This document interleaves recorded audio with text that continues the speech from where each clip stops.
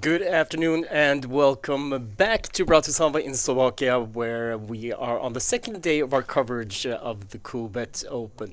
Yesterday we had, or we followed day 1A of the main event, but today we are going to leave the main event for one day and we are going to focus on the final table of the Nations Cup.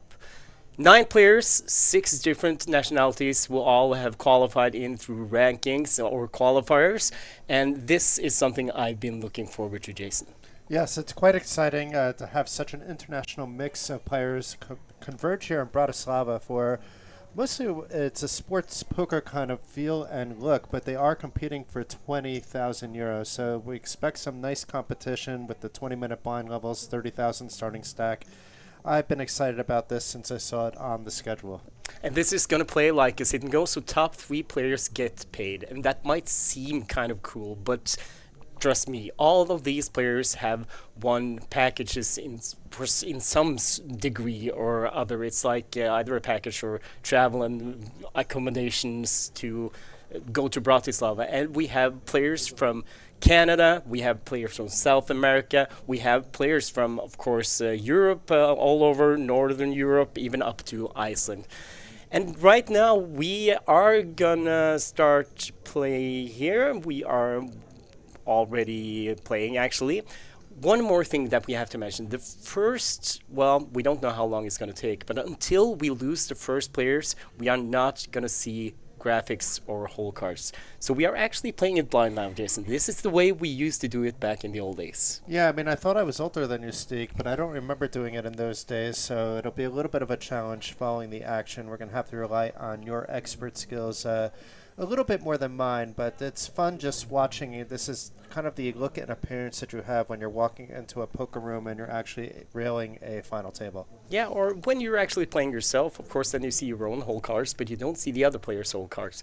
So this could be a good opportunity to do a little guessing, Jason, and test your analysis. Okay, we could see where I go, especially coming in blind like all the players are about the other players. It's a group of 9. I did get to meet a few of them before the action began, but today was the first day that I met most of the 9. Did meet Eric a bit before, did meet Steek, who I heard is a cousin of a famous footballer. And yeah, we met the Chile crew as well. So there's 3 players from Chile representing Latin America, but we don't know how any of them play. No, well, we did have one of these guys at the feature table yesterday in the main event. It was, I'm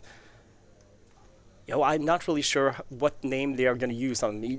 We had my last night, but I think his last name is Olivares, and it's Sebastian Viedma Olivares from Chile, who's in seat 8, I guess, since we're playing 9-handed.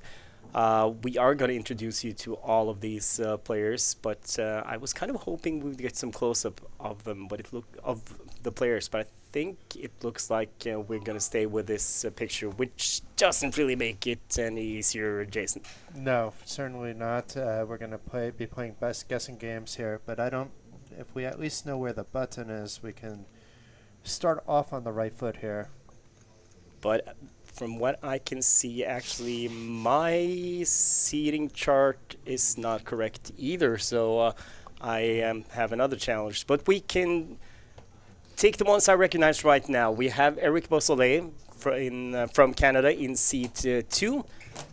We have Hjörtur Davidsson from Iceland in seat 3. We have Jaakko Mikael Håkanen from Finland in seat 3, sorry. Stig Solskjær Johansen in seat... No, he's in seat 5. Yeah, that's right. So Håkanen in seat 4. Johansen in seat 5. Luis Oriel Robalda Arenada from Chile in seat 6. I'm hoping we just get two names there. Christian Seby from Sweden in seat 6. In seat 7, we have Tevi Valdisson from Estonia. And then Sebastian Olivares from Chile in seat 8. And Javier Viegas Guerrero. No, that's not correct either. I can tell. Yeah, it's the other way around. Yeah.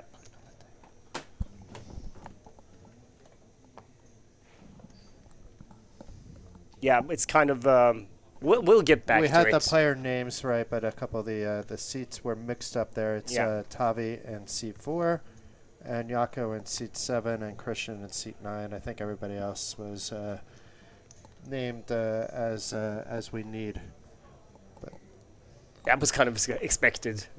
Yeah, when we have no graphics and we don't know a lot of the players, it is expected. Yeah, Javier Guerrero in seat 1, you're absolutely right.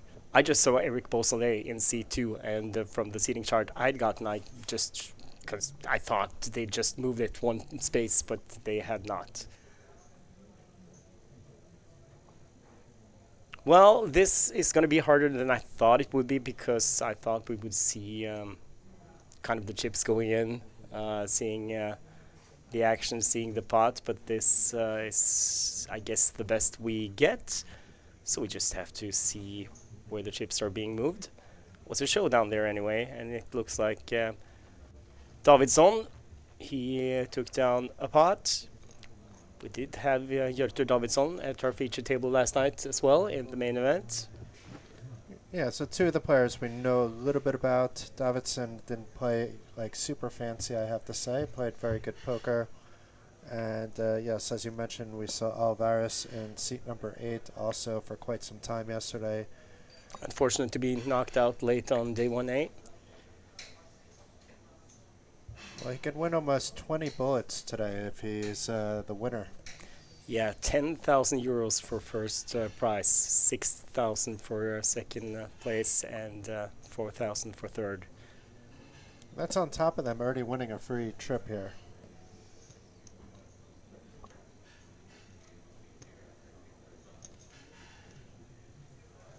Looks like Solskjaer in seat 5 is getting involved.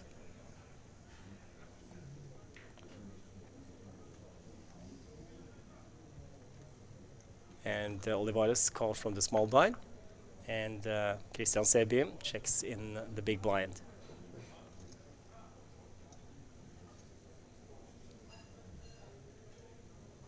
Goes check, check. Back to Solskjaer. Who bets?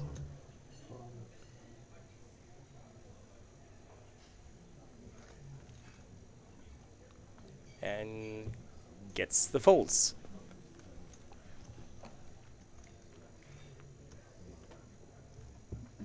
Did you see what blind level it started on? Was it 100, 100? I believe so. Yeah, I think so too. It's going to be quite some deep poker with some small pots, which are always interesting to follow along, but it's hard to see how much players are betting, and then even if we do follow that, we're not able to see the board or the whole cards. So those are pretty key pieces of information for announcing a poker match, but we can talk about other things going on at the same time while we're watching and waiting for some fireworks to happen.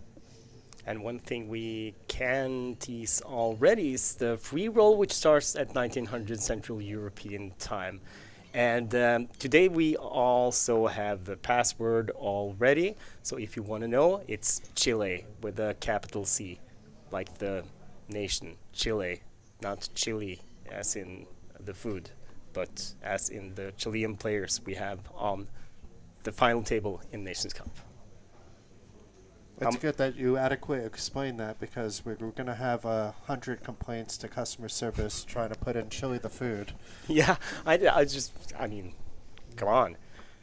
So it's a free roll with, I believe it's €100 ticket to first, and a lot of smaller prices as well. So get in there, password Chile with the capital C. Is there going to be a bounty on you again? No, I don't think so. I think it was a mistake playing it yesterday. I was timing out more than I was playing, and I think my main focus should be on our final table in the Nations Cup.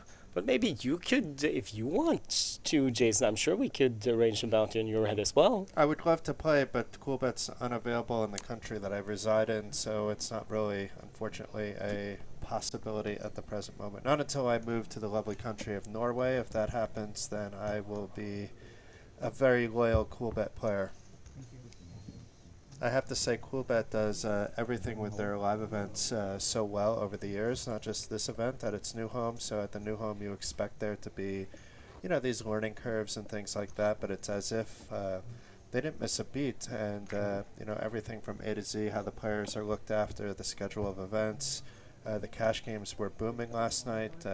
Players just in general having a good time. That's what the Coolbet Open's all about. So I imagine that the online experience, and this is from what I hear from the players, is much of the same. You know, it's very friendly atmosphere and helpful crew.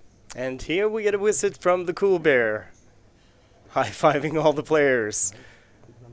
I do not envy the poor guy in that costume, Jason, because it's really warm in Bratislava right now. He almost sat on Stig's lap as well. Yeah, Stig Solskjaer, the quarrel. He's actually a EU qualifier, so it's not Norwegian qualifier. He's EU qualifier, and he's 54 years old. Hasn't played that much live poker, he admitted to me earlier on, but he has played some. But I played with him a lot, and he's a very capable player. How do you feel to be the second most famous Stig right now in the room instead of the most famous as usual? No, that's fine. I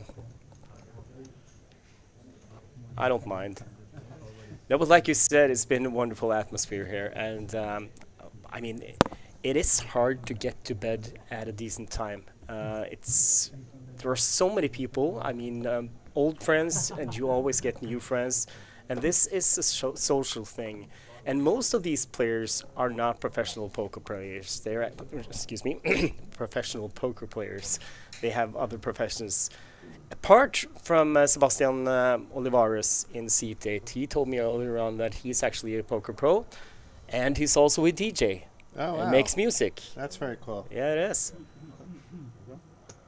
I imagine that we'll learn more about that as the week goes on. The guys from Chile all came with a great attitude. They fit in perfectly, and it's nice to see the mix of cultures, the mix of nations that the Coolbet Open is able to achieve. Yeah, I mentioned it yesterday as well that I played with Olivares earlier on and got to know him a little bit. I did not know he was one of the Latin American qualifiers. But he is. Or representatives of Latin America. And he probably didn't know you were a commentator until you told him either, so it was probably just this fun coincidence that you're playing with each other. Yeah, it's true. He found out a little later. Looks like we have a 3-bet. Yes. And the call. About 1,200 in unique chips if they're all 100s there. Javier Guerrero in seat 1, who's on the button. And it's Luis Arenada in seat 3, so 2 of the Chilean guys going against each other here.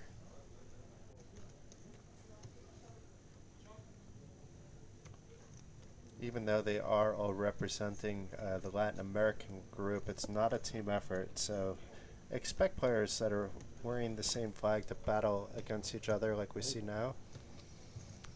Oh, we get check raise from Arenada here. He checked. And Guerrero, he bet, and then he got raised. Where's the button right now? It's on in seat 1, Guerrero. And he calls the check raise.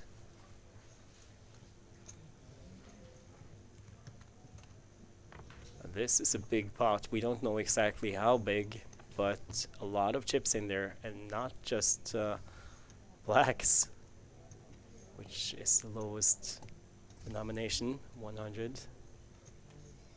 So Guerrero, check raise. Now he checks, gets checked back too quickly, and it's showdown.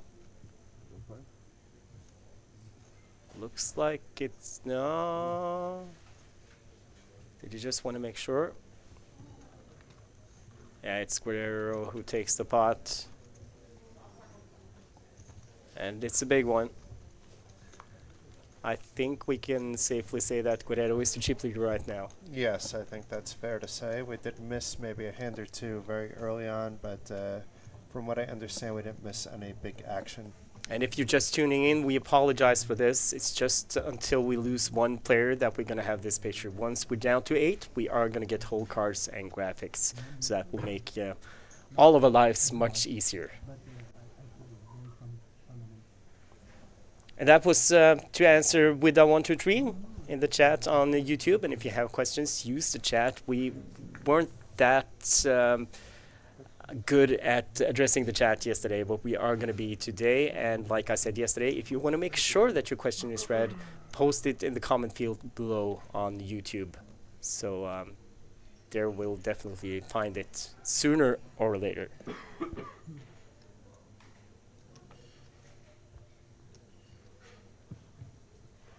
But we don't know exactly how long it's going to take to lose one player. Might take a while.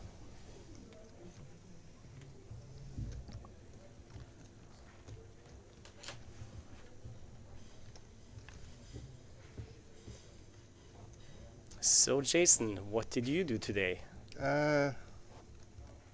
Wrote a couple articles for the Coolbet Open website, so that's how we started the day. We wrote about what was happening in the main event. So we had 134 runners in the first 2 opening fights. There was 94 in the day 1A, but the turbo attracted 40 more. There were 24 survivors, and there were 15 in our opening fight and 9 in day 1B. So yes, that is 24 survivors. Chip leader came out of our fight, a gentleman from Israel Jacob, with more than 400,000 actually. So he was never on the feature table, but all our feature table players that we saw with big counts, they were all on the top of the leaderboard. In fact, the top 7 players came in from day 1A. So with the day 1B leader, basically just cracked the top 10. You know, so it's it shows that you probably should play the 45-minute blind level fights rather than the turbo fights if your objective is to bag big. If your objective is just to squeeze into day 2, a higher percentage is always going to come over in the turbos. That's the way these things typically work. But those 2 fights were the first 2 out of 6, and we also know that the first starting day, the A, and in this case the B, those are the ones that have the smallest field, and that kind of usually gets bigger on day on day C and D, which is going to be today. And Friday, the last one, is usually the biggest fields when it comes to starting days. So I think we might make record numbers here in the Coolbet Open main event. We'll have to wait and see until Friday, then we'll know for sure. And we will be covering the main event tomorrow, and on day 2 on Saturday, and the final day on Sunday, with live stream every single day. I expect day 1E to be the biggest fight of them all, so that's really good that we're hopping back in for that one. And although day 1F will attract some numbers just because it's the last chance saloon to advance to day 2, we'll have a good idea of where the field will stand by the end of late registration on day 1E. Eric Beausoleil from Canada. He stands up right now, but it's not in the hand. 51 years old from Quebec.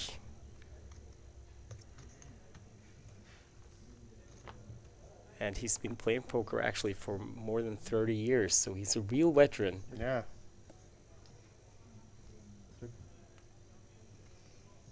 And actually, while I was asking you what you did today, I was wondering if you got some sun.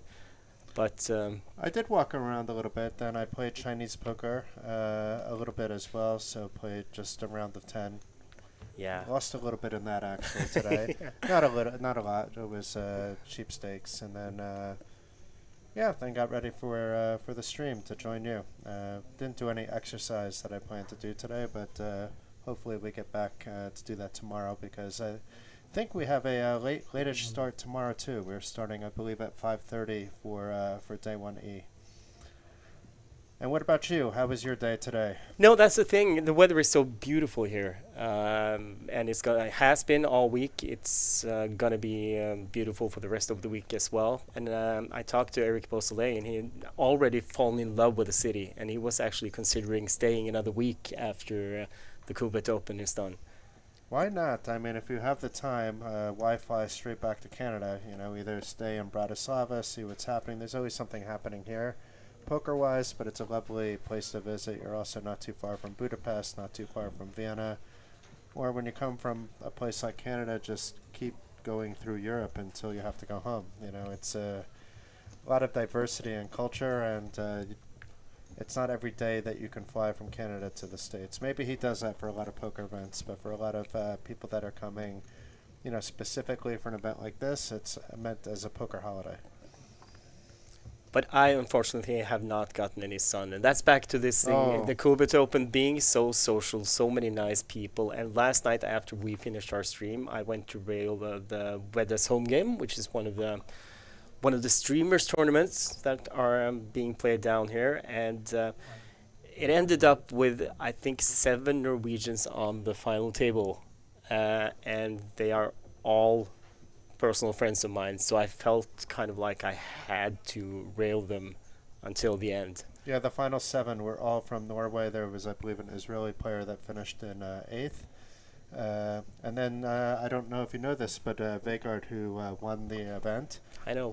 he took 3rd place as well in the Omaha event that ended, and he had to late register to get in, being how late the Omaha event went. So made up for one podium finish with an even better score. And he also has 3rd place from the Coolbet Open main event a few years back. So Vegard Melgalves defeated Odd Magne Bogsveen heads up. With Heidi Renaid in 3rd place. She's kind of a Norwegian celebrity. She started off with broadcasts on NRK as a chess commentator, and she's also moved on to doing some, well, it would be wrong to say reality shows, but kind of like competition reality shows, popular ones in Norway. And she's also very fond of animals, especially pigeons, which she does an amazing job at rescuing birds and pigeons. This is the view that we need here, Stig. Yeah, unfortunately, the viewers, they don't get the same view as we do. Maybe they do. Maybe they do. Well, it's So- better now. Now we can differentiate the chips. Yeah, we can at least follow the bets, which is important. I can actually see the button. I don't know how you saw it before. I can see it now. I'm between seat 4 and 5. I'm kind of amazed because your eyesight. Well, we proved that yesterday. That your eyesight is better than mine, No. and your math is better than mine. Maybe my math, but certainly not my eyesight. Yesterday it was like Queen of Diamonds and 6 of Diamonds, and the beginning looked the same.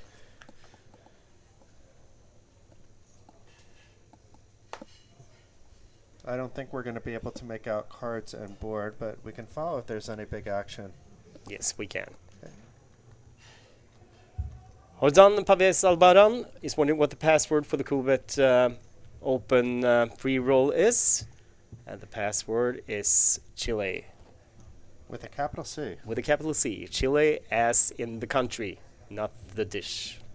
Please do not write our customer support group wondering why the food chili is not working. And I think it's spelled Chile. That is correct. So go into the Coolbet client and you'll find the password there starting at 1900 hours Central European time. 500 euros in tickets, so it's a nice value, more than 2,500 this week being given away in these free rolls. And yesterday I think paid out, 35 people, something like that. It was between 30 and 35 anyway. Yeah, it kept going up, that number. Yeah, and the winner took home a 100 euro tournament ticket, so not bad for free. And it's a pure free roll. It's not a free buy, so it's everybody's on the same playing field. Don't feel like you need to deposit to play the free roll, but if you do want to deposit, there's also, you can see occasionally coming up in our graphics of the stream, a couple of passwords for free spin offers or free sports bet offers as well. So take advantage of those if that's your thing. If not, good luck in the free roll. I wish I could play it. I feel like my colleague here, Stieg, is missing a big opportunity to become a Coolbet Open free roll champion. Well, no, I think after yesterday's, well, what should we say? I've never timed out so much in my life. And there will be other chances, I guess. Have you ever Twitch streamed your own poker in the past? Yeah, actually I have. But only a handful of times. I find it so challenging and tricky. Of course, I don't just play with one table, so I have to make it more challenging and tricky, but I find that I'm overthinking my spots and making mental and misclicks, mental errors and misclicks. So big props to the streamers out there that do it all the time. I know it becomes second nature after some time, but still, it's hard work, and you definitely have to reduce your tables, and you definitely give away free information about how you play. Yeah, we actually had the Norwegian Championship online instead of, it was supposed to be in Dublin during the pandemic, but we had to arrange it online. So there was a regular online version and then an online live version of the Norwegian Championship. And I actually streamed that one, a lot of the events anyway, the ones I had time to do. Did you win anything? Well, I think me and Sverre made the money in the main event, if I remember correctly, but just squeezed in the money. But it's like you say, we also had to follow other tables, other players, and I was assigned the technical the technical job as a software runner, and I have so much respect for all the streamers from Chile who represent Coolbet, and also the Finnish, Norwegians. They do a great job. And the Norwegian streamers, they have, I mentioned this, they are lucky enough to have their own tournament on separate days this week. And yesterday on Wednesday, it was the Vedder brothers who had their turbo tournament, which started at 2300 Central European time. And today it's Acer Siggy's No Limit Hold'em Hyper Turbo with unlimited re-entries at 11 o'clock. 115 euros is the buy-in. Well, so this might be over in time to hop into that. Maybe we'll see you in that instead of the free roll. Yes, probably. If we are done in time, then I will hop into that one. I promised Acer Siggy to do so. A lot of runners in Vedder's tournament last night as well, so I'm guessing those numbers are going to go up as well. So on Friday, it's Eva Kim's No Limit Hold'em Hyper Turbo Friday Fun, which is her regular Friday tournament when she streams on Coolbet. And then on Saturday, I guess we have Six, who is going to have his Christian Arstad, who's had 2 final tables so far this series. So he's done really well. And Elva's done well too. She had a final table yesterday, and she also bagged a top 5 stack in the main event during day 1A. So some good runs for the streamers. Yeah, Ilva finished in 6th or 5th in last night's late tournament after she had bagged a big stack in the main event.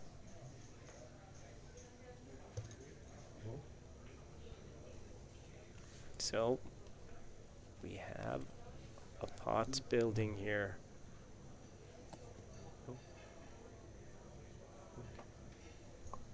And it's going to be two of the Chilean players who will go up against each other. It seems like whenever the pot is getting big, it's the two Chilean players against each other. This is a different two, but... Yeah, Olivares in seat 8 was in the small blind. So it must have been an under-the-gun race from Javier Guerrero.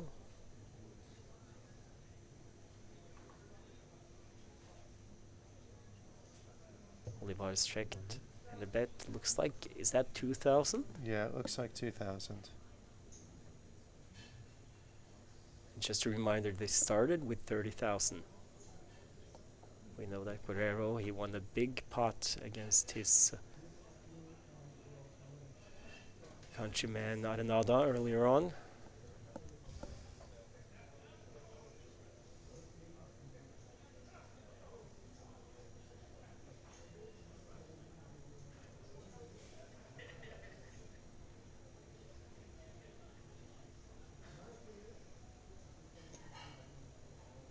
Olivares taking his time studying his opponent before he lets it go.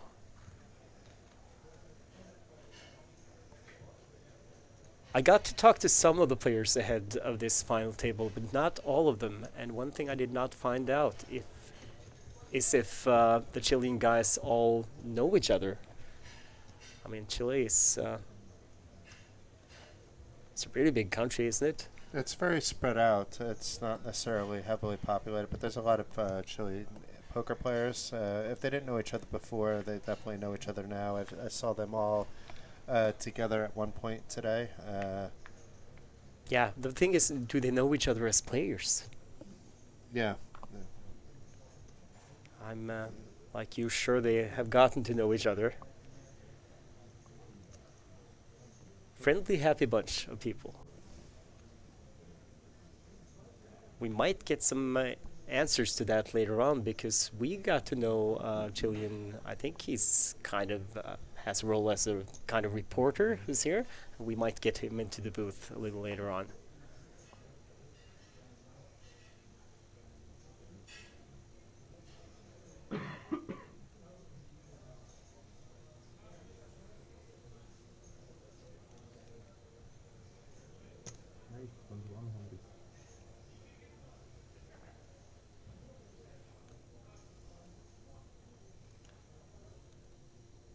Looks like a 3-bet there. We don't know what the blinds are, but I think it's 100, 200 at this point.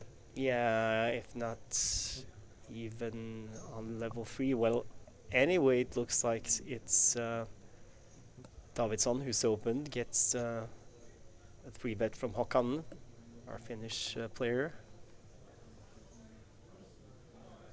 Back to Davidsson. And that looks like a call.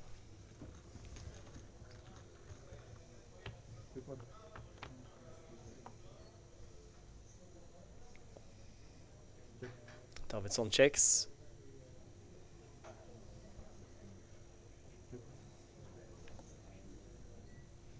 Håkanen checks it back.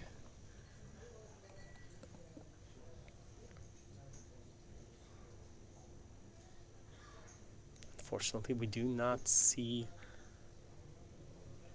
the table, so it goes check, check again. Okay. Let's see, Olivares is in the mix as well. And now he bets, looks like 4,000. 3,500. Yeah, 3,500, you're right. I told you your eyesight was better than mine. And that gets the job done. So a nice one for the Poker Pro and DJ from Chile.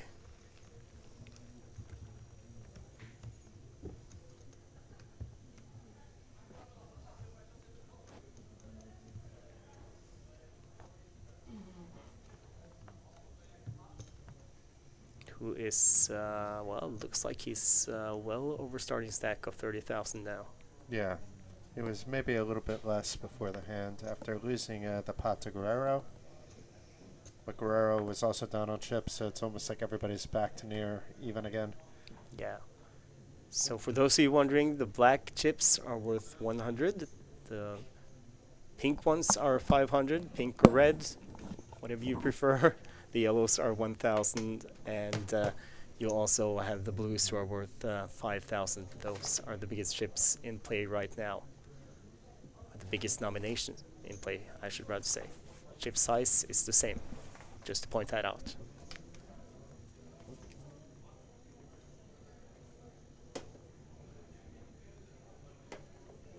Eric Beausoleil has been sitting pretty quiet for now.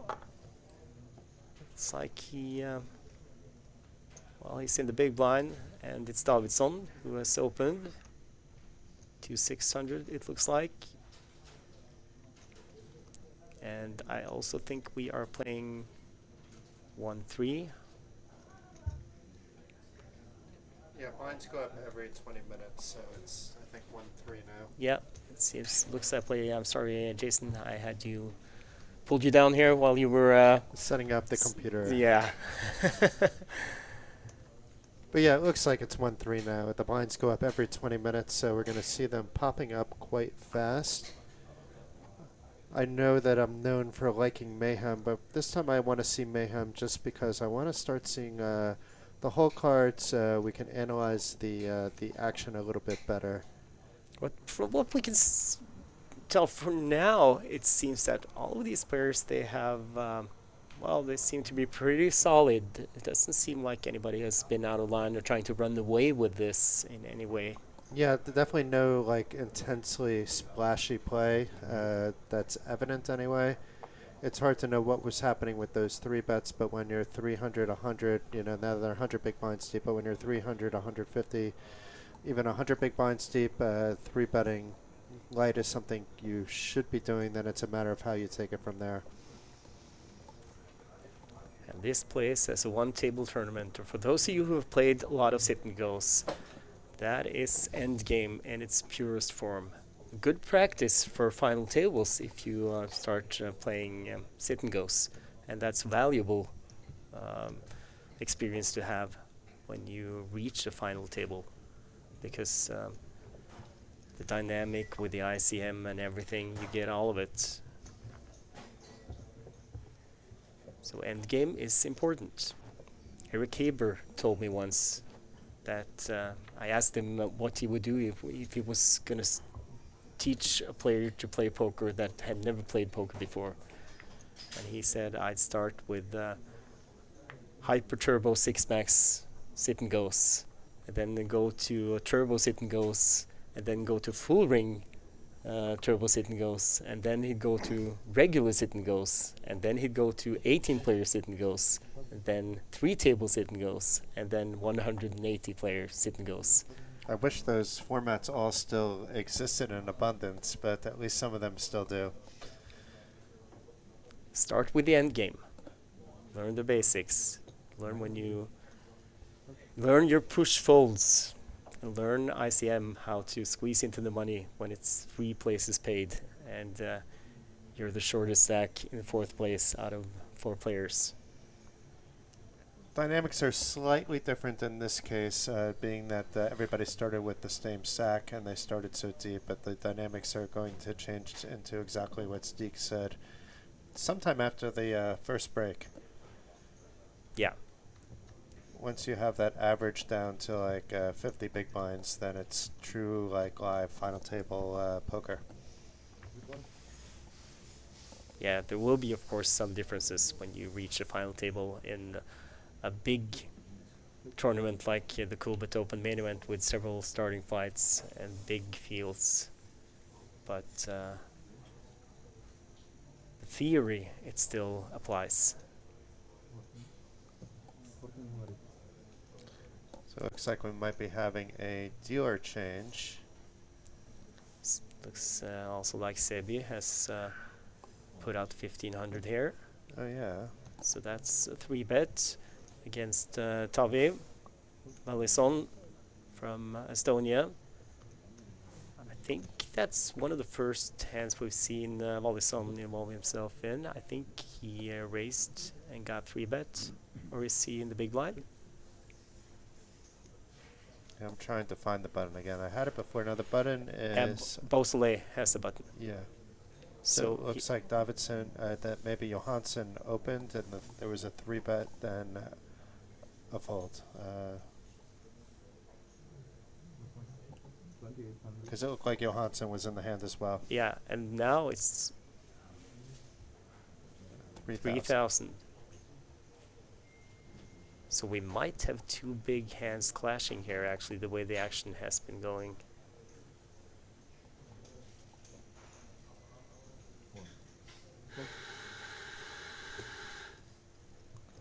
And Mollison, he calls. Well, it looks like it was 2.8.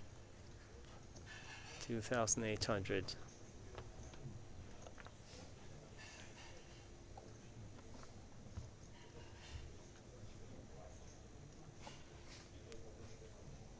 And unfortunately, we don't see the flop. Which kind of makes it... Oh, here we go! Ah, we're getting some angles. We're getting some angles. Wonderful. This is Tavi from Estonia. He had a late night last night. Believe you me. He went deep in the Turbo tournament that started at 11 o'clock. And he was having a good time.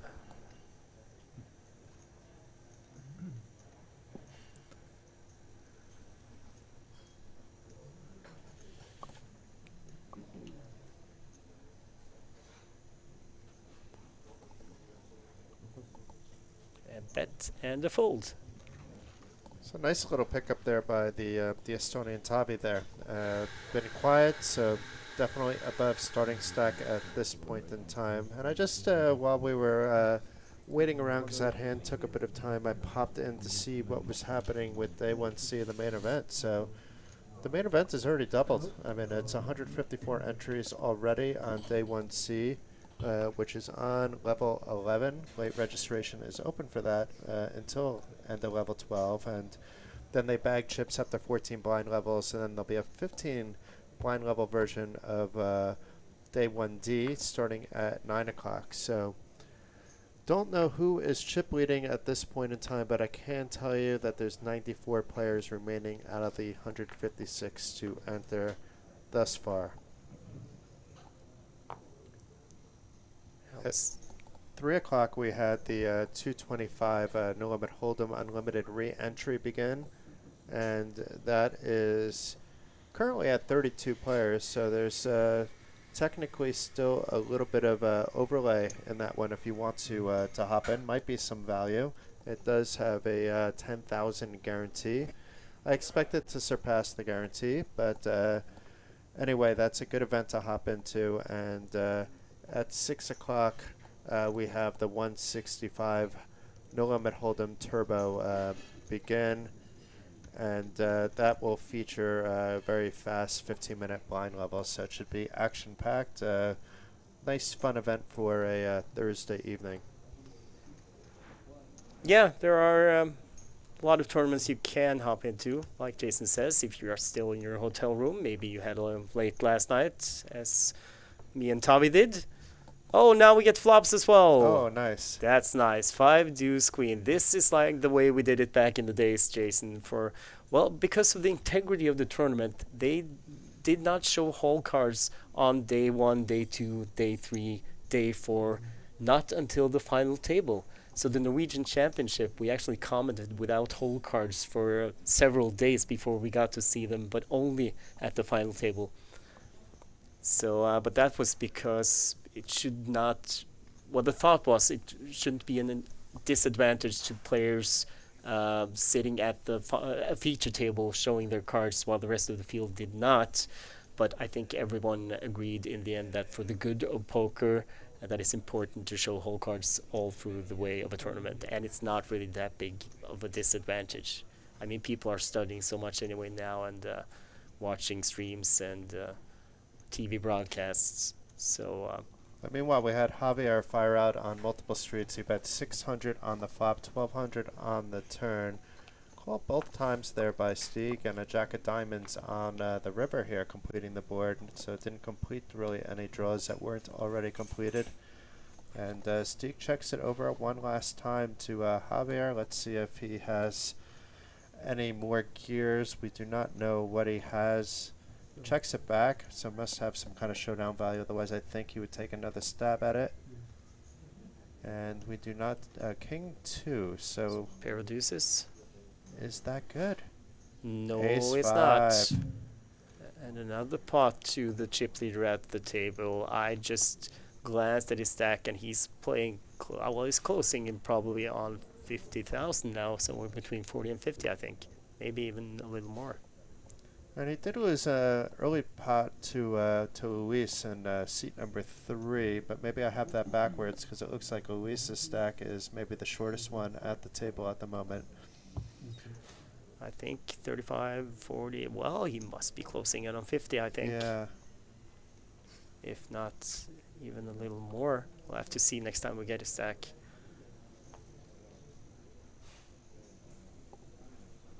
So, now we there will be no more guessing. Well, we have to guess what the whole cards are, but the rest of the cards we can see, luckily. And so there's a UTG open to 700 there by Jakob Mikael Håkanen. and a call one seat over from Alvarez.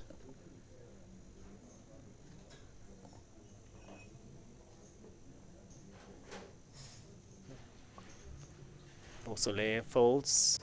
Arenada. Both Arenada and Wallison sporting the shades. I think Wallison maybe for another reason than Arenada. He folds, Solskjær folds. Hjörtur Davidsson from Iceland in the big blind. He calls.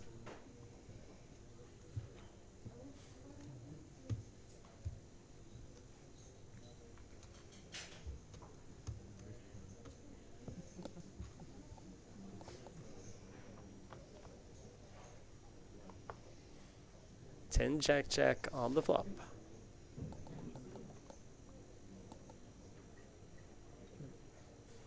Goes check, check. 9 of diamonds on the turn. Delayed. No, wait, now Davidsson can lead comfortably. The story can still check out here. The king queen is checking a lot of times on this spot, hoping to maybe even check raise there. 1100 is the bet, the call, and Olivares he folds.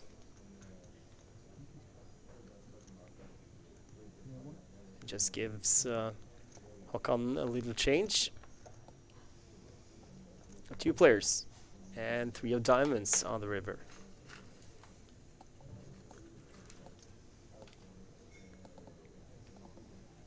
$23, 2,300,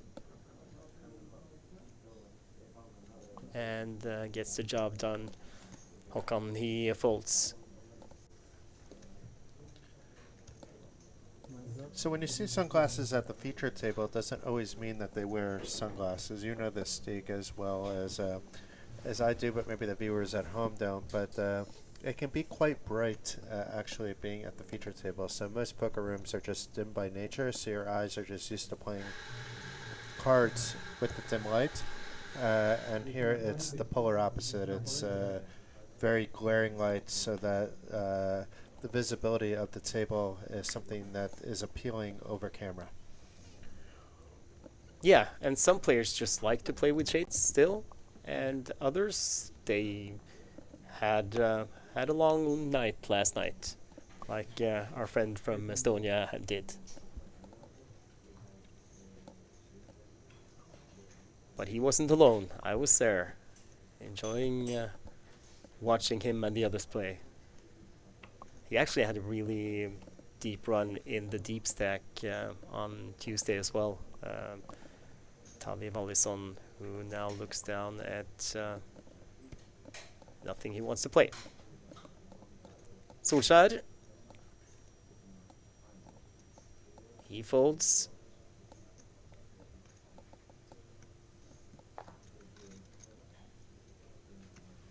So does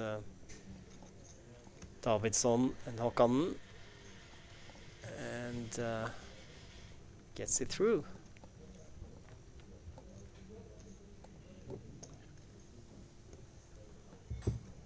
So Olivares in the big blind now, which means that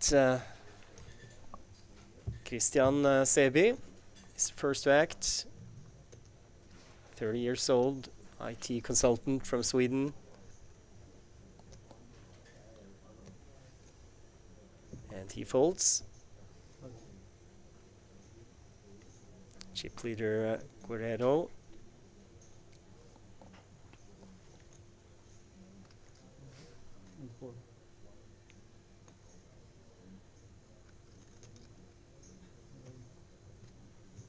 Yeah, somewhere between 40 and 50,000, I think. Yeah. Depending on how many blues. It was kind of hard to tell if it was 4 or 5.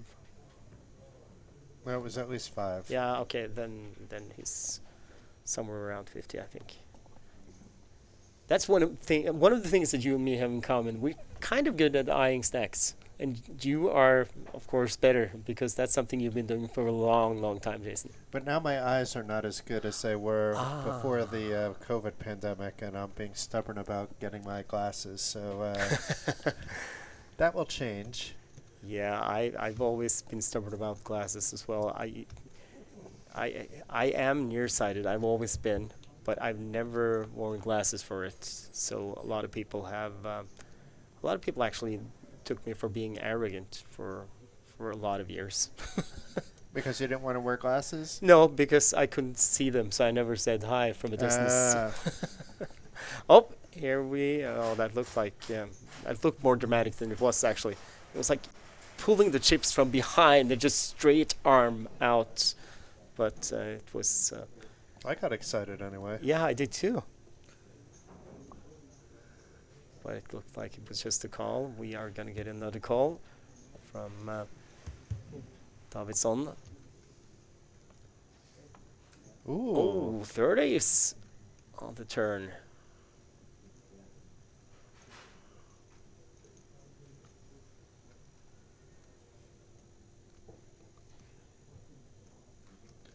I'm curious if there's any leveling wars about to happen.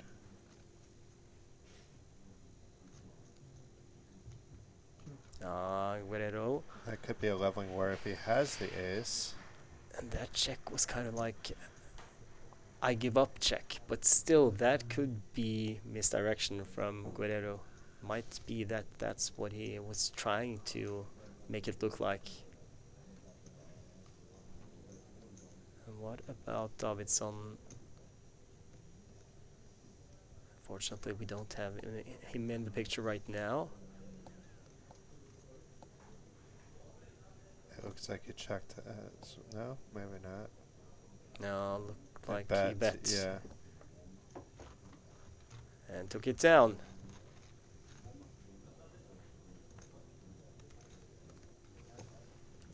And we shall never know whether he had that fourth ace or not. Unless we ask him in the break. And then we still might not know. You're right. He might not tell us. Or he might tell us and may say, because he knows that we're on the stream, I had 2 aces in my hand. Yeah. Which would mean that it was a misdeal and the hand will be voided. Actually, Guerrero would win the hand if Davidsson had 2 aces in his hand and did not tell the dealer. Because there we go. You're obliged to tell if you see two cards that are the same. You have to tell the dealer. If you see that there's one more ace in the deck than it's supposed to be, 5 instead of 4, you have to tell the dealer. So if you look down at pocket aces and it's ace of spades, ace of spades, if you don't tell the dealer and you go to showdown, you actually lose the hand. So that's important, but it doesn't really happen that often. But I guess I've seen it happen, and I guess you've also seen it happen on occasion. I'm trying to remember if I've seen it happen. I've heard about it happening, but it's so rare. Yeah, it's very rare. You know, the dealers check the oh, now I said it in Norwegian. The decks. It's called stock in Norway.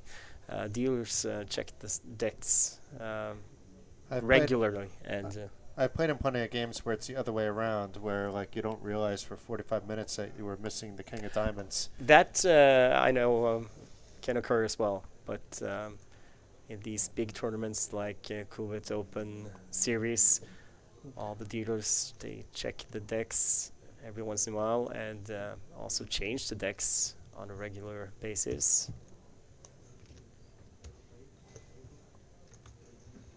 Yeah, ours only came up. It wasn't here that it happened last time. I mean, it never happened actually here, but yeah, it happened like during like a dealer change, checking the deck on a break.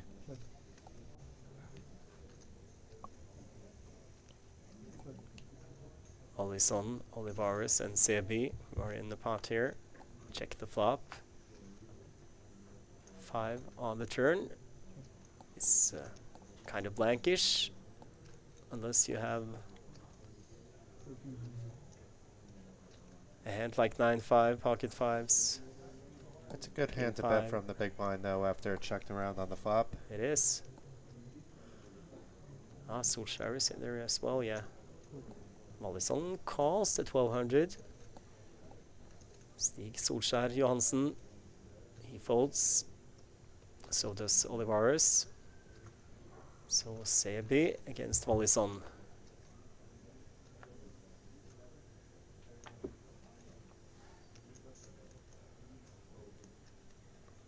Mystery River card. Mystery River. But we know that Sebi is the first to act here, and he was the one who bet the turn. And he bets again. 1 blue, but I'm not sure how much it was. I don't think he bet the whole 5,000.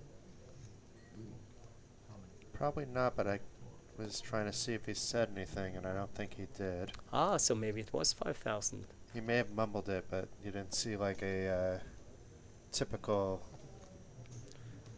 No, but I talked to Christian prior to the final table starting, and he doesn't seem like a guy who mumbles. He gets Mollison to fold. So it's probably for 5K then. Yeah, I think so too.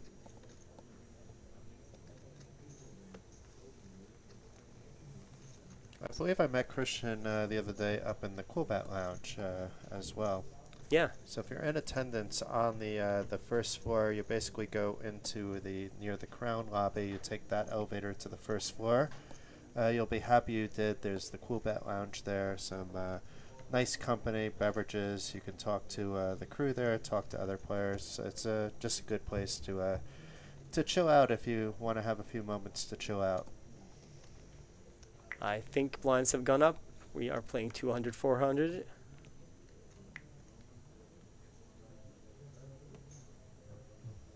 So still 75 big blind average. Expect some nice deep stacked poker. Nobody's really super short either.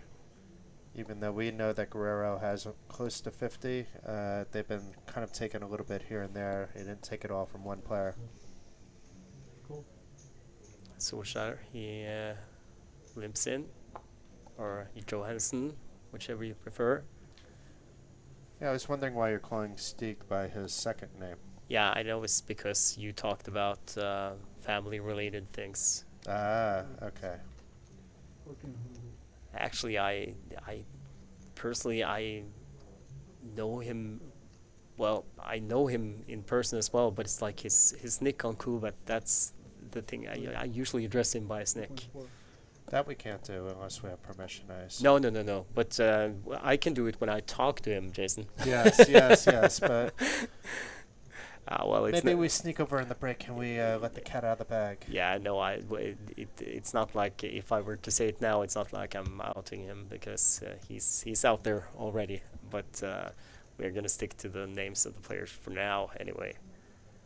But he wouldn't mind if I did. I'm positive. Okay, so 3-bet from Sebi here. From the small blind, and Olivares folds. Now Sebi with a couple of straight hands. maybe changed gears. You can tell that pretty much everybody at the table has played a lot of online poker over the years. There may be like with Eric, because he's been playing for so long, maybe his experience is coming more from like a live poker perspective, but we're probably talking on average like more than 1 million hands average per player at this table based on what we've seen so far. I know we don't see whole cards, but we haven't seen any like undisciplined type of plays at all. You're right. Arenada folds. Tavi Wallison looks interested. Races to 800. Johansson folds. Hjörtur Davidsson, 38 years old, from Iceland. He's a chef, by the way, Jason. Oh, really? Okay. After this hand, I'd like to hear a little bit about that. So we don't have a Swedish chef at the table, but we have an Icelandic chef. A Viking chef. Yeah. Folded around to Guerrero in the small blind. He folds. And then Eric Beausoleil in the big blind. He's been a little quiet. It looks like he's going to at least call here. And call he does.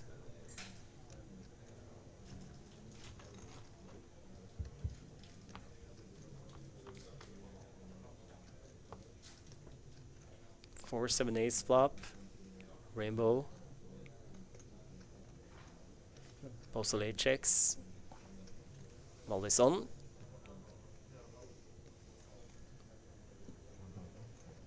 He bets. I think it's not even 1,000 though. He said something. Yeah. Davidsson calls quickly. Puts out a yellow chip as well, so we'll see if it is 1,000 or if it's maybe a little less. And it looks like Beausoleil has folded. Yes, he has. And it was 1,000. Yeah. 5 of clubs on the turn.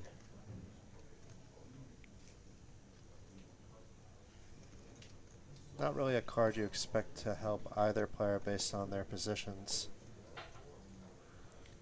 Yeah, well, Now Mollison did call out of the big blind. No, he did not. He Yep. raised. Beausoleil that was in the big blind. Sorry, Yeah. my mistake.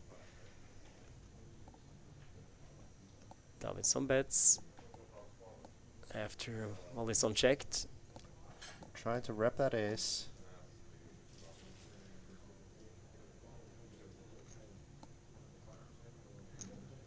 $2,000 and call. And 4 of clubs on the river.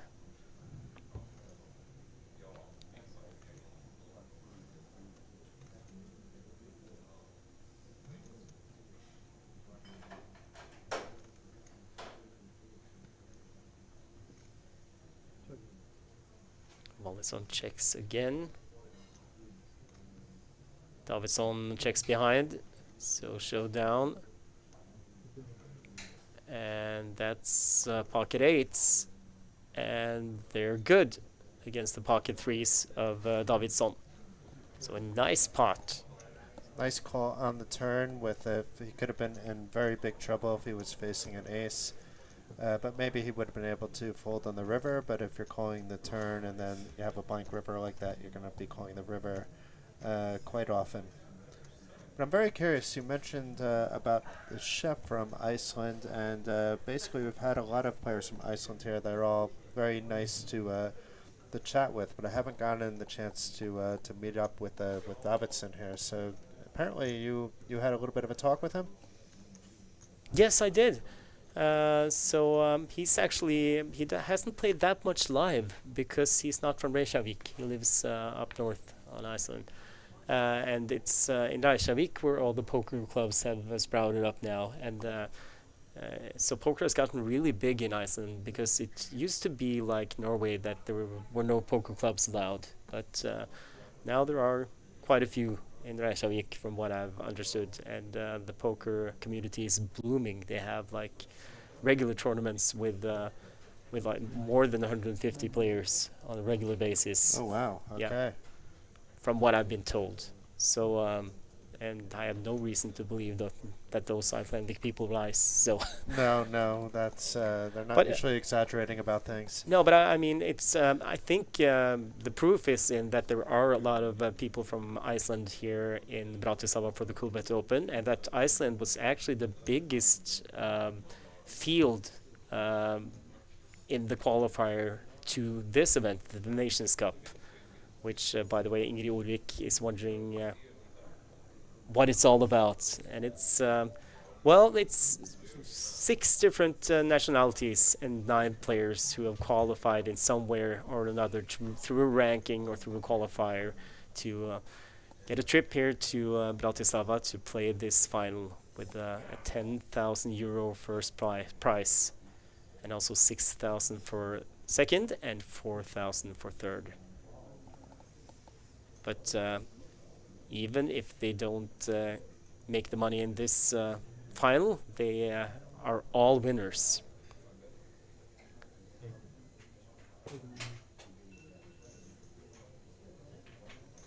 Now it's Jakob Mikael Håkan from Finland who is opening.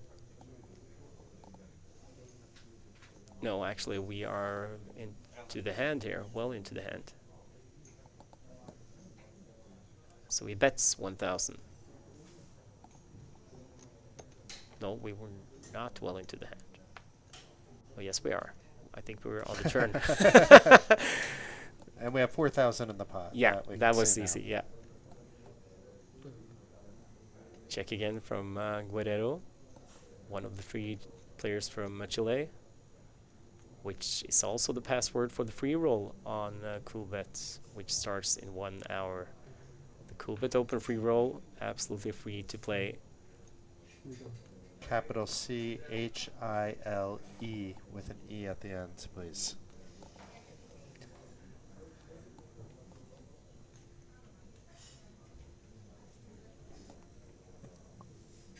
Another bet. Håkan. And Guerrero, he folds. So if you just joined the stream, I have to remind you that, well, I can't remind you because you haven't heard before, but as soon as we get down to 8 players, we are gonna get to see the players' whole cards with the graphics. But until we lose 1 player, we kind of have to fly blind, Jason. It is what it is. I'm enjoying the action. It reminds me of watching, as you said, the streams back in the day. I can't say that I was in the booth back then, so I'm glad that you're carrying the weight here in terms of following the action, especially when we didn't have the angles that we had before. We almost lost that angle. I maybe should knock on something, and it came back as soon as I was quiet, though. Shh. No, but I mean, I remember those days, and back when I started watching poker streams as well, there were a lot of tournament series that didn't show the whole cards until the final table. And I find, I think it has its charm. It's not the same as seeing the whole cards, but it's kind of like a little bit like playing yourself. You kind of have to guess what the players have.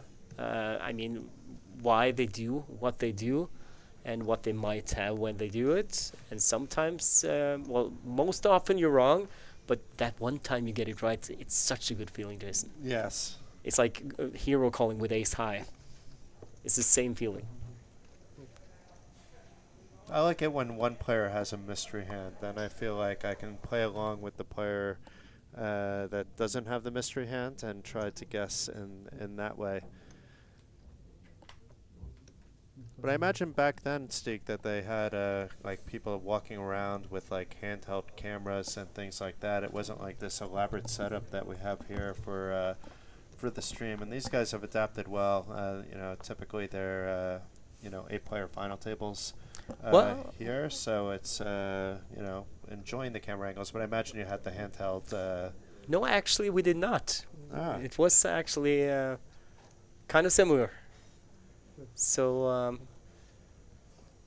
because there was going to be a final table uh, at the end of the tournament, and that final table was the feature table, so everything was set up to do it with the graphics. But back then, people thought that that would be a disadvantage to the players at the feature table when all the other players in the tournament didn't have to be at a feature table and show their whole cards. And there is a small truth to it, but by now in 2023, it's most players are used to this, and there's kind of limited information you can get. Of course, if you want to study a player, you can go back and watch how they play, but I guess that's kind of, most of the pros who play on a regular basis, they have been at a feature table one time or another anyway, and for the good of the sport of poker, of having it televised, I think everyone agrees that it's the best way to do it. And here I thought they rolled enough to be even before the days that they had whole camps and you're just doing it like really old school, like in these WSOP coverages from like the early 80s. Yeah. I mean, either a glass plate and a camera underneath, or a whole camera, actually. A small camera in the rail in front of the players where they had to open their cards. And I commented on that technology as well before the RFID sensors came.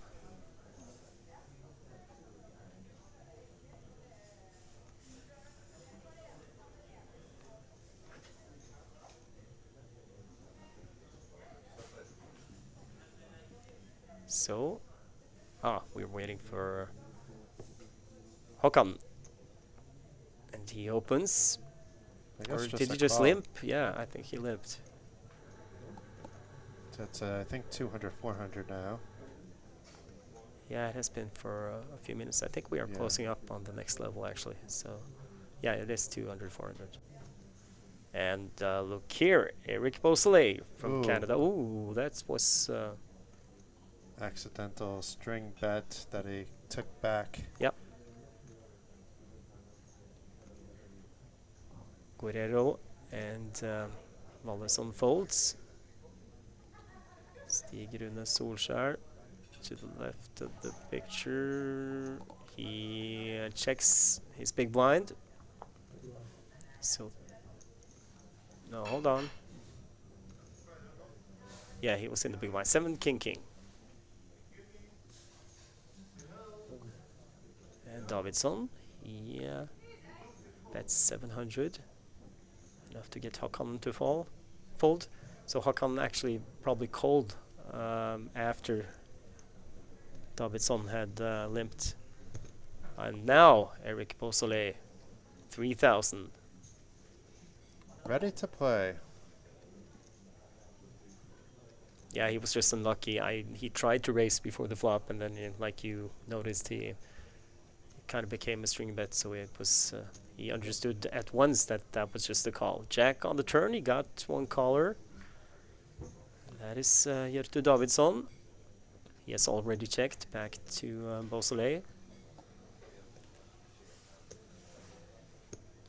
6,000. Getting expensive. Oh, but Davidsson again with just a smooth call. And an ace on the river. Goes check check, and Beausoleil, he shows the loser. It would have been nice to catch the cards on that one, but yeah. But was there an ace in Davidsson's hand? I thought I saw an ace in Eric's hand, so maybe a king in Davidsson's hand. I don't know. Yeah. But I thought I saw the ace of diamonds or a red ace.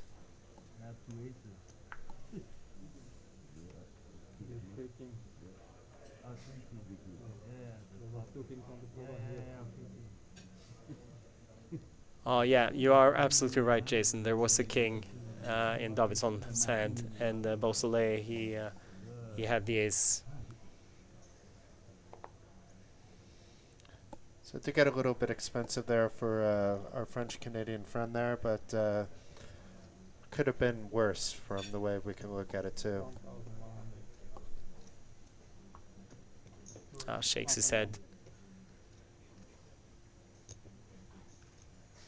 Meanwhile, 1100.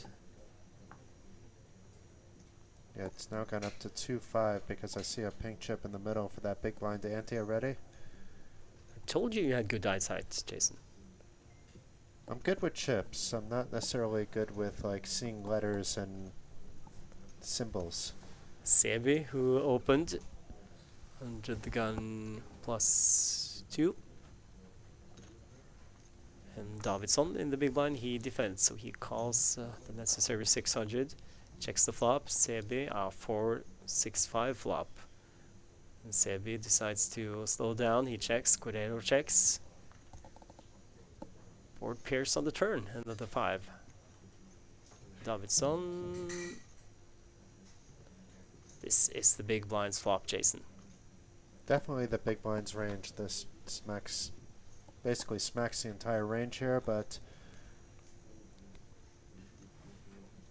on the other hand, it's not out of the realm of the possibility for the opener to have hands like 8-7 suited as well.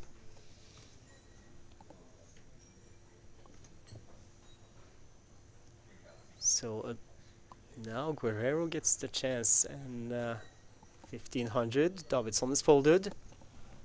Sebi. He lets it go as well.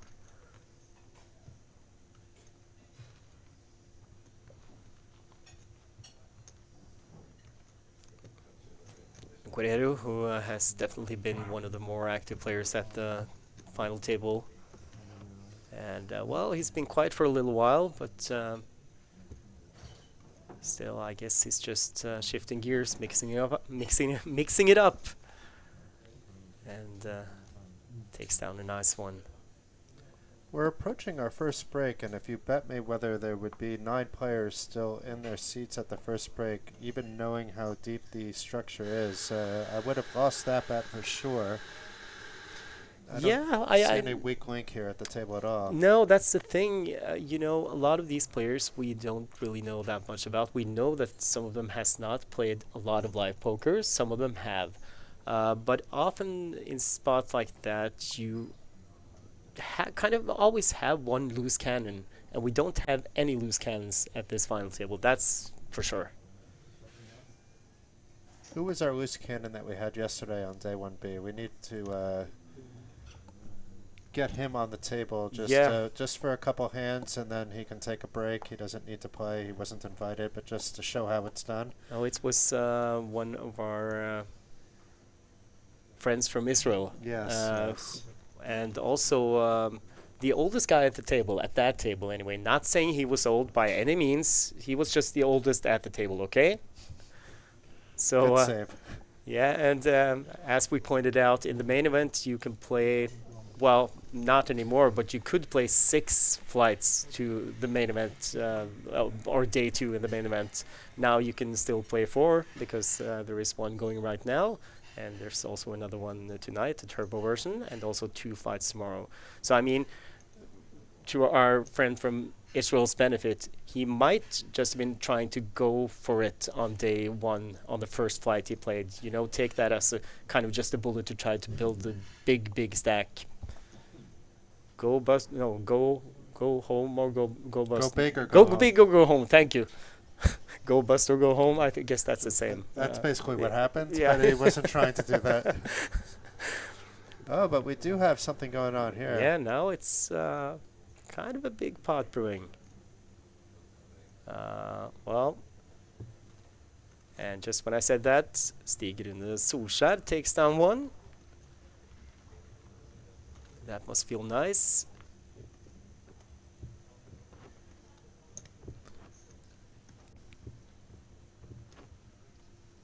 We haven't mentioned the festival series today, so we do see the banner a few times. Now seems like the perfect time. So 500,000 guaranteed main event in that bad boy. There'll be dozens of side events as well, mixed games, hold'em, whatever you want. An amazing week of poker, November 27th through December 3rd here at Banco Casino. Coolbet's involved with that too. So it fits in nicely with the community that you can qualify via Coolbet to head to the Festival Series Bratislava. Yeah, with daily qualifiers to the weekly final where you can win the package.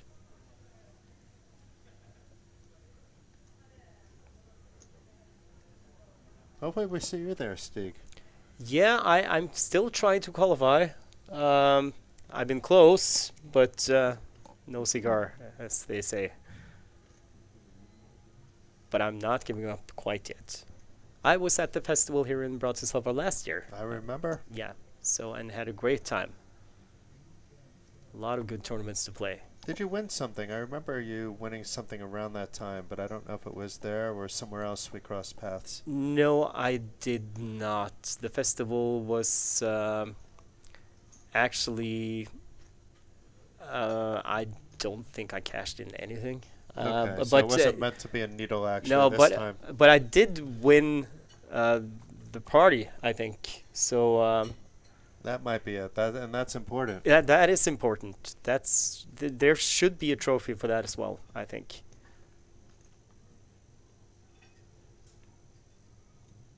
Except I guess Franke would win it every single time.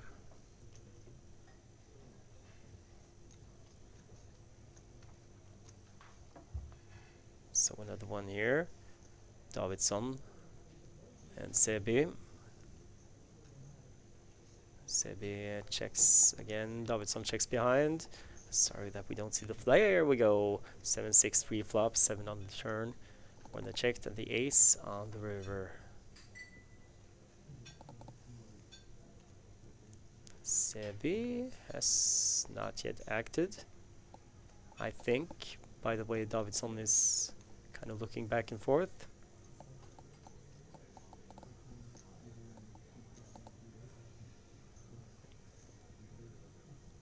Oh, look at the chef from Iceland in the left. He is interested, I think. Oh, that is deemed 20. No, I'm so wrong. It should have been 2100, right? Yeah. It was kind of a string back, but I mean the intention was there. Yeah. He dropped the chip, so I think in most cases you'll get away with it. But as long as the intention is clear, and if you lose one of the smaller nominations, and it kind of drops a nanosecond after the other chips, usually you'll get away with it. Plus, it was only 100 chips. Yeah, It's yeah. not that anybody's going to call the floor over 100 chips one way or the other. Although I have seen that happen recently, but in general, people aren't calling over 100 chips when you have a 30,000 starting stack. It was a different situation with Beausoleil because he had the 3 bigger chips and then he lost the first one. And, you know, the intention was there as well, but the way he accidentally did it could be used as an angle shoot, and that's why he did not get allowed to race. It was judged just a call.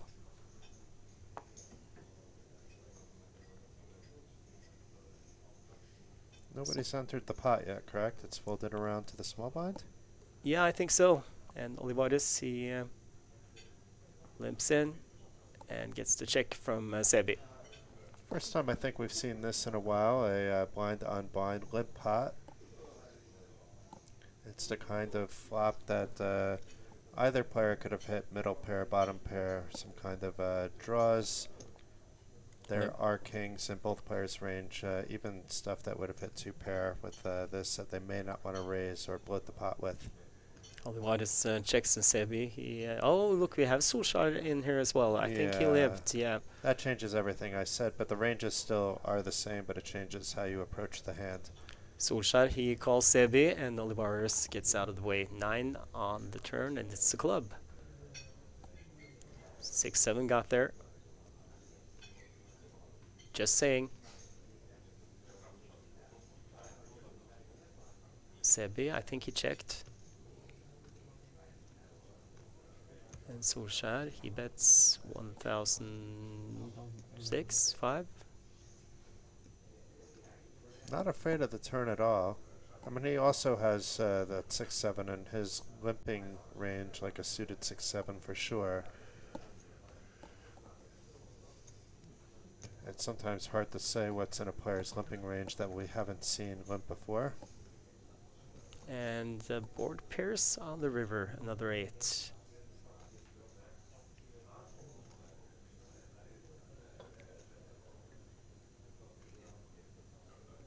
Sebi first to act.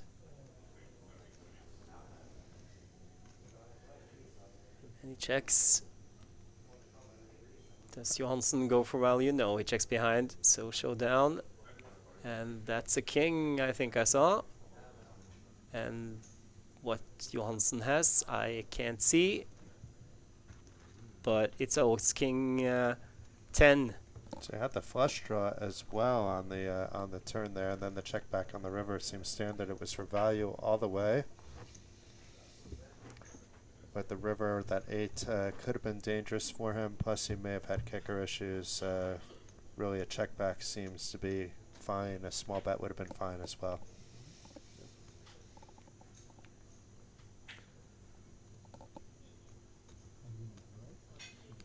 But if I did see a king in Sebi's hand, which I might have been wrong, but then he would have to have a baby kicker right. Yeah. Yeah. And a lot of those baby kickers were on the board already. Yeah, but the the babiest ones. Like 2 or 3. Yeah. Yeah.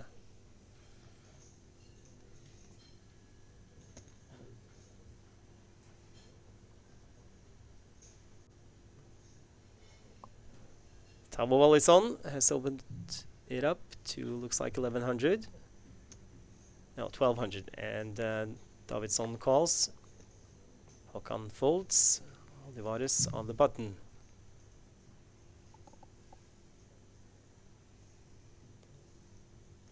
Looks like we're going to go on a break after this hand. That's the second player that has stood up. Yes, you're right. Olivares, he folds. And so does Sebi. Guerrero, he folds. So 2 players to the flop. 7-5-6. A lot of diamonds. I think Gjörtur Davidsson has already checked. Yes, he has. No, he's in position, so how could he have checked? I guess he didn't. Bet and call. Jack of hearts on the turn.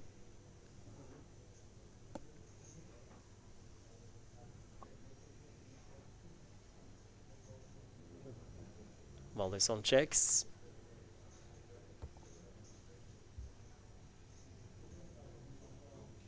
Is it a diamond on the river?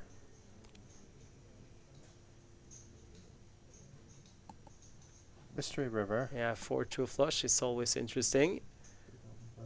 3,500 it looks like, maybe 3K. I think you're spot on. But either way, enough to get Davidsson to fold. So a nice one for Tavi Wallison from Estonia. Last hand. Before the first break, we are also going to take a break. We'll be back from Crown Plaza in 9 minutes.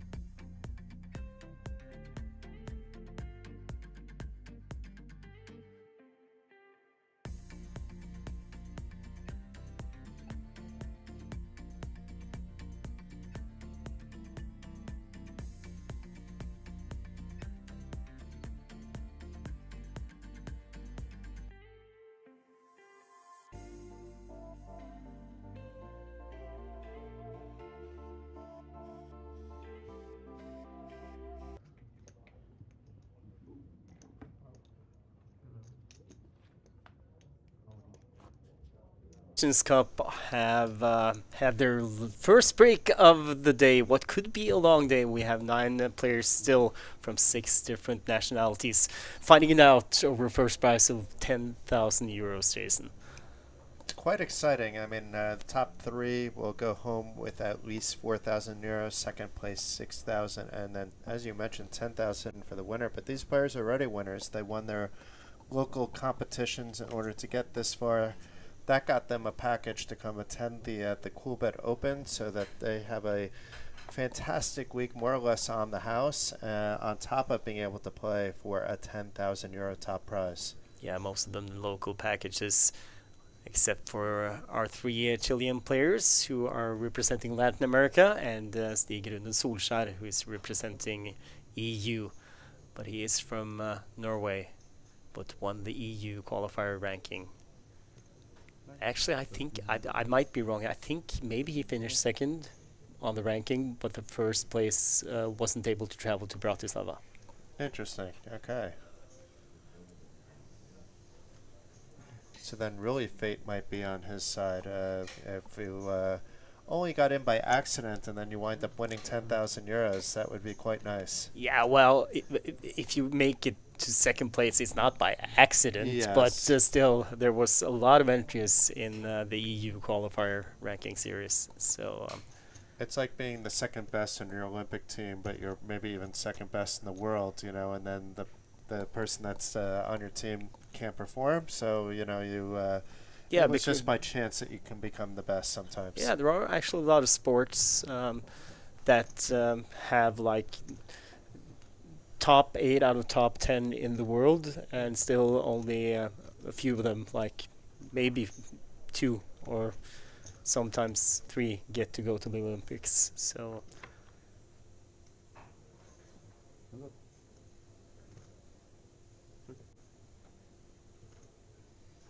Looks like we got our nice view back too. This is good. We'll be able to follow the action as good as possible now. We have at least 5,000 in the pot there. I don't know exactly how much, but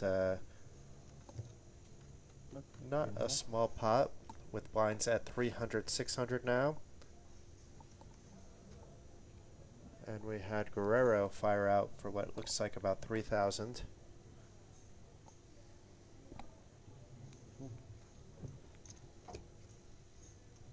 Sebi, he calls.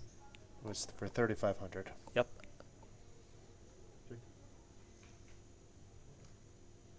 Sebi checks again. Oh, Javier Guerrero checks behind.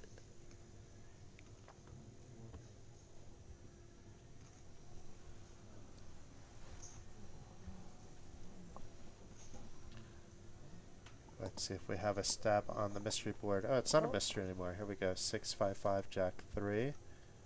The 3 shouldn't really change anything for either of these players.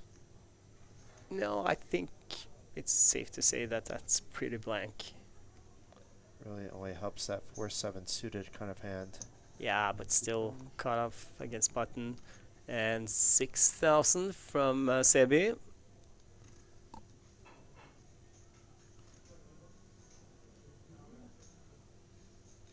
Guerrero, who at one point was up to, well, at least closing in on 50,000. Now he's still over starting stack, but things hasn't really been going his way in the last few hands that he's played, and he lets it go. So nice hand there for Christian, adding some chips. Been picking his spots, but accumulating slowly but surely.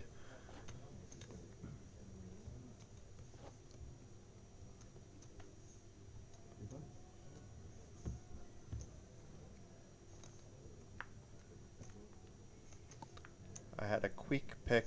Oh, a card on the floor. It's a face card of some sorts. And on the floor as well, that's a bad thing.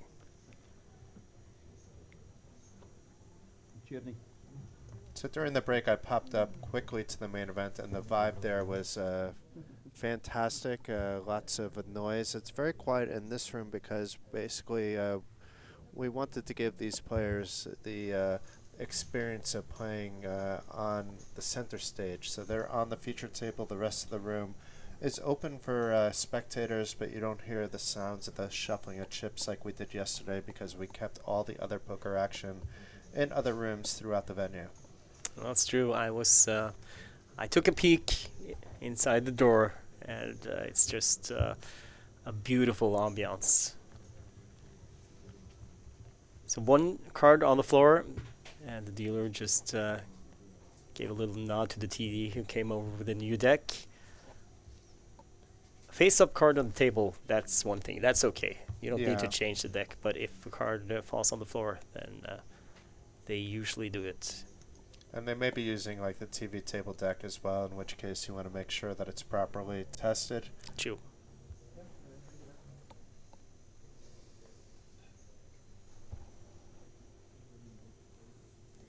Stig Rune Solskjær, under the gun, opens up to... kind of hard to tell, but let's take a wild guess. 1600 is my guess.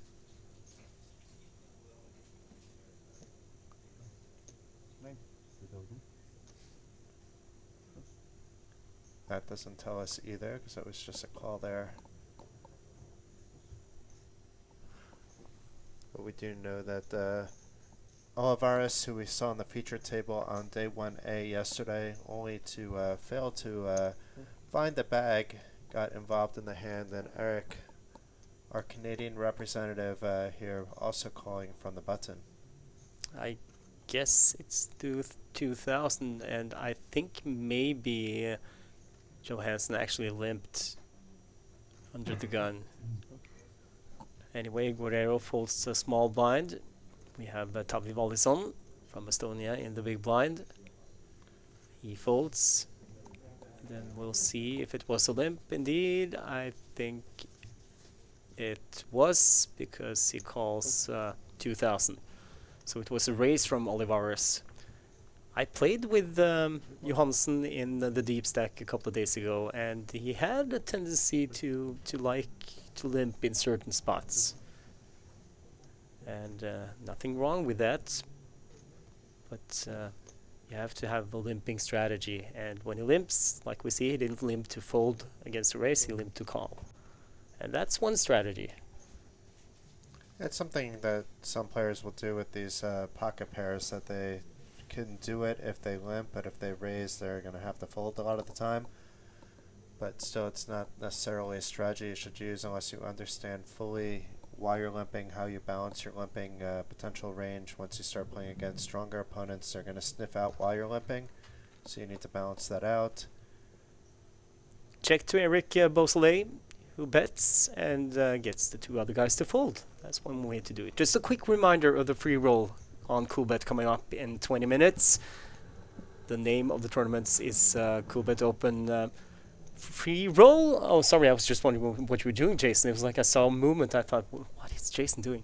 No, it's a free roll. 1900 CET on Coolbet, and the password is Chile. Chile. Chile, as in the country.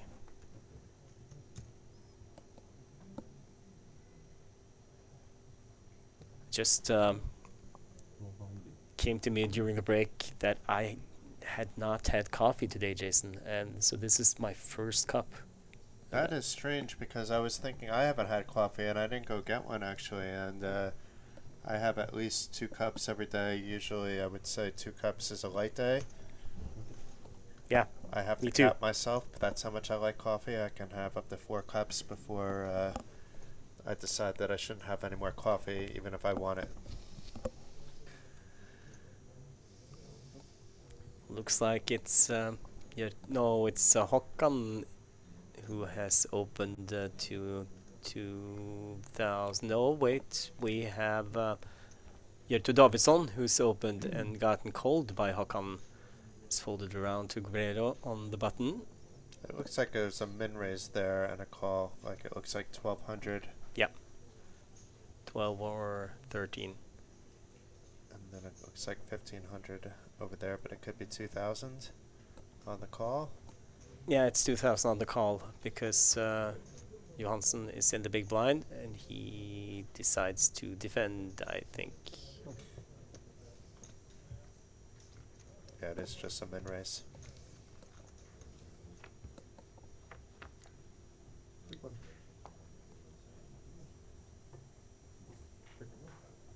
Don't know what the flop is, but Johansson checks. Here to Davidsson. He's gonna see bet 1600. 1600, yeah. Told you your eyesight was better than mine, but The rainbow c-bet. yeah, but I can't differentiate the pink one from the actually yellow one in the light. It's just so close to my eyes. Not close to my eyes in distance, but it looks close because of the light. Blinded by the light. Yeah, blind turn. Again, we get a check from Johansson.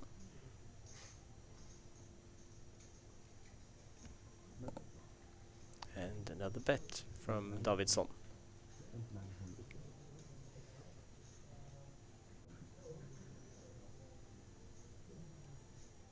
It is a juicy one.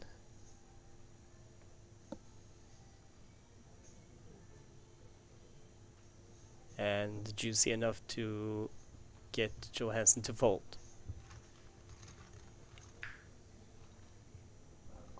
So the chef from Iceland rakes in another one. Actually told me that he played a qualifier for the main event last night.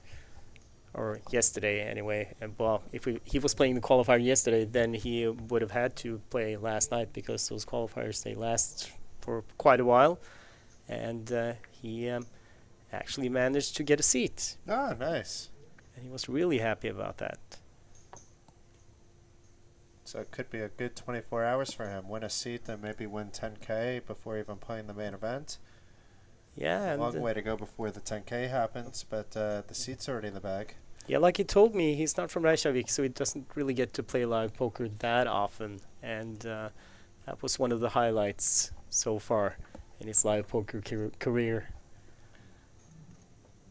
Have you played poker in Iceland? No, never.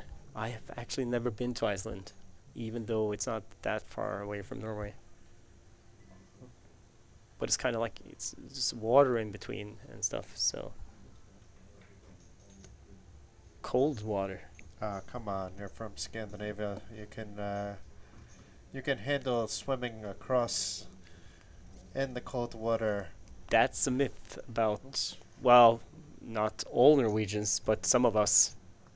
It's like I don't swim in the sea during summertime in Norway. It's too cold.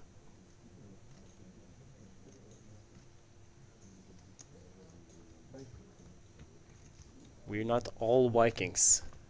You don't have a Viking ship in your backyard that you can just take out when you need to, when you want to just head over to Iceland? Nope. That's a shame.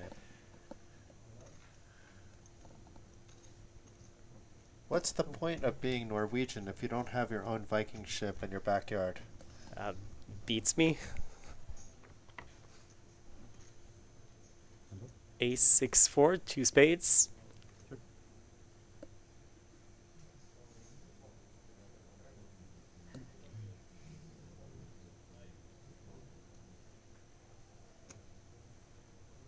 And that's 3,200.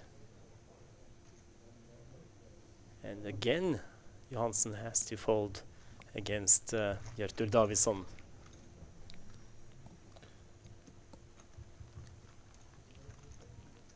Must have pep talked himself before the break. I'm gonna win hands. I'm gonna win hands, and he's chipped up quite nicely. Yeah, he's been active after they came back. And I would be very surprised if we do not see a bust in the next few levels now. We're still quite deep, though. It's 50 big blinds deep. We have a lot of play. don't think that anybody's in danger zone as they currently stand. So, but where would we need to be? Even at so next is going to be 400, 800, and then 500, Yeah, 1,000. I think somewhere around after that it's gonna Yeah. happen. That's what I was thinking about when I said next few levels. But it could even go a little bit further than that, I think. With 20-minute Absolutely. blind levels, we could be looking at a like 1,200 or 1,600 big blinds. Yeah, potentially it could last even longer. So, but I mean, I just have a feeling. I've got a feeling.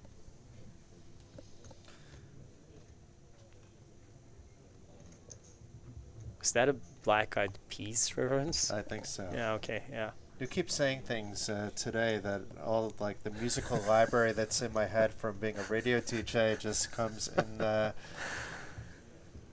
into my brain, and thankfully most of it is not coming out in my voice, but once in a while it'll slip in. Yeah. But feel free to do, Jason.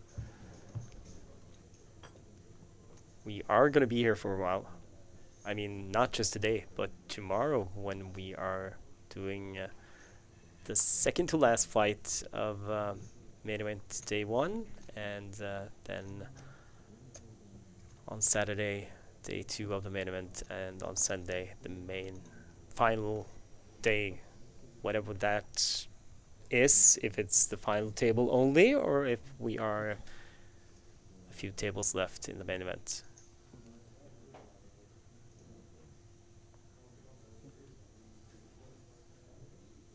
I'm making an early prediction that Ilva will be parlaying her top 5 stack from day 1A into a final table appearance on Sunday. So let's see if I can really predict the future or not. Yeah. A question from Brendan Carpenter. Why can't we see the cards? Well, Brendan, I guess you just joined the stream, but you will be able to see the cards once we lose one more player, so we're down to 8. But right now, we have to do it the old way. The way we did it back in the days. The guessing game. So don't worry, Brandon. They will come, both whole cards and graphics, bet sizes, everything you're used to seeing. Once we lose one player, that will be back. Ace 10-8 on the flop. We have Tavi Wallison in the hand. We have Stig Solskjær Johansen in the hand. Wallison is going to bet the flop. Do we see an ace there in the corner? First card. Anyway, 1600 from Wallison. Johansen with the call.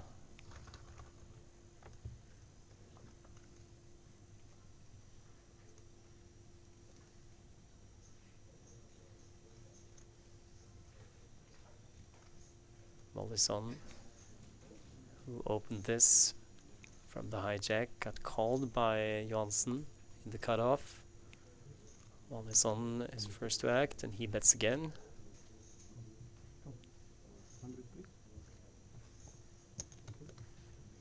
And bets, how much could that have been? He got 100 back, so 2,900 maybe. Yeah, it didn't look like it was that big. 9 of diamonds on the river. There we could see an ace on that flop as well. More than 10,000 in the pot now. This is a big one. And Wallison checks. Johansen checks behind. And that is ace queen for 2 pair. And Johansen, he mucks. So a big pot to Tavi Wallison from Estonia. It sounds like blind level maybe it just went up to 400, 800 already. Yeah, I think you're right. Wallison, who finished 15th in the Poker Listings Deep Stack here on Tuesday. And then he followed up with a cash also in Vedde's Hyper Turbo yesterday.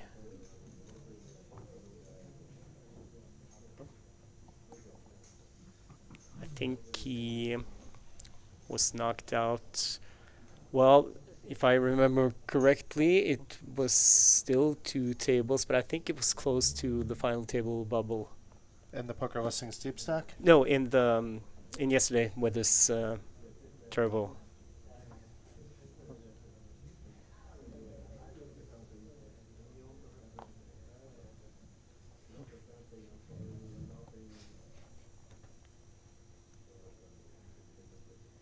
So 2 cashes already for Mollison.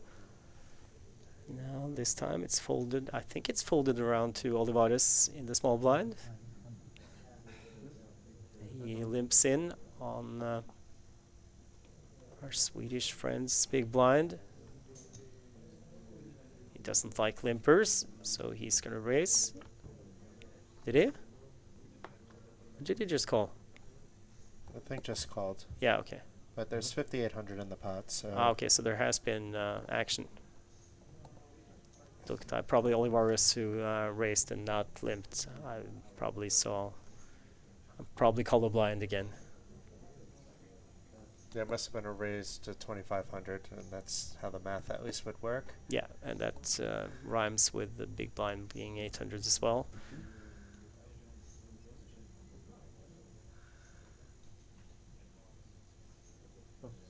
And I think the down bet to 1,600 worked for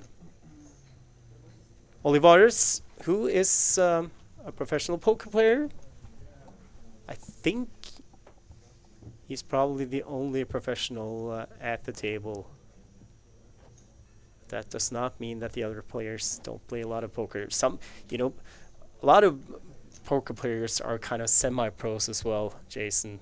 It's like they have some kind of job on the side, but they still play a lot of poker and make an income from that as well. Yeah, people ask me sometimes, and I say, well, the years I make more even playing poker than I do from my work doesn't make me a pro, actually, because I was never relying on that money for a living. It's a nice, profitable hobby for some people, but it's a hobby in general for most people, the same way golf is a hobby. So, have your budget for poker. Try your best to continue to get better, have fun along the journey. But yeah, many people, I know that you're also profitable, have turned, Yeah. you're at least not like losing like heaps. You're. Yeah, the thing is, it's like being a professional poker player. That's really hard work. It's not that some people might think that it's all glamour and partying and traveling and having fun, but it's really not if you want to survive as a professional player. And there are a lot of semi-pros that does not want to go full-time pros just because of that it takes so much of your time. And especially if you're just playing tournaments, being a professional tournament player, that is a grind because there we are talking about in the long run, and you have to put down a lot of volume to be profitable.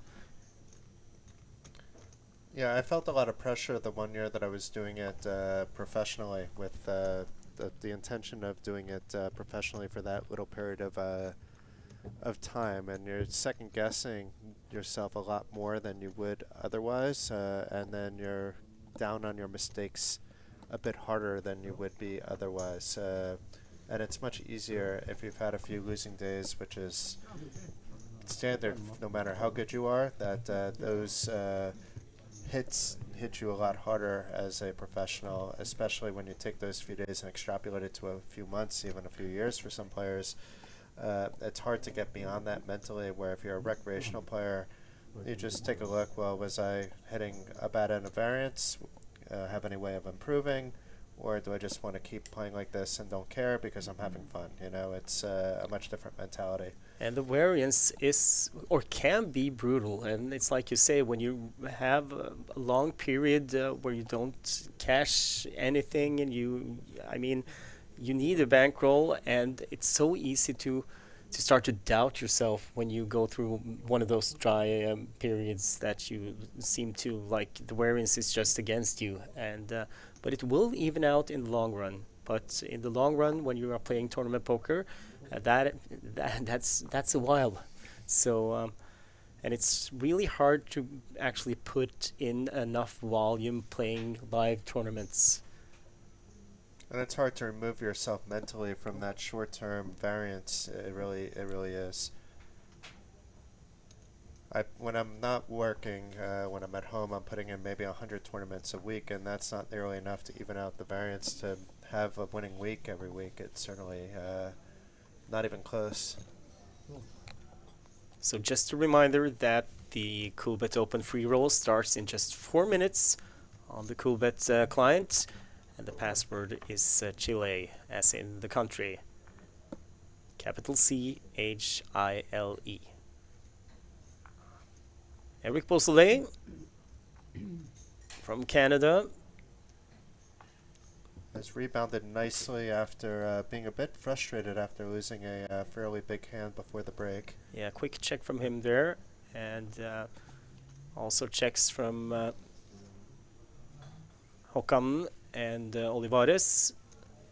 And there we go. We are on the turn. Beausoleil checks again. Oh, we also have Guerrero in there.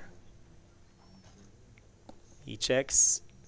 No, it's Davidson, not Håkan. And it's a Renda, not, I think, Guerrero. Yeah, Renda. Okay, yeah. You're right. Arenada. Arenada. Luis. Luis, yeah, I know. We'll go with Luis. Well, a bet from Davidson, who is still building and is also taking over the role as captain on this final table after they came back from the break. It's built nicely, and he has a lot of chips now.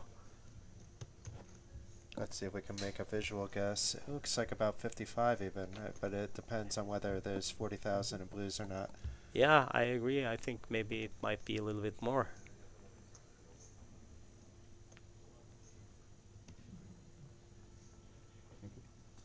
But so far we haven't had that first bust out yet. As I said, I won't be surprised if it's 600, 1200. After that, I'll be surprised. You also said about the same.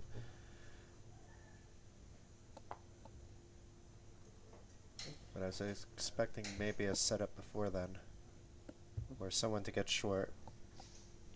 But I'm starting to wonder, could it be that they have started with more than 30,000? Because I'm looking around and I don't really see anyone below. Well, maybe Arenado. Luis has about 18, 17. But still, if you look at the other stacks, well, okay, Håkan also might be down a little.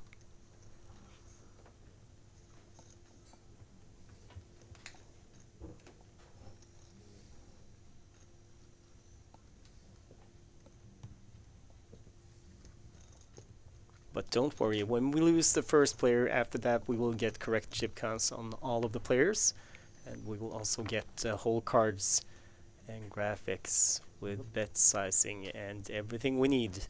And we'll get the Coolbet dealing. Yes!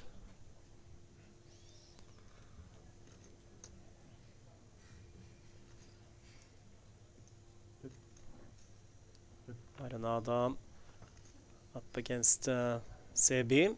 They both check the flop, 3-8-8, Jack of Hearts on the turn.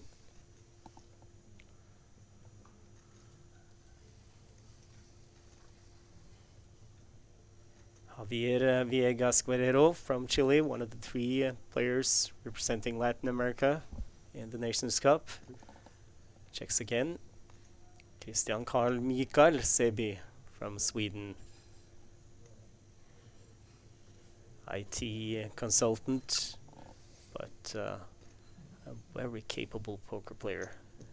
And now he bets 1,500.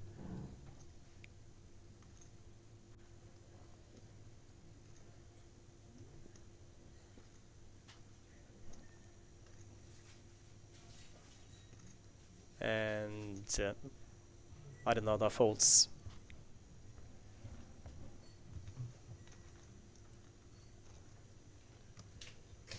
But you're right. Besides Luis and maybe Stieg, it doesn't look like there's a lot of short stacks. It's hard to see the stack of Jarkko, but Jarkko hasn't really played that many hands, so I would expect him not to be super short. But the lights are covering his chips. You'd think he has a few blues in his stack, though.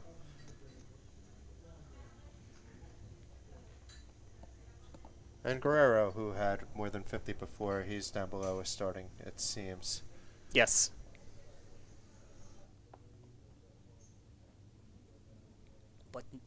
But not by much, because he has, Yeah, well... he might be above starting. It might have been 25 and blues there. Yeah, it looked like that to me as well.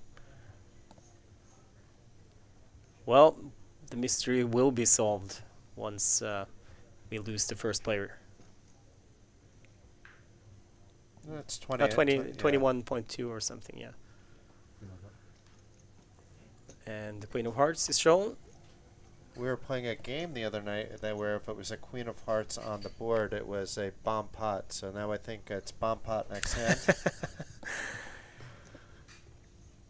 Yeah, well, I don't know, maybe that's the next new thing. I mean, mystery bounties are hot right now, and there will be mystery bounties here during the Coolbet Open Series as well.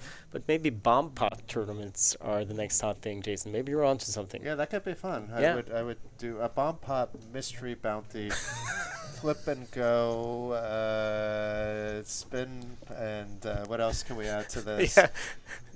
Golf, and somehow you have to get a hole in one, and in order to get the trophy. Yeah, and you have to swim across. The Atlantic Ocean. No, I was thinking more like Donau, since we are in Bratislava, but okay.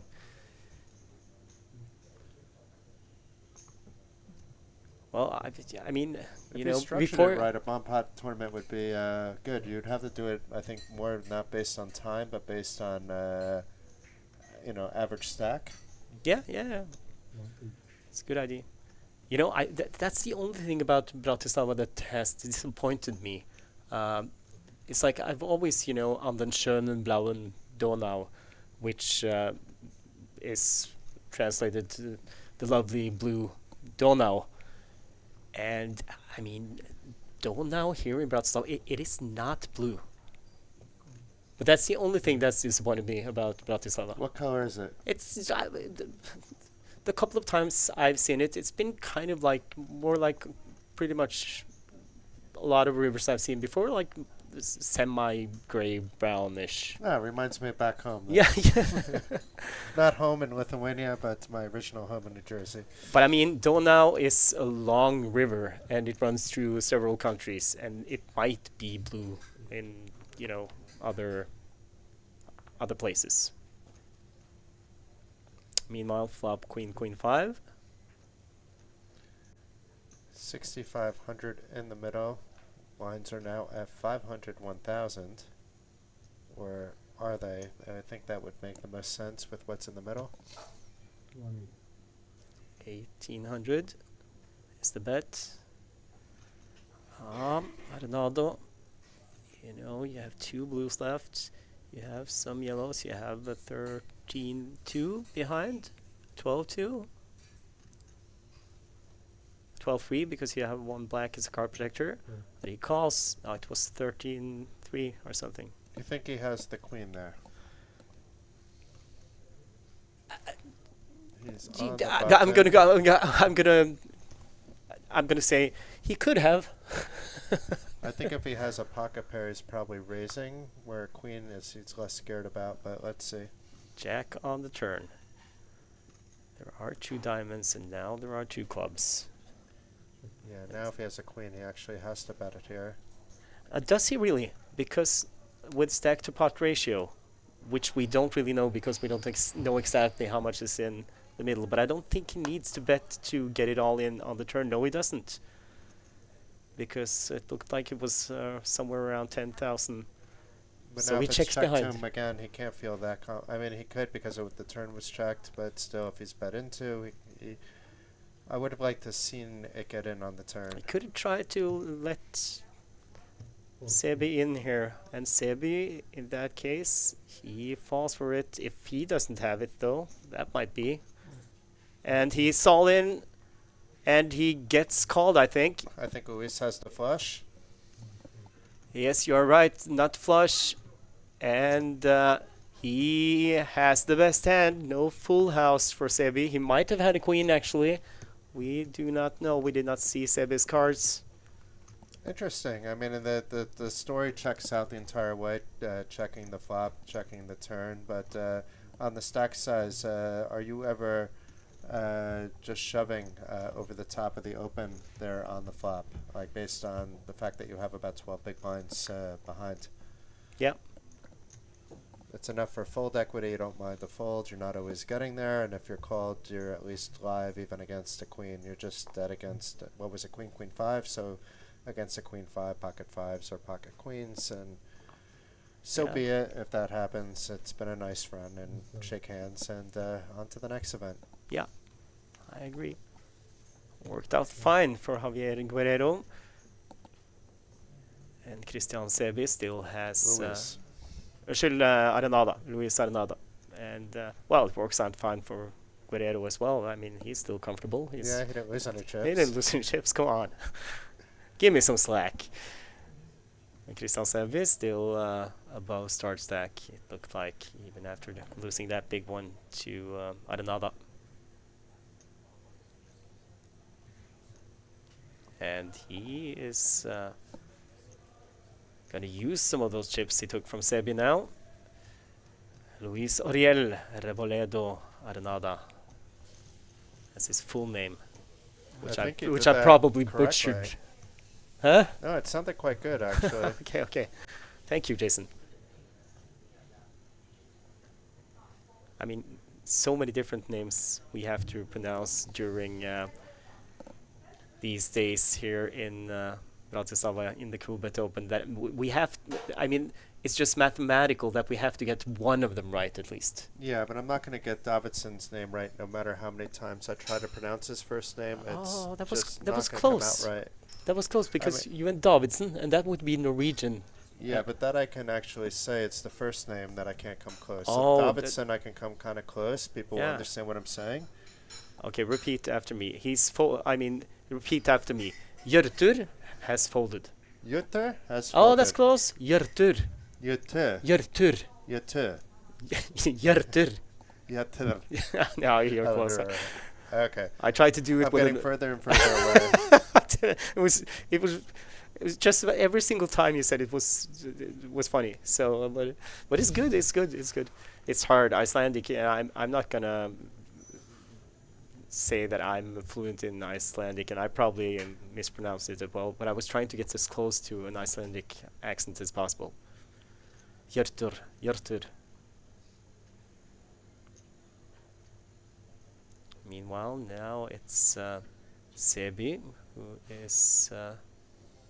I liked how yesterday we had the son of Saverson at the table. Yeah, that's right. Saverson's son. And now we have Valisson, and we have Davidsson. And Sebi is all in. He opened, got 3-bet, and he's all in. And it's against Arenada. So it would be Luis at risk if he calls. Despite doubling up, he's still under a starting. Looks like around 27 total. Well, yeah, behind, yeah. But he's got some chips in there as well. Looks like he has about 23 in his stack. Oh, no, it's more. I think... 3 blue ones. Oh, just 3 blues. Okay, then you're right. I thought it looked like 4 to me, but I think you're right.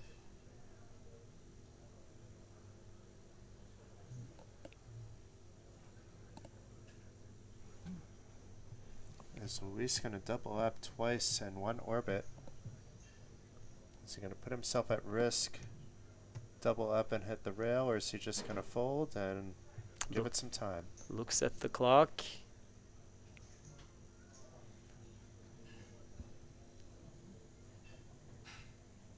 Looks like he's in a world of pain. He is in a world of pain, and he lets it go, and he shows a pocket pair. Yeah. Yeah, It may have been a pocket, like, it must have strong been pocket must have pair, been jacks or jacks. queens, It but was jacks. yeah, I think it Face was up? jacks too.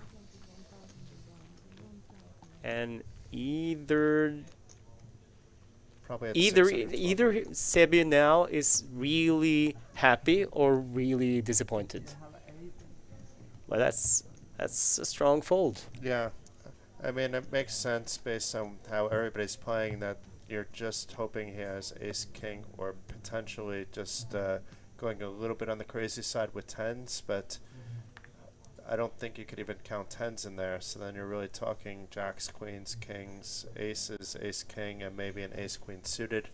And there's not enough there maybe for the jacks to call off there. So I know, like the depending on. read. Yeah, I agree, but still, I think Sebi is capable of doing this with the tens. I mean, the blinds are up. We're playing 500, 1,000, and But even if you add tens into that range, yeah, and it's still if that's all that you're adding, it's still a fold. yeah.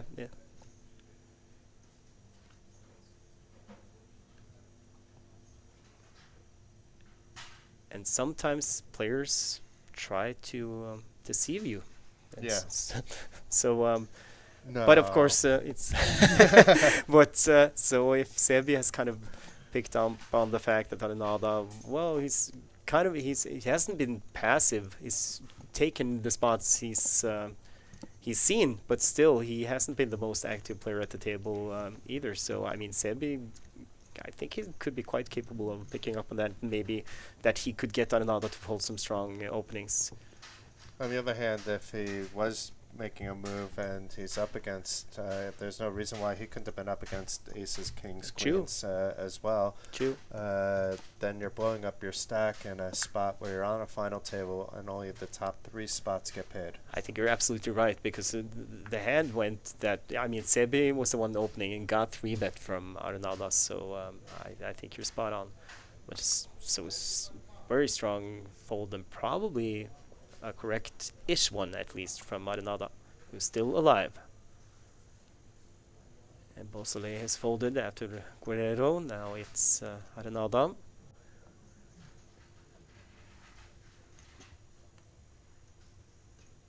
And it doesn't seem to have gotten to Luis, so maybe that's why he showed. You know, he let out his frustration that he had to fold, and I still don't think he should have shown that he folded such a strong hand, even though I like the fold. The only part I don't like was showing the cards, even though we would have seen it on stream anyway, but not in this case because we're not going to have whole cards until we're 8 players remaining.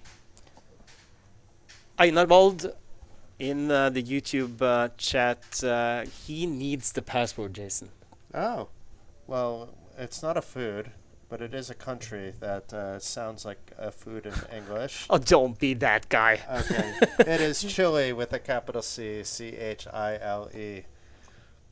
And you can get in on that Coolbet free roll for free, obviously.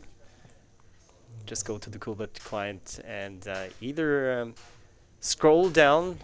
It's late reg now for, well, quite a while still. And get in there. A lot of tickets available for grabs.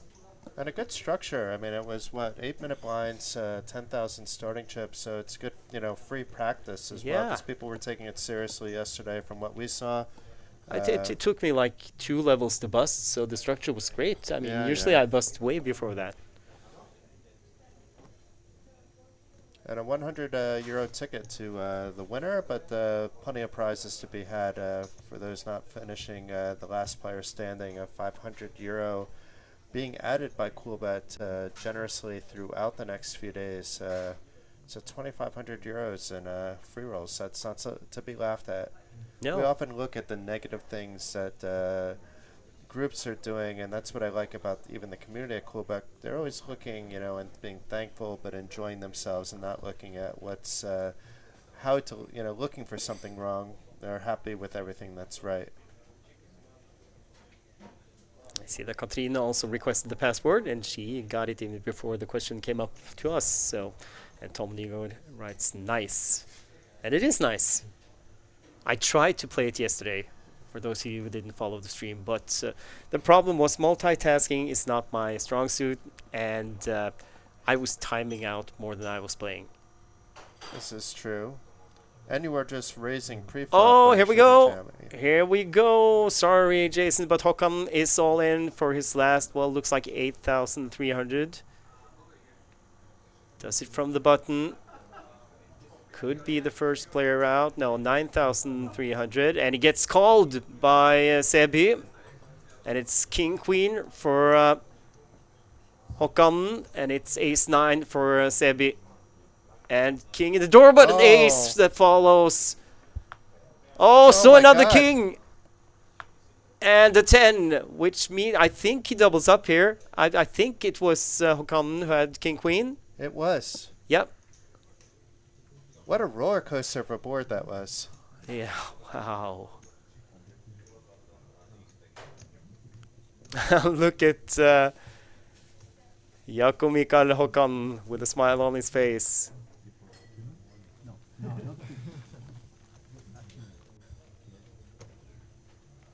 Well, that hand was a perfect shoving hand. Even though we saw he was behind, you should definitely be shoving your short stack with King Queen. When you're short stack at a table like this, with only the top three being paid, the ICM considerations aren't deep enough for it to dictate against cheap EV situations. And that's a shove in everybody's book. Yes, it is. And Sebi with the ace-9 suited, that's kind of a standard call as well. As your opponent could be shoving a lot worse in that spot.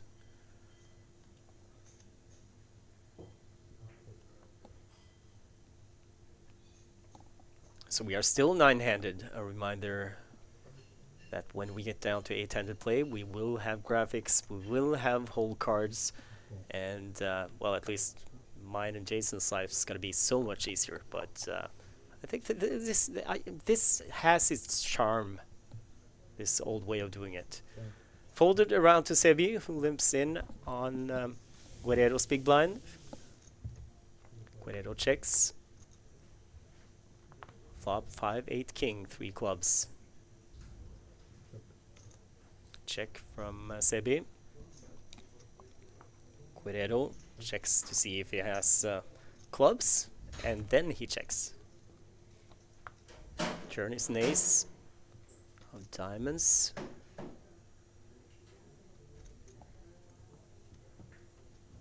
Sebi. I think maybe Guerrero's club check is one of the factors that led him to bet, and he gets Guerrero to fold. 1,500 was the bet from Christian Mikael Sebi from Sweden. Oh, no. We had a Stig in the hand as well, it seems. Oh, yes, he's in there. I missed that one, so it's not over. Now Sebi checks, and Stig Solskjær Johansen checks behind. Sebi shows queen something. And Johansen showed, did you catch that? No, but I'm guessing just like a bear ace or king. It obviously wasn't a set or a 6-7.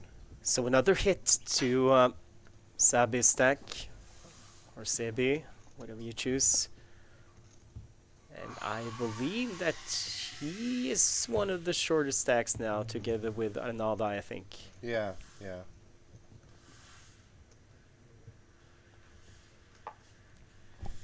It looks like everybody else is around starting or more.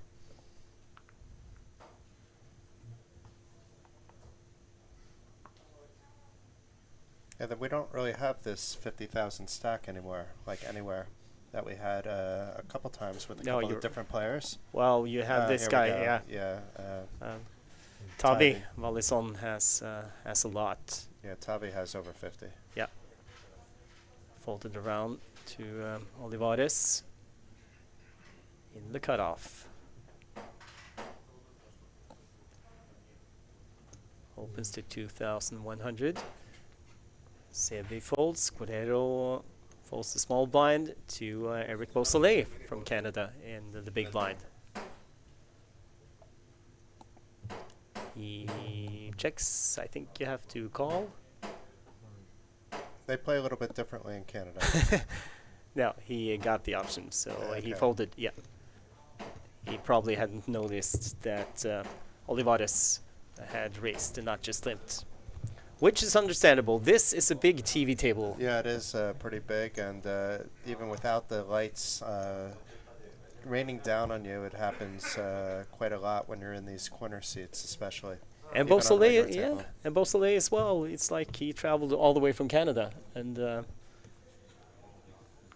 I believe that's a good plane ride. How many hours do you think from Quebec to Bratislava? If there was a direct, probably about 9. Yeah. But I doubt there's a direct. There's maybe a direct to Vienna, though. Yeah, probably. I flew from New Jersey to Brussels, and that was about 7 when I just did it. So I imagine it's about the same. Slovakia would be slightly further, so let's say 8.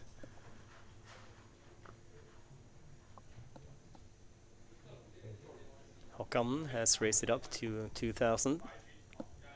Chile's a different story, though. Those guys must have been traveling non-stop. I have no idea how they made that journey. Maybe connected. Maybe there's something to Chile direct to like London or Paris, and you go from there. Maybe even to Vienna. Maybe there is a direct. We'll have to ask these guys. Yeah, that's true. Remind me to do that, Jason, because I'm actually curious about their travel path, because that might have been several stops, or maybe, like you say, it could be a direct flight to Europe.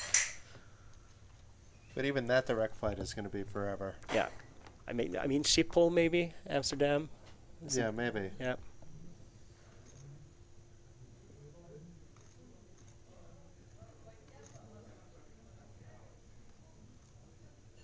Håkan got called by Arenada.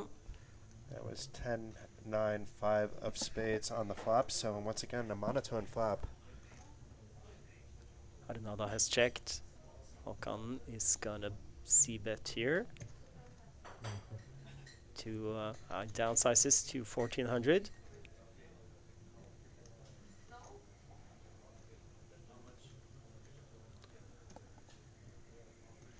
I should rather say down bets and gets called.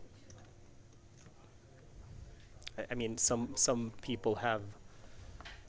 Well, when somebody says the word downsize, they have, like bad experience from the past. So I should use down bet.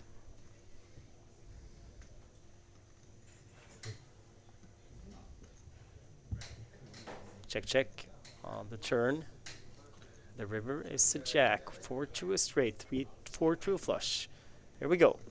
And straight flush possibilities, too. As it often is when it's 4 to a straight and 4 to a flush. Yes.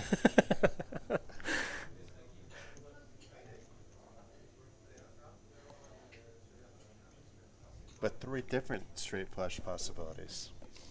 Yeah.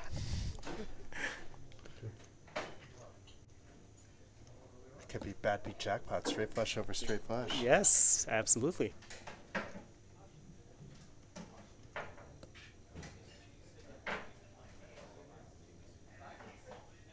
Håkan taking his time. Arenada has checked. And he bets. Oh, this is a small bet, 2,500. It's like a please call me a bet. And still enough to get no spade hands to fold. Maybe not a straight though. And he gets the call. So Arenado was expecting to lose. It's a 5. Oh, he's got the queen of spades. And that's... So ace 5 in Håkan, I think. Yeah. Then I would have liked to see that bet be a little bit bigger, but he would have cost him. He's calling with the queen all day, all night. Yeah. I mean, obviously not if it's like something where he's really going to be at risk, then he's going to think about it. But assuming, it's reasonable to the pot size, in that case, he's getting called, so saved himself a little money. Yeah, because, he has to think about the fact that Arenada was check calling all the way until the river, and it's like he has to have something that connects there. And how much can you... But I'm not sure if Arenado had folded the queen high or the queen flush with the queen in that spot anyways. He might actually have saved himself some money. If we saw he just called, he did not risk raising, so check raising there. So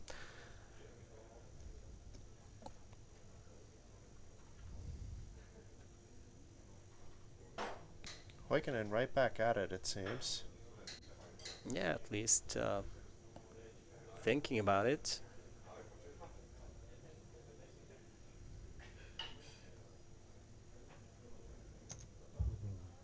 $2,500.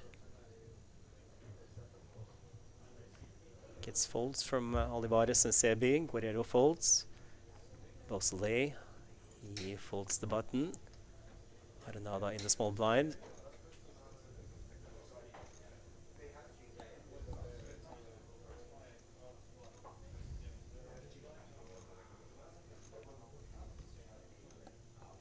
He folds. And Tavi Wallison in the big blind. Takes a peek over at the Håkan stack.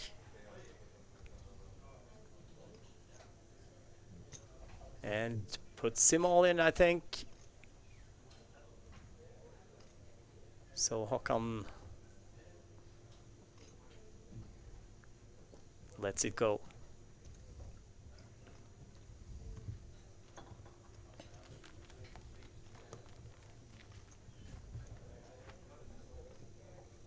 Now Tavi Wallison is not an easy man to play against when he has chips. It'll be interesting to see his whole cards, like if he's getting cards in spots like that or whether that was a bully spot, but I have a feeling he had. He's not just pushing around in that kind of particular spot against an early position open, even against a player that may have been on slight tilt from the hand before, but it didn't seem based on his body language that that was the case. Now his body language is dictating something a little bit differently than it did the previous hand, though. Yeah. Folded all the way around. Beausoleil thought about it a couple of times. No, I'm not going to do it. No, I want to, but I'm not going to. Arenada on the button.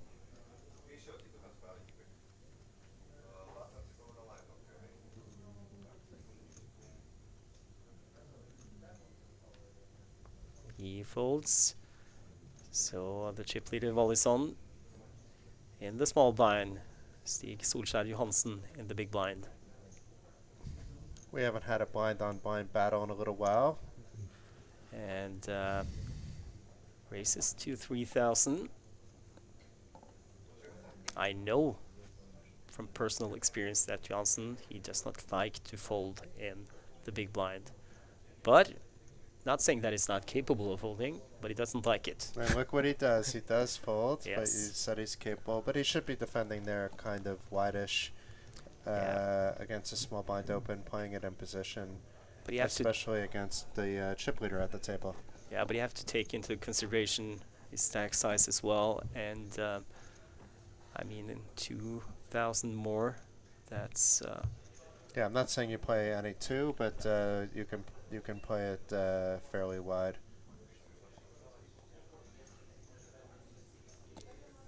Like Yeah, it's and fine to call with the 6-10 suited, for example. Yeah, and it's like, I mean, you are going to be in position after the flop, and I mean, sometimes the chip leader in the tournament, when he or she raises from the small blind against your big blind, it's not always that they have something. Yeah. That's why if it was another player, you reconsider. But Tavi seems that he's picked up another gear, at least based on the frequency of hands that he's playing and the aggression that he's kind of turned up a little bit. Now, Beausoleil opens, and it's a big open. 3,500? It looks like... It may have gone up to blind. The blinds may have gone up, but... No, I don't think so. I think it's still 500 to 1,000. Yeah, it's 2 pink chips in front of the big blind there. Yep.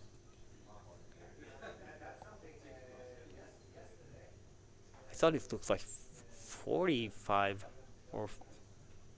But maybe I'm wrong. We'll find out now. Are we gonna 3-bet? Yeah, that's a 3-bet all in from Hjörtur Davidsson. Back to Beausoleil. Takes a look at the clock. It is 3.5 though. Yeah, it's 3.5. It's my eyesight again. I should stop guessing, Jason. But if he's opening 3.5x, now based on the fact that he's thinking he has a low pocket pair, maybe as high as like sevens, but you don't need to be betting 3.5x. And he folds. I agree with you. On the other hand, it's a good fold if you had a low pocket pair in that spot. You don't compound a bet sizing error that it didn't really cost him that much. Assuming he had something like sixes that he should be opening anyway. You know, if he opens it to min raise to 2.5k, that accomplishes the same thing, and you save yourself 1,000 chips if you're raised upon it. Maybe you're not shoved upon if you don't put in 3,500. Maybe you're just called. Maybe there's a 3-bet later, and you can play it from there. But then again, Eric Beausoleil played poker for more than 30 years, so he's been, he's probably comfortable playing these old school pre-flop raise sizes as well, I think. And there's definitely some time where you can mix in those bet sizes profitably, but they're usually more from, let's say, the button blinds than they are from the hijack and cutoff or any other position at the table. Yeah, and he might have noticed as well that, with the, min raise and just a little over min raise bet sizes pre-flop, it's like we haven't really, I think we've had one raise and take it the entire final table so far. So maybe he thought, well, okay, if I'm going to steal now, I'm going to size it up a little bit to at least try not to get a caller, and did it like kind of a steal. Which unfortunately it did not work this time. But it is like you say, if you keep doing that, it's got to be more expensive than it has to be. Yes. Or needs to be. If you do it once, it's not a big deal. It's 1,000 chips. That's not going to make or break. That's not going to decide whether or not you win this tournament. Unless you're all in against somebody that has that would have had 1,000 less than you, then we've seen people, we both commentated events where people have literally spun up a chip in a chair, and when there's 9 players left, that makes it even more likely, so maybe that 1,000 will cost him. Yeah, I've had, it would be wrong to say my share of spin-ups, because there hasn't been that many, but there have been some memorable ones that just felt like a fairy tale.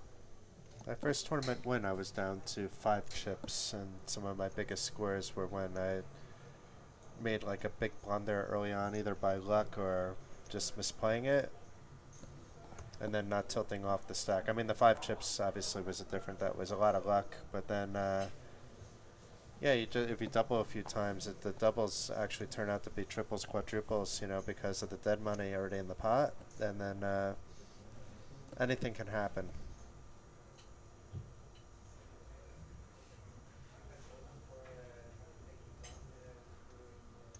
Olivares is gonna call Chevalisson här.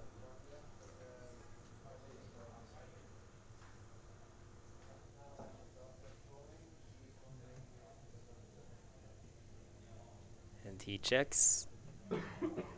Wallison checks behind.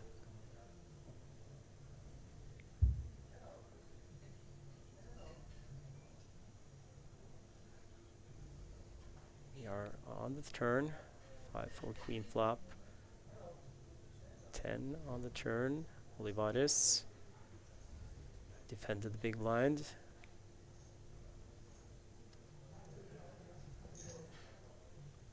Call the flop. No, check the flop. Check on the flop. Now we bets the turn. So Wallison gave away the initiative in the hand when he checked back. Calls 2,000.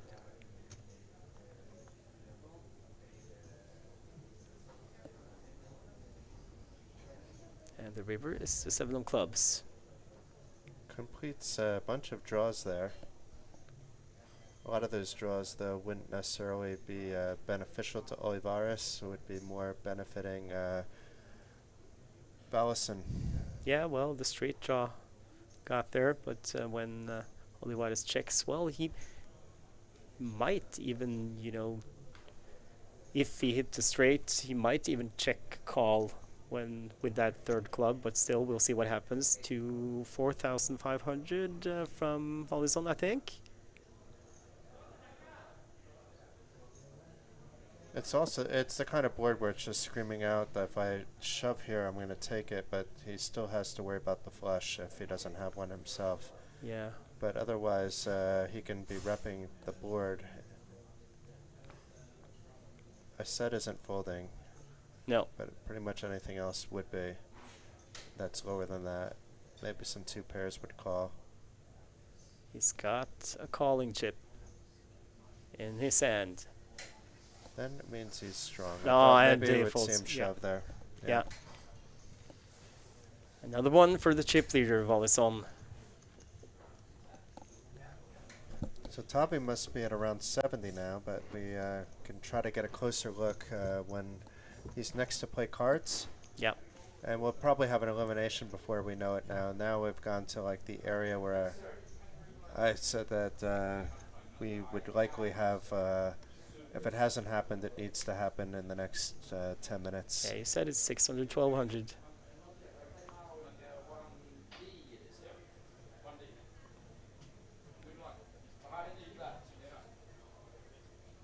I hear Frankie in the background. I wonder if he somehow found this seat to make this 10-handed. I was going to ask you, are you surprised? Sweden's already represented, so I think we're pretty safe. Same with Estonia. Yep. Same with EU. And same with Finland, where And he's same with lived. Finland. Yeah, it's true. He has. And Latin America, he's lived there too. Yeah, he's lived a lot of strange places as well. He lost a bet, didn't he? And then moved to a small village somewhere that he had to live for a year. No, he won that bet. Oh, he won that bet. Okay. Yeah, so it was the other guy who lost. Yeah, Yeah, that's Janar. yeah, that's right. I mixed them up. But now, Håkon all in and from the button and gets folded from small blind and big blind. Valuable chips there. I don't remember what he had, but I think it was like 15 big blinds or less, so quite valuable there. Yeah, he was below. Yeah.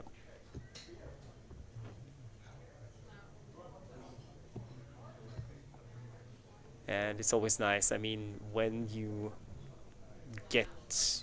on the button and it folds around to you, I mean, your range is super wide because, especially in this format as well, you can put so much pressure on the players behind.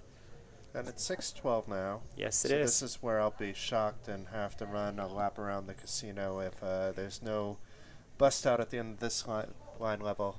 And I mean, I know you have been going for long walks a lot lately, Jason, but still, it's the run around this casino. I think that's, I mean, I hope there is a hard starter in the hotel lobby if you make it that far. I think I could do it, and since it's been a self-imposed bet, the clothes stay on, everything is done above board, there won't be any police involved, it'll be just a little bit of a jog if it doesn't happen. But I mean, it's the heat, Jason. It's like 30 plus Celsius here in Bratislava in the sun. And I mean, if not the distance, then I think the heat is definitely going to break you. Olivares opens the button now. So let's just hope there's a bust out because we don't want me dying. There is a bus stop. The problem is that it's just near the hotel entrance. But anyway, he gets called here A bust stop, okay. by Guerrero. 4-7-7 flop. Guerrero first to act. I think he's already checked to his...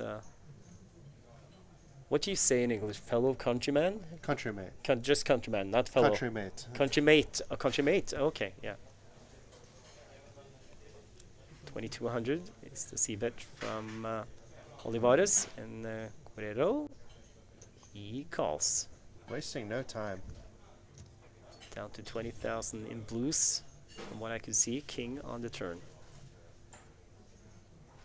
So 2 diamonds, 2 hearts now. And 2 sevens. Yes. Paired board. But only one open-ended possibility. Another check from Guerrero. Olivares goes 5,000. 5,000. This time no snap reaction. Looks like he has like somewhere around 25 behind.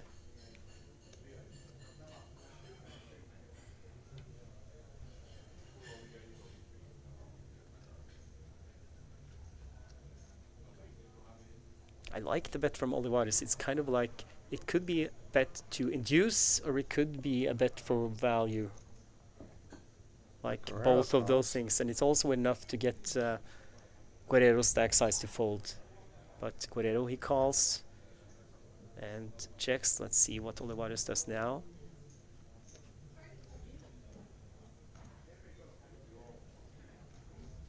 Guerrero has called all the way.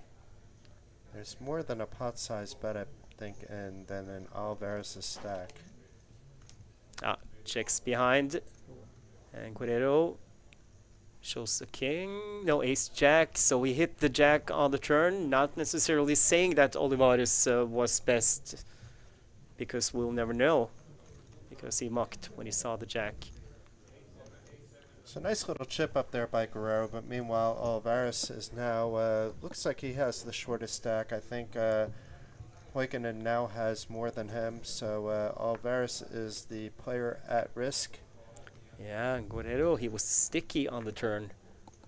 And who knows, he might have had the best hand with ace jack, but the jack also could have helped him. So he was considering folding on the turn. He thought about it for a while. Yeah, usually when he was going into this kind of posture of tanking and then staring at the center of the table, then he is the one that was reality. Yep. Farseer Finland on YouTube chat writes, wish I would have won a Nations Cup seat. Don't blame you. It would be nice to have had a free trip to Bratislava for the Coolbet Open with a chance at winning a €10,000 top prize for free while giving your region some pride in the process. And not this year, Farseer, but maybe next year. Who knows? The Nations Cup might be back. I think I'm not going to promise anything, but it has been a success. So maybe next year. What you can join, Farseer, is the free roll. Still late reg in the Coolbet Open free We roll. have an on and call Oh, now. we have a situation. Ace King against Jacks. No help to Ace King. Well, there's a club, but no flushes available now. And overkill with a set of Jacks, which means we lose one of the representatives from Latin America. And sad to see him go. But Olivares, he got TV time yesterday. He got TV time today. The pro poker player and the DJ first casualty at the Nations Cup final table. But still, he can enjoy a few more days here in Bratislava. He can play a lot of the tournaments. I'm not sure, but I think he's probably going to try at least one more bullet in the main event. And there are so many nice side games. We are going to take the opportunity to take a quick break. And we will be back once the action resumes with whole cards, with graphics, with 8 players fighting it out over a first prize of €10,000.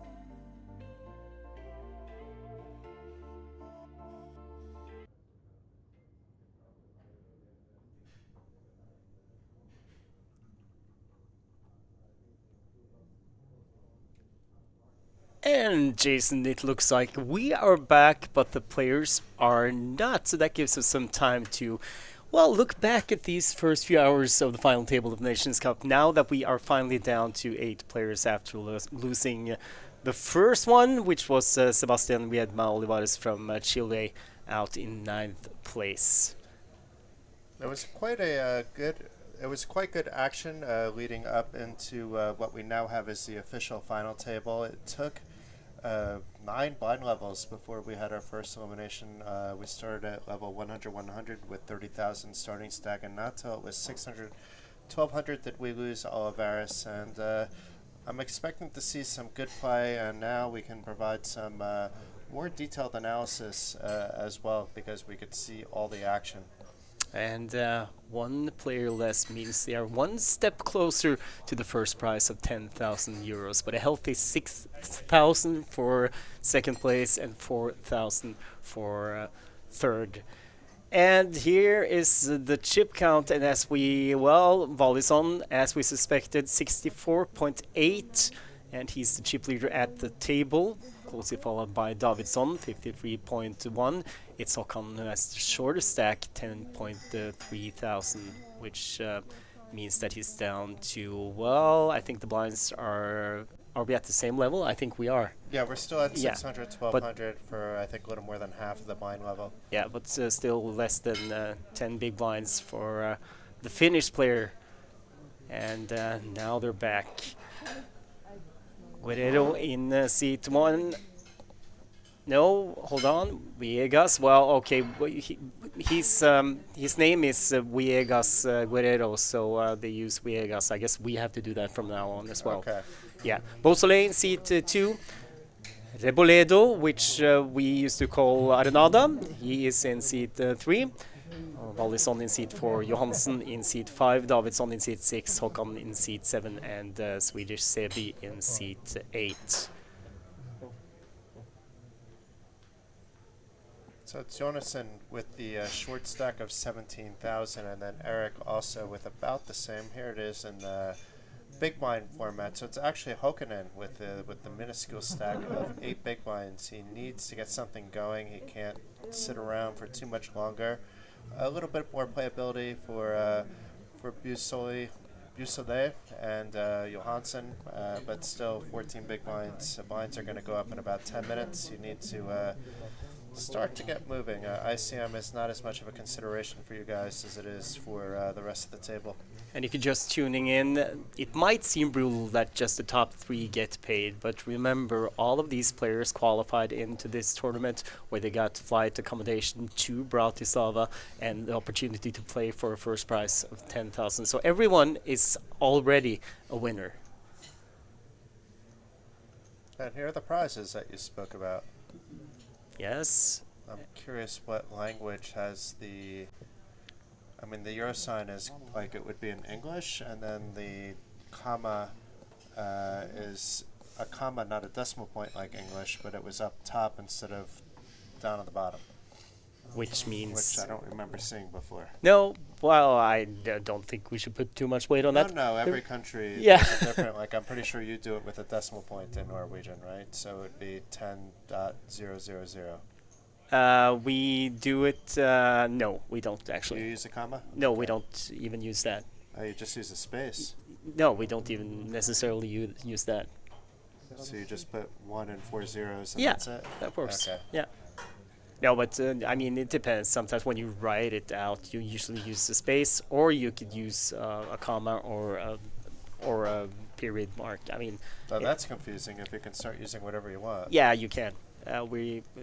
Norway is not necessarily that liberal in all aspects, but when it comes to how you write 10,000, yeah, it's pretty much everything works.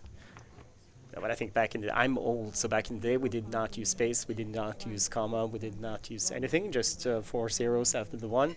But I think the entirety of Norway has gotten used to that it's written, or I mean, if you read papers now, it's usually a space between 10 and 1,000.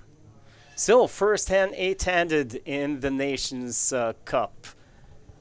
And So we might not have names, but we have flags. Oh, we do have names. It's just in black. Volley on. It's kind of hard to see against the blue background. Yeah. Yes. He was first act. He folds.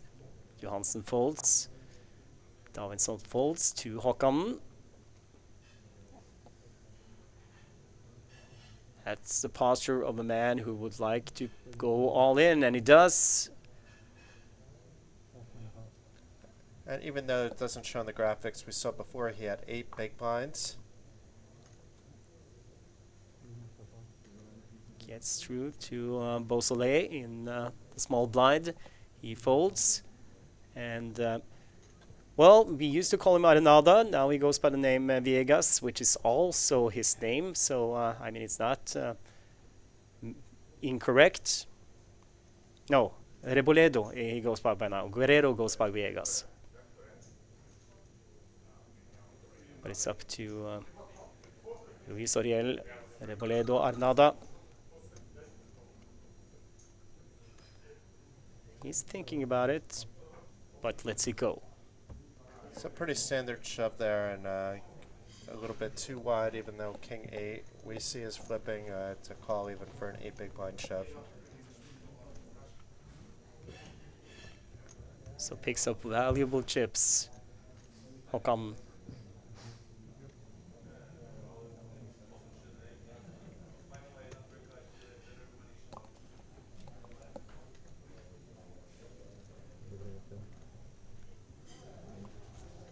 While we wait for the next hand, just a reminder that the free roll on Coolbet is still running.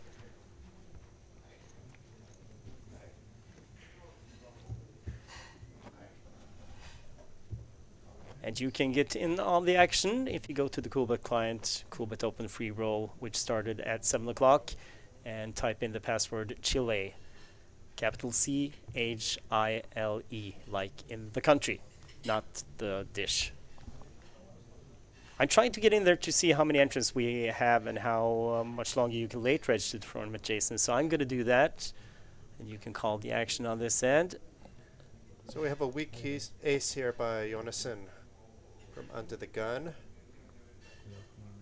Does have under 15 big blinds, but if it was a better ace, you can get it in, and he does fold. Davidsson folds, but meanwhile we have Huikinen here waking up with the big slick. He just got his 6s through. He should be shoving again. He has 11 big blinds up from the 8 he previously had. Some players, though, will just raise here as well. But he does indeed shove. Let's see if anybody else wakes up with anything. Well, Sabe woke up with the King-Jack, but that's going into the muck instantly, and wisely so.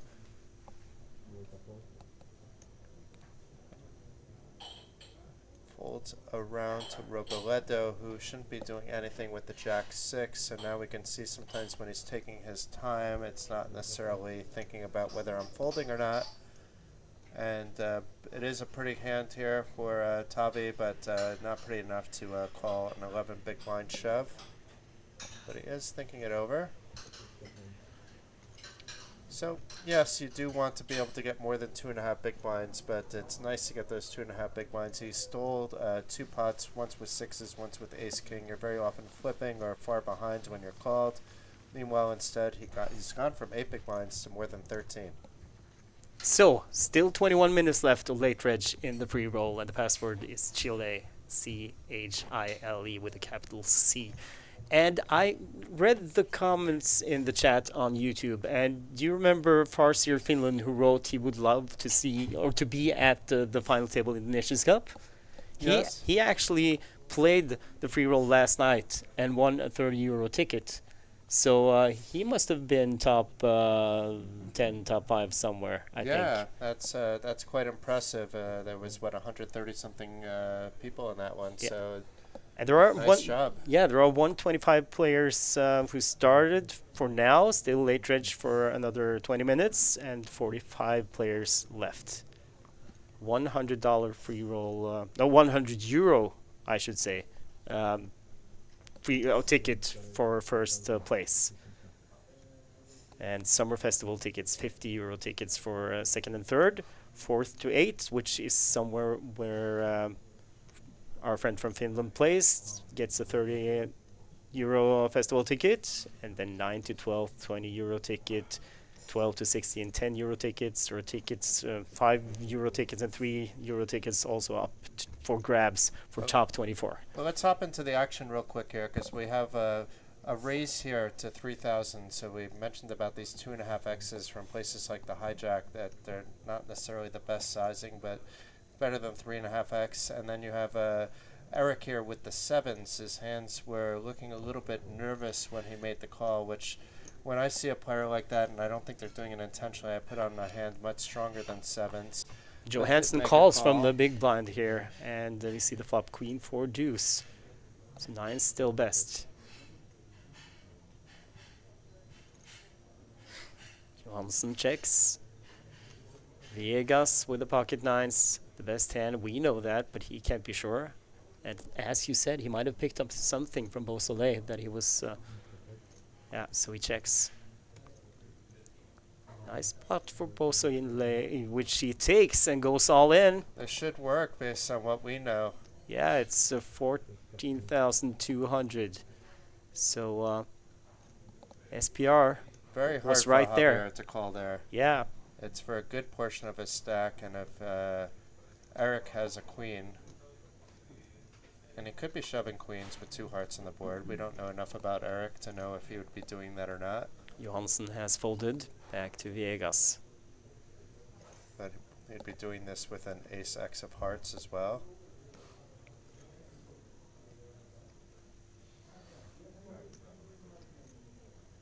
If it gets called here, he's in a horrible spot. Oh, takes a look at Viegas. But how can you call here with 9s? It's very difficult.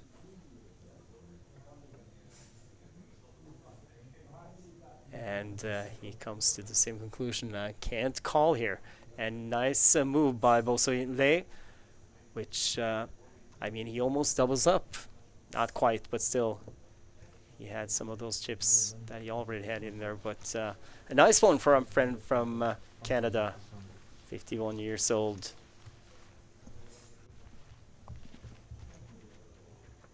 I wouldn't be the oldest one at this particular table. I don't know if we could have said that yesterday or the day before. Well, really just yesterday. Yeah, well, that goes for you and me both, Jason.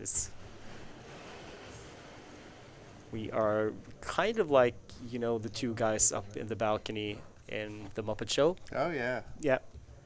Oh, that was horrible. Terrible play. Boo! Ho, ho, ho, ho, ho.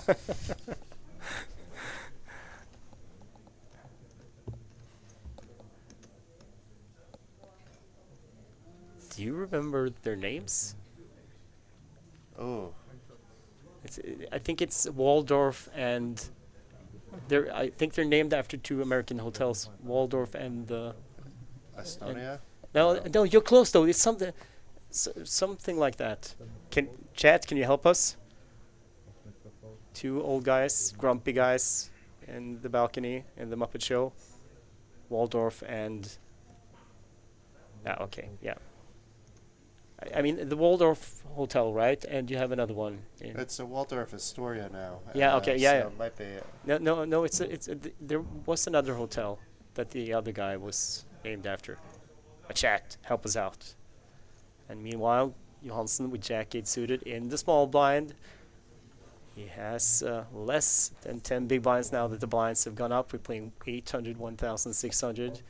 And he gets a call from Davidsson with ace-9, and he's in trouble, but still 2 live cards. He has the diamonds. Equity-wise, not so far behind, actually, so anything can happen here. And Davidsson with a 9 blocker to the straight. Important to take into consideration here. But it's not the 9 of diamonds. No, it's true. King 6, 10. Well, no immediate help for Johansson. Could hope for a runner spade for chop pot. Not anymore. It's a queen, but he picks up an open-ender, which Davidsson blocks, by the way. Now it was and a 4 on the river means we are going to lose Stig Solskjær Johansson, the Norwegian who represented the EU in this tournament, out in 8th place. But he is going to be here for a few more days. I got word that his wife just arrived today, and that he actually was in a hurry to get back to the hotel room because he had bought his wife a nice gift that was waiting for her in the hotel room. I think something wearable. I'm not sure if I'm allowed to say exactly what, but I think the word starts with L and ends with lingerie. And did he tell you this information before or after he busted? Because I'm wondering if it's just like a cover-up story for him jamming this Jack 8 suited, or No, whether, because I think the jam is fine, actually. He wasn't the one who told me this. It was actually... But the timing is important, if it was before or after, whether the wife's lingerie is what cost him a chance at a 10,000 euro top prize. It was the Pratakers who told me this story, and I'm often, well, I'm not always sure that I should trust them, like, with my life, but still, it sounded reasonable. But well played, GG Stig, and hope to see you on the feature table later in this Coolbet series, maybe even in the main event. So 7 players now, 4 away from the money. Lawlison 61.8, and for if you just tuned in, they started with 30,000, so he's got more than double starting stack. And blinds are now 800, 1600, and there's a scheduled break after this blind level. Whether that happens or not, we'll see together.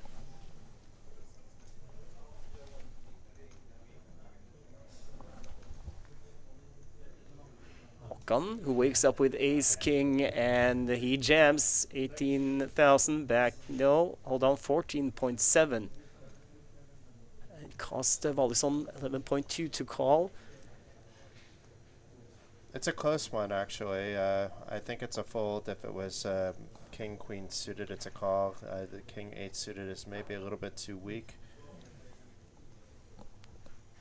Yeah, it's kind of not quite getting the price in the spot as well, and he comes to the same conclusion.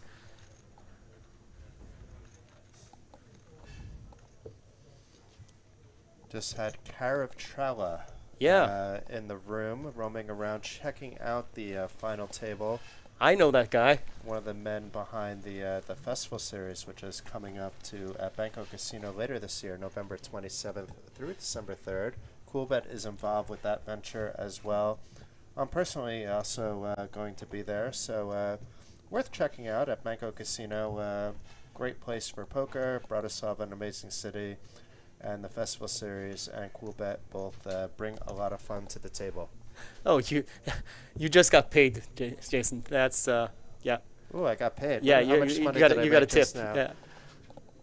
Is it a correct currency? It's quite a good tip. I got tipped. Yeah, that's wow. Yeah, we're not going to say how much No, because I no, may no, have to give it back. Yeah, I think no, you have to pay tax from it. I think.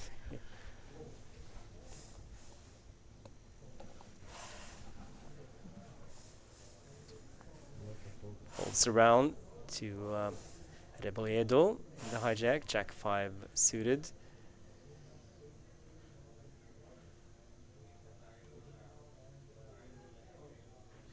And he folds. Wallison, pocket fours in the cutoff.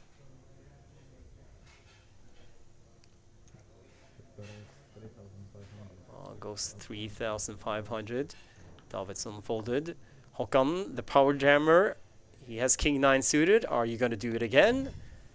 You got more than you've had before, but it wouldn't be unheard of. He went over the top of Wallison not long ago and got the fold. If it's 4 or 5 left, then I really don't like the shove, but at this stage of the game, I would mind to see it. And he lets it go.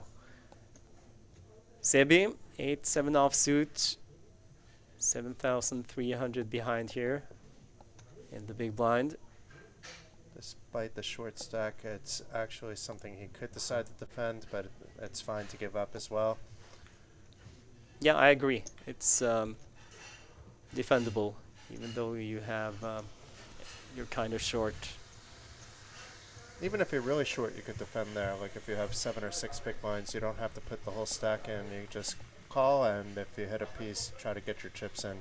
Yeah, the And thing if you is, didn't, just go on. yeah, I'd say especially when you're down to that number of big blinds, it's, I mean, if you go over the top, you might not get a fold just because of, well, I mean, the fold equity that you might not have.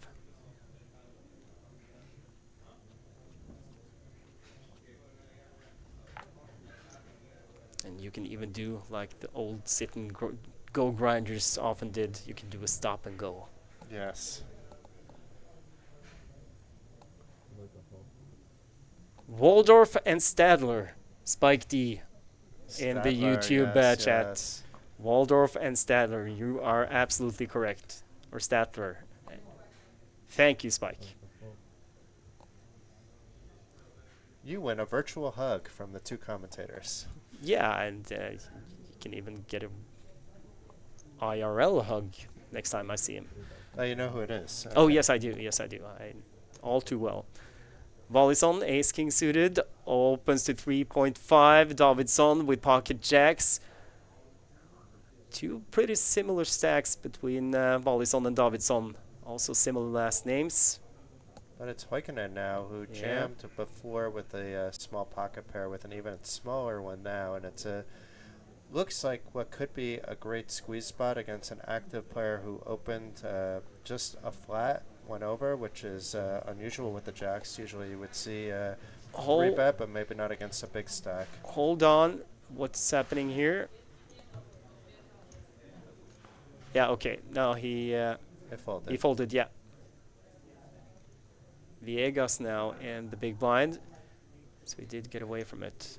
I'm assuming Davidson maybe didn't 3-bet because he's facing the other big stack at the table. Yeah, he did not. He just flatted, and he's got position after the flop, and I mean, that's one way of doing it. And the flop, 10, 8, 6, 3 spades. Davidson, the only one who has a spade in his hand. Volleson with the option. I think maybe he already checked. Yes, he has, and Davidson is going to bet here. 6,500. Not the board you want to see when you have ace king of clubs, for there to be 3 connected but not to you spades on the board. Putting Volleson to the test now, Jason.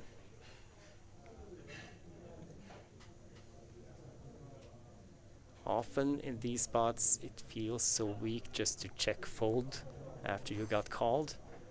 But Volleson, he has been here before.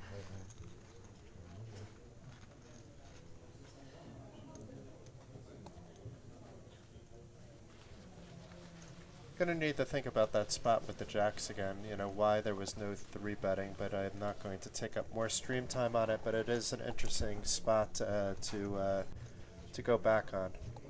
Because I see merits in the call, merits in 3-bet, and I'm just curious if you play around with the stack sizes of an active player, whether that will dictate how you should play it. I think one of the problems here is that we're not going to dwell too much on it, but one of the problems is when he just, this time it didn't happen, when he just calls, when he just flats, it's you let in players behind, and I mean the small blind might be tempted to call, and if the small blind calls, the big blind kind of has to call because he or she is getting such a good price, and then your jacks are kind of in jeopardy, and it's going to be hard to play post flop even though you might have position. So but I mean, I can understand it, and it's like it's also against an active player, but yeah, I agree with you, Jason. Now it's folded around to Viegas in the small blind, ace 5, a little more than 20 big blinds.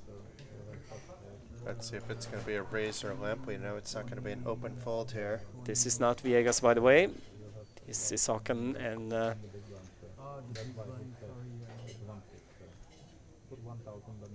it is. Yeah. You're on a... No. Yeah, we were on the picture. Oh, yeah. Now we have Viegas and Beausoleil. And It is a raise, it seems. yes. No, Just a a call, I think. No, it's 1600. Yeah, it's a call. Yeah. And Beausoleil checks Jack 8. Sorry, I got confused there for a minute, but yeah. And 7-5-6 flop. So pair for Viegas, open-ended straight draw for Beausoleil. You can see the equities. It's a pure coin flip at the moment. Check, check. Jack. Viegas now with 2 pair. No, Beausoleil with a pair, sorry. Viegas still with his pair of 5s. Ace kicker. He checks it. Beausoleil. Honest bet, top pair, and a straight draw, 3000, and gets the call.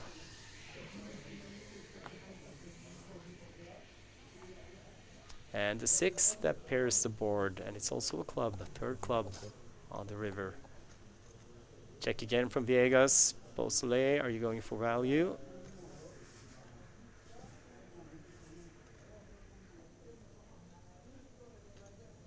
Oh, 6000.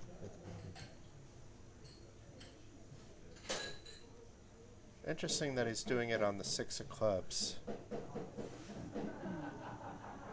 And so, I think Viegas agrees with you, Jason.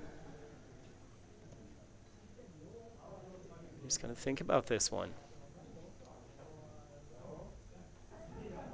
And lets it go. I think he was kind of thinking about hero calling with his pair of 5s in that spot. Still Beausoleil, he hasn't really gotten to showdown that many times. He's played a few pots and a few hands, but haven't really seen him show down that often. He had the one where he had an ace earlier on for a pair, but still that was no good against Rip Kings. Yeah. And I'm pretty sure we did see the ace in his hand there. No. We just...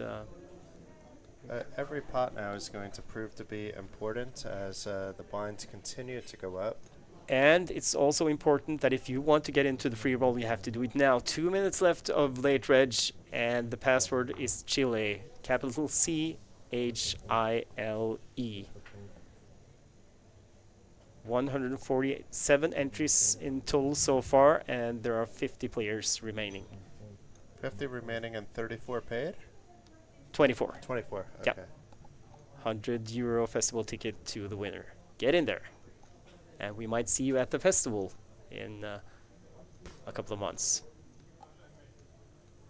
Beausoleil in the small blind, folded around to him, and a careful raise to 3,200, put out 3,000, and was told by the dealer that you have to make it 32. I think that was just, he might have been stuck at the prior level, and gets the fold from Rebiedo, shows 7 deuce. And Beausoleil, I like that he didn't, fall for the temptation to show his 9 deuce in that spot. Yeah.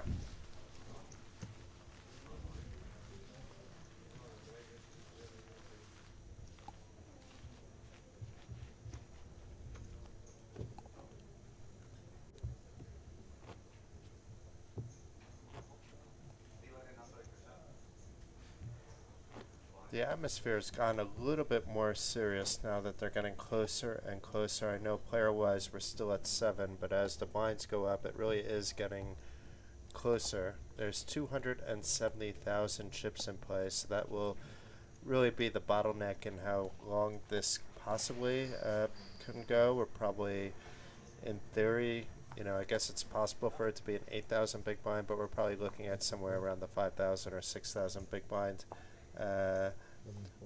When we'll see a winner, which still means another 2-3 hours of play, but you can understand that every pot now is quite serious. Now Sebi with king, queen offsuit, 10 big blinds, goes all in. Viegas folded, Beausoleil on the button, 7-3. He's gone. Rebiedo 9-5 offsuit, would surprise me if he called this one. He's folded, and Wally's on with 4 deuce suited. It is suited. It is suited. I think that's what he said. They are suited. No, I like Tommy Wallison. He's most often, well, the times I've seen him, he's been in a good mood, and he's a nice guy, and he was the most, I would say, livid player left in the Wed Turbo last night here in Bratislava. So he had a long night, but he's playing really well today, and I mean, he's had 2 cashes so far in side events here at the Coolbet Open. 1 in the deep stack and 1 last night. And here he is, Chip leading the final table. We are on the break, dinner break. We'll be back in approximately 30 minutes.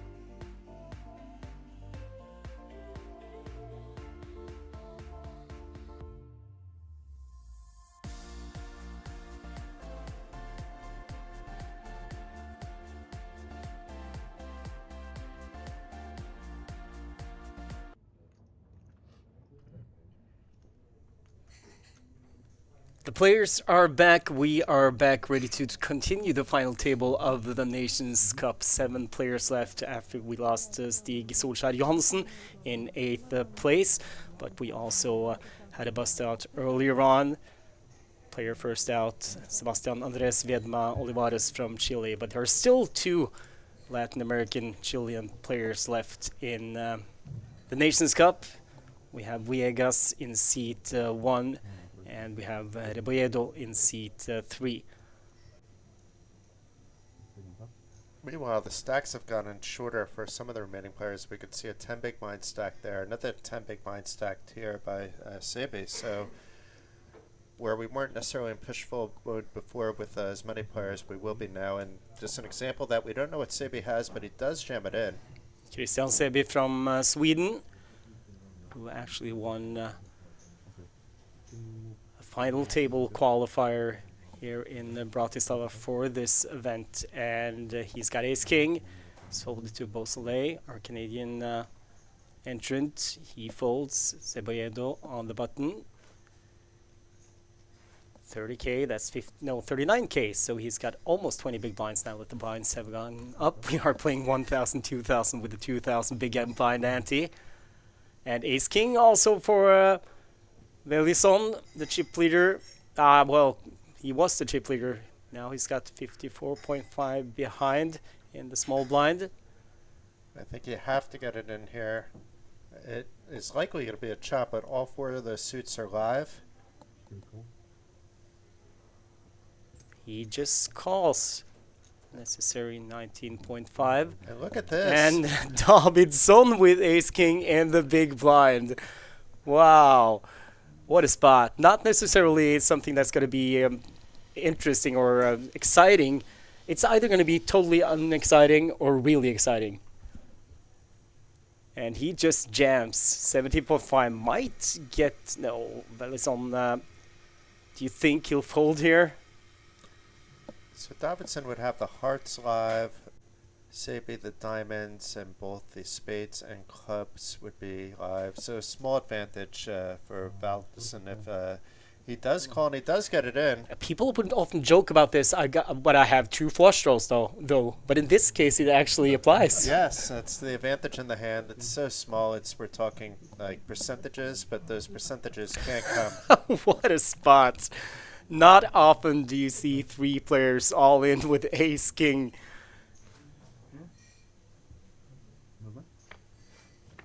And now the flop can decide a lot. Okay, it's rainbow, so they are going to chop it up. And it certainly lightened the mood at the table, this hand. Like it was a bit serious right before the break, and now players laughing, smiling, having a good time. Wow, and the thing is, it's like Sebi... It's like none of the players would mind it except that 2 of the ace kings were in the blinds, so it's like nobody wins.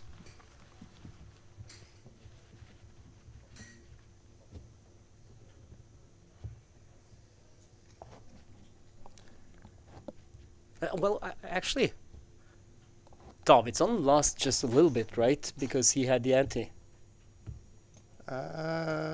Was it the small blind in as well? Yes. So technically lost a little bit. Yeah. Okay, Sebi. Still, well, slightly over 10 big blinds. Folds a6 under the gun. Viegas folds.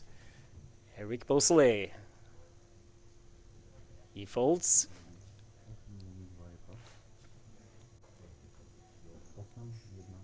Luis Oriel Rebolledo Arenada from Chile. King 4 in the cutoff. Is he thinking about trying to steal the blinds? He's been doing this 5-second, 10-second pause pre-flop. I think it's so when he does need to think he can. But it's not going to be a tell at the given moment. No.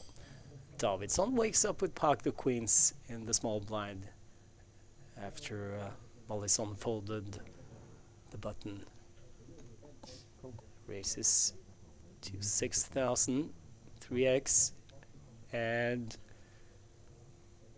oh, he was judged just to call. Wow. So the dealer judged it as a string bet, I think, so he was just allowed to call, and Håkan is happy to check his 8-5 suited. Yeah, he would have had to fold there. It wasn't a min raise, so he gets a free look at a flop. 10-10 deuce, nothing there to get Håkan in a lot of trouble, I think, depending, of course, on how Davidsson is playing this one. He bets and gets the fold. That's the, oh, well, not quite the minimum, but not much still.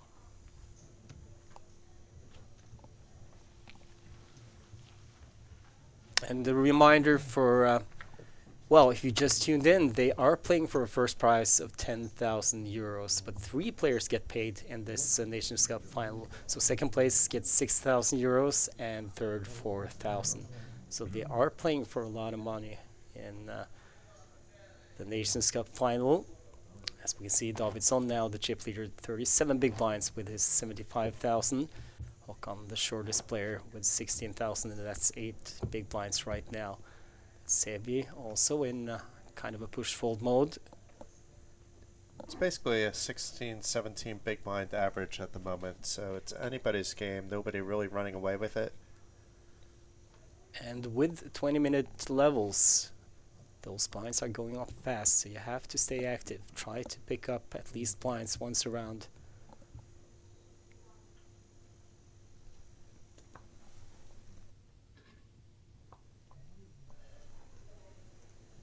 Careful fold from Beausoleil.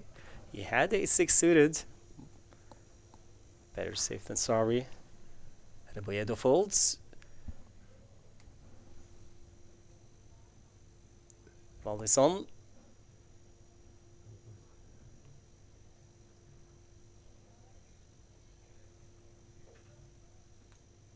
He's gone.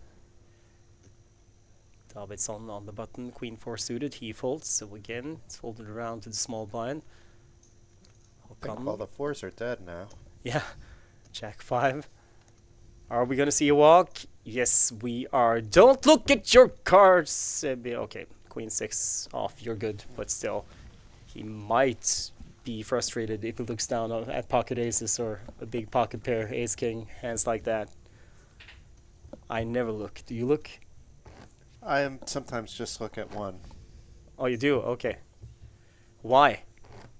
I look more than I don't look. When I'm playing online, if I'm, depending on where I'm playing, if there's that feature and I'm not playing too many tables at once, I'll usually just take a peek. Yeah, well, if you're online, you're usually forced to look. But live. No, I mean also I look at the flop then. Oh, So, you have the rabbit chasing Yeah, stuff yeah. going on. Come on. There's a saying I'm that. curious. Yeah, curiosity killed the cat. It doesn't make me upset, because you can't do anything different, right? That's so what then you can't be upset about it. Jason, that's what everybody says, and you don't know until you find yourself in a situation where you actually get frustrated. Why risk it?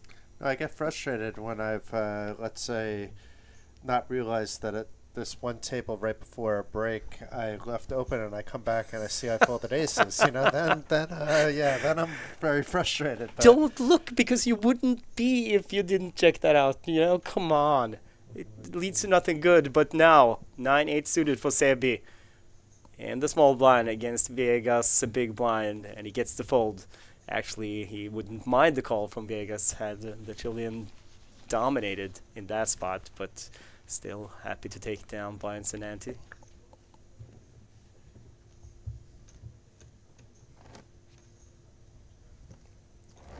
For those of you who missed the free roll today, don't worry. There's going to be another one tomorrow at 7 o'clock. We don't know the password for that one yet, but you'll get another chance. And I think I have the lobby up. We ended up with 148 entries, and now there are just 22 players left, who are all guaranteed at least, well, a €3 festival ticket. But those tickets, they get bigger and bigger up until first place, which is €100 free roll ticket. No, hold on, festival ticket, of course. congratulations to everybody that won something already. I mean, even with a €3 ticket, I've known people that have won stuff for 10 cents, and even from free rolls that you're working from. So go from a free roll to a €3 ticket all the way up to a package. would be quite the story. But best of luck that those of you still in. €100 top prize. Not bad at all. I actually know players here. Yeah, you're on a lot of Twitch streams lately, so you're on the Twitch streets and knowing screen names. It's always nice when you can put a face to a screen name, though. Definitely. And what's fun is that, well, it was done in Vegas yesterday. All the players who wanted to play with a name tag where they put their Coolbet nick on, they were supplied with small pieces of paper and a pen. How many did that out of curiosity? Any idea? No, I don't know. Because we were working until pretty late, so I guess a lot of players had been knocked out. But I know also that Jevakim is going to do that one in hers, which runs tomorrow at 2300 Central European Time here in Bratislava. So if you're in Bratislava, get into that tournament. I'll try to do the same. And we might make Acer Sigis tonight, Jason, depending on how long this final table runs for. Yeah, we might have the time, but it'll probably be a late registration if we're able to hop into that one. Yeah. But it's because of streams like this that it's become more of like a family thing. You know, it's I've tuned into Ilva's stream before, and you know, you just feel like at home. You know, even me not playing at Coolbet enjoys watching, you know, the community all together. Sorry to interrupt, but Sebi all in again, pushes pocket fours, 13 big blinds, folded to Beausoleil and the small blind. He's gone. Reboedo, queen 6 in the big blind. This is probably going to work out fine for Sebi.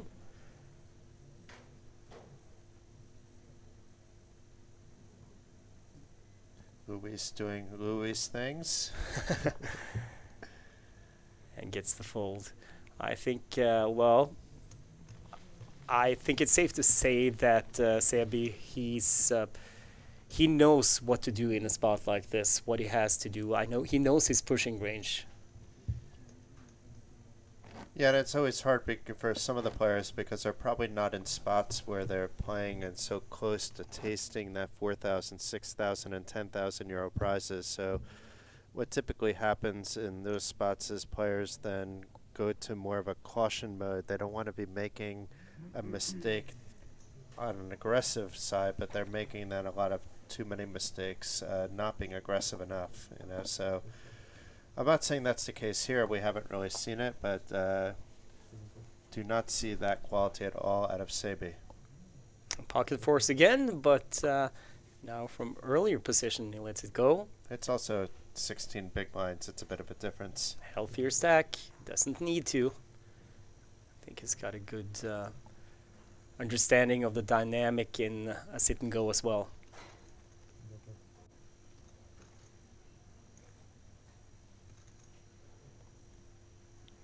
Reboedo in the small blind just takes a look at Mollison and gives him a walk.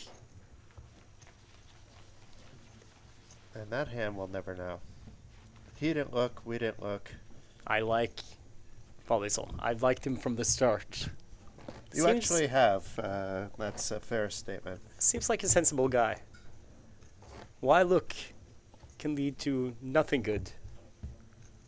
Doesn't matter. You won the hand.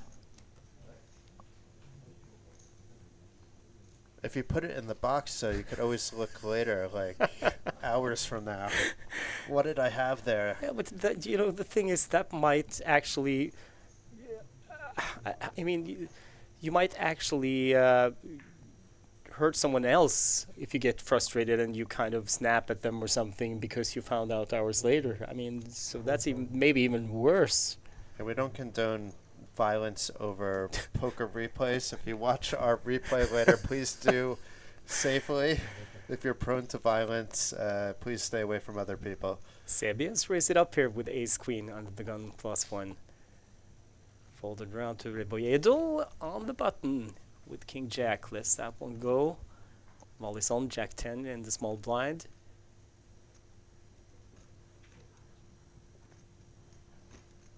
Probably has noticed that Sebi has gotten more active and he calls. Davidsson is getting an insanely good price in the big blind.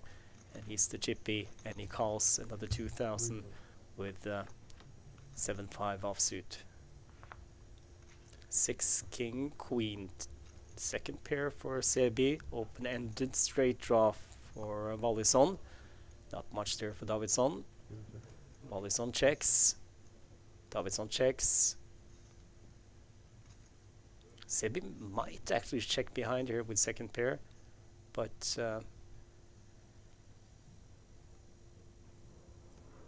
it just sets him up for being bullied off a hand Yeah. on the turn, though. makes him exploitable with his stacks. I think if he was deeper, he might check behind, but he bets 3.5. Back to Wallisson with his open-ender. We know Tavi's not going anywhere, but is he gonna raise or just call? He just calls, and Davidsson folds.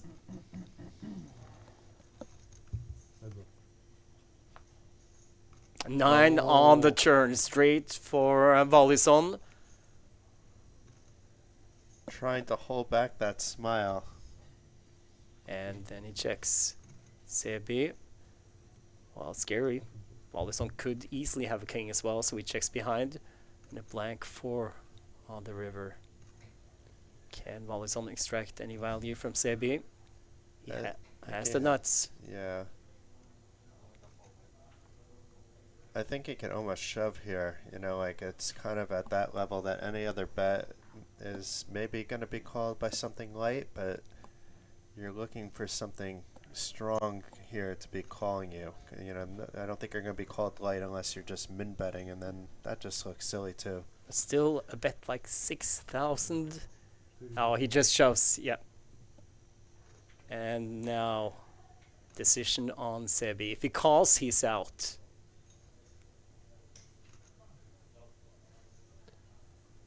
And he folds. Lets it go. Very disciplined fold there, and that's why the c-bet on the flop turned out to be important. He knew that where he stood, that he was either behind the king or behind the 10-jack, and of course there's some bluffs in there, but chances are he was going to be behind facing a shove on the river. And still 11 big blinds for Christian Sebi from Sweden. He's gonna be in the big blind next hand. So, well, depending on what he picks up, of course, but there was a period he was really active, shoving pre. Now he's back to that point again, but 9-3 suited. Has to put in 5,000 in the next two hands if he doesn't accumulate chips. He folds. Folded around to Reboedo, Queen Deuce.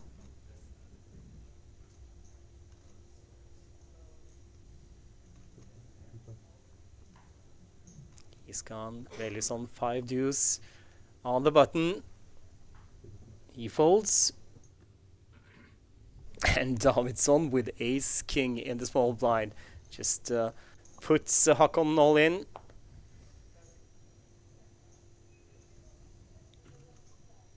Here we go. And he calls. But what does he have?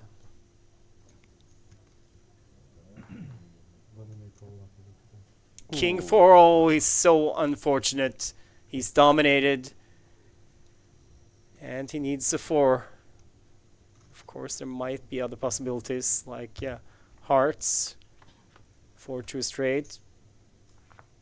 3-6-8, okay. Still runner possibilities for Håkon.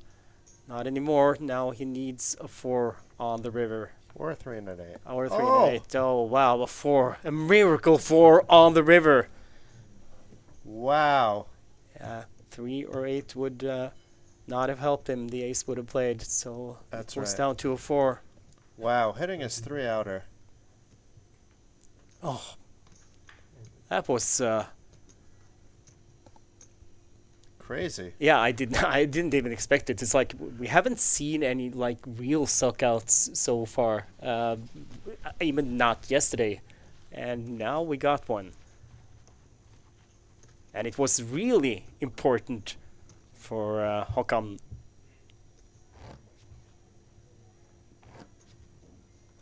And pretty soon they're going to be on a very low average. I think it's around 40,000 average they have now, and it's going to be 1,500, 3,000 blinds. So just doing a little bit of math there, that's about 13 and a half big blinds. So Yeah, we decided yesterday that you are going to do the math here at the Coolbet Poker. Yeah, I'm not going to even let's try. just say that in a few moments everybody's going to be very short. Even the chip leaders are going to be 25 big blinds or less.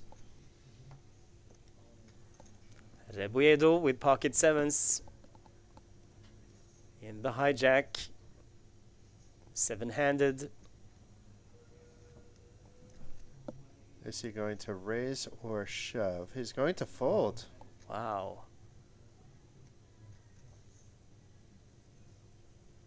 Didn't see that coming. No, Valdes only folds. Davidsson still 56,000 behind after doubling up Håkan. Håkan, Jack, Trey. Are you gonna give Sebi a walk? Yes, yes, and that's beautiful for Sebi.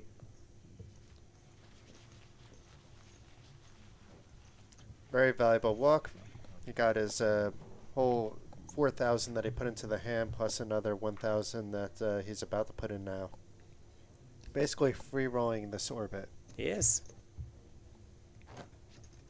Although now blinds have gone up to 1,500, 3,000, so it's not a complete free roll, but you get the idea. I was gonna say he still has 10 big blinds, but no, he does not. Yeah, something has to give now. There's several stacks under 10 big blinds that can't go too much longer without getting their chips in.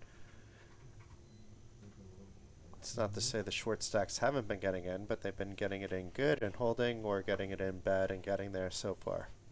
Vegas first to act. No, Beausoleil, Vegas in the big blind. So Beausoleil, he folds. Rebuedo did not want to play sevens. Don't think he's going to do anything with Jack 8. Always on 9-3 suited.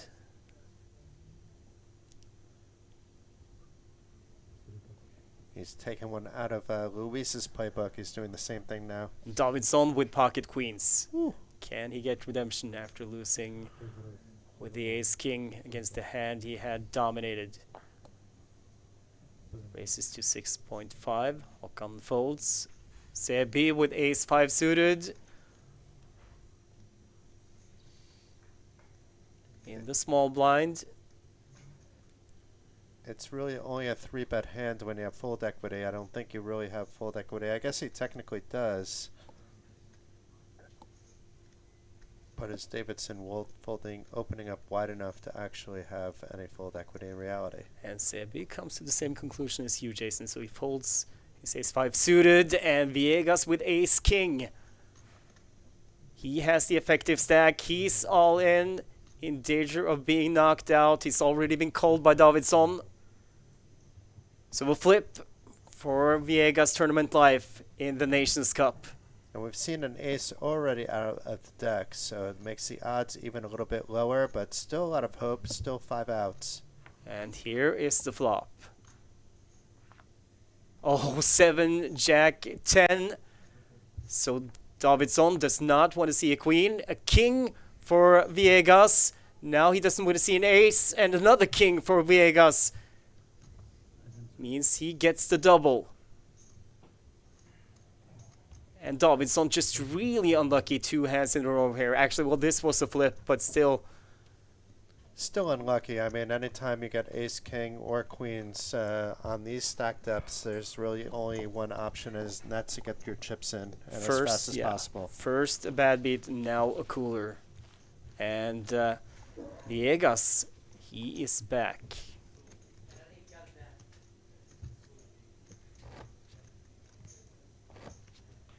This means that, well, now Davidsson has somewhere, well, around 10 big blinds, if my math is correct, Jason, which we have established often it's not.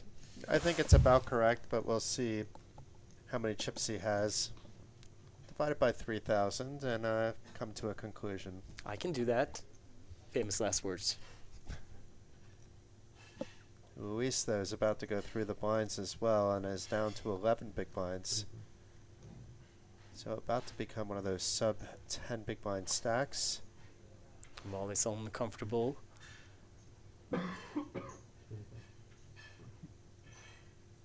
He folds Davidsson. Ooh, I was really close. He was as close to 10 big blinds as you can come. Yes. And now Sebi gets the chance to shove the button, and he does it with Jack 9. Viegas folds. Beausoleil, 8-6 suited. He's got 22 behind, and he lets it go.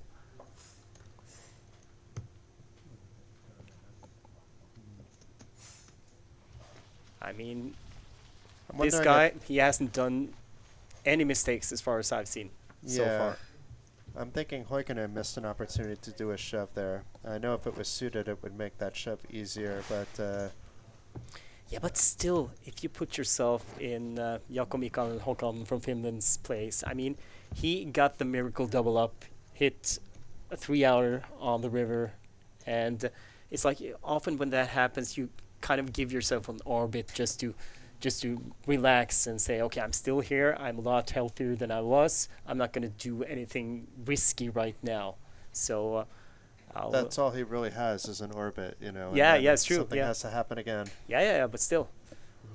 I'm not saying it's right. I'm saying I just understand his state of mind. Well, now it's suited. Let's see if it goes in for Hoikinen. Yeah. Right now we are seeing Davidsson. Håkan, he redeems himself, pushes 10-9 suited. This is from the hijack, but it is suited, so it's two different things. But I do like it. It's just going to be unfortunate. He's going to run into this. Yeah, ace-queen for Viegas on the button. Has two players behind. Javier did just chip up, but it's not like any safety. This is likely that he's going to either call or shove. Has all three players who are still in the hand covered.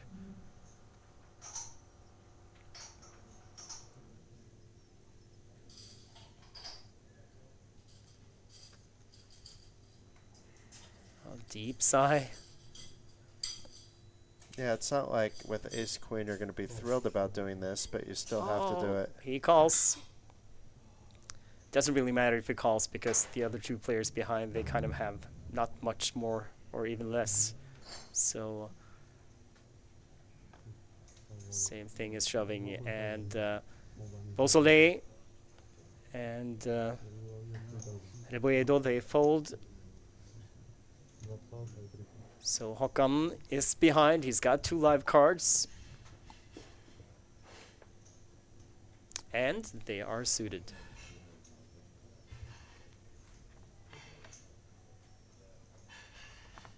Oh, well, it was a good start with the 8, but nothing yet. And 7, that gives him more outs.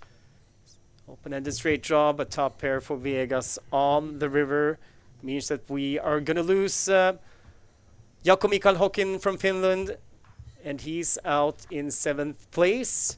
But still, like the others, he's still got 4 more days of poker if he wants, or he could just enjoy Bratislava for the next 4 days. He seems like he came here ready to play. Like I enjoyed watching him play. The shove at the end, I think, was more than standard. On when you're down to 6 big blinds, there's not much time you can wait. Suited connectors, 10-9 is fairly standard. Just a bit unlucky that A, it didn't get through, and B, he didn't get there after it didn't get through. So it was better than 50-50 for something good to happen. And Viegas now back to being chip leader, which he was early at this final table of the Nations Cup. But it's been a while since the last time playing 30 big blinds. Tournament poker is fun. It can be quite the roller coaster ride. Yes, it is. Folded around to the chip leader. He folds ace 4.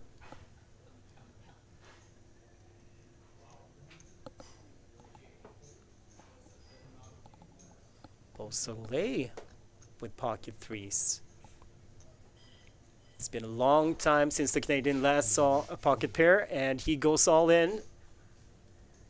20,500. Rebolledo queen 9 in the small blind. I'm sure he'd love to see a flop with that hand, but not in this spot, I think.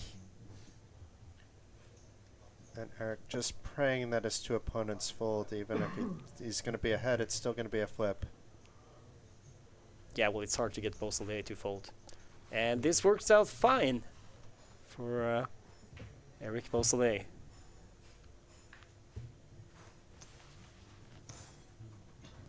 It's like that 10-9 suited is better than those pocket threes. If you're called with the 10-9 suited, you usually have a little bit more hope than you can have with pocket threes, because there's going to be a lot of pocket pairs that come in there that you might be flipping against with the Jack 10, 10-9 suited kind of hand that are dominating the threes. Yeah, the best you can hope for is a flip, unless somebody goes crazy with pocket deuces.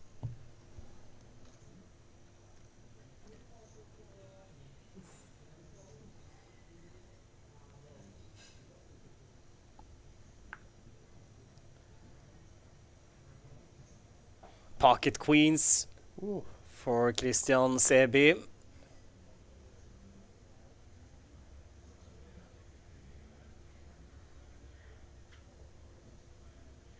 Ten big blinds. Goes all in. Vegas out. King 7, Beausoleil. He folds. Can't imagine Rebolledo calling with King 5 on the button. And he does not. 9 deuce while it's on. He's gone. Davidsson with Queen 10. This would be a horrible spot, and he does not call. Remember that Davidsson has had a bad beat. He's had a cooler, and he was the chip leader not even a level ago. Well, maybe, no, not even a level ago. It's going to be so swingy at 15 big blinds. It's going to go up to 2K, 4K before you know it, which if we're still at 6 left would mean a little under 12 big blind average.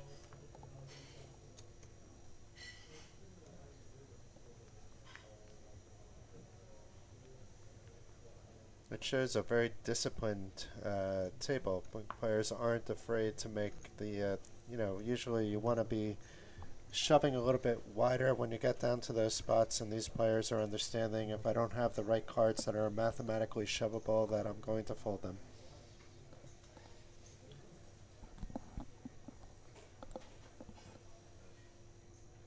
Folded around to Volison on the button.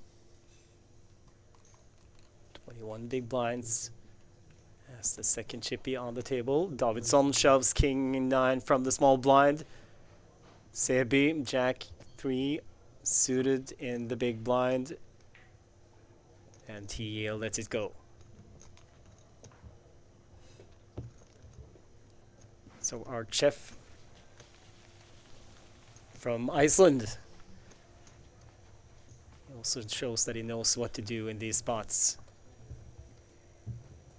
And you mentioned earlier in the broadcast, I'm not sure if everybody was tuned in when you mentioned it, but you mentioned earlier in the broadcast the progression that you were taught by Eric Haber, going through and through and through, and now you mentioned like a hyper turbo 6 max. That's kind of like the training part that we're in at the moment. If you've played like dozens, hundreds, thousands of those sit and goes, that's the spot where you would know exactly what to do in these situations.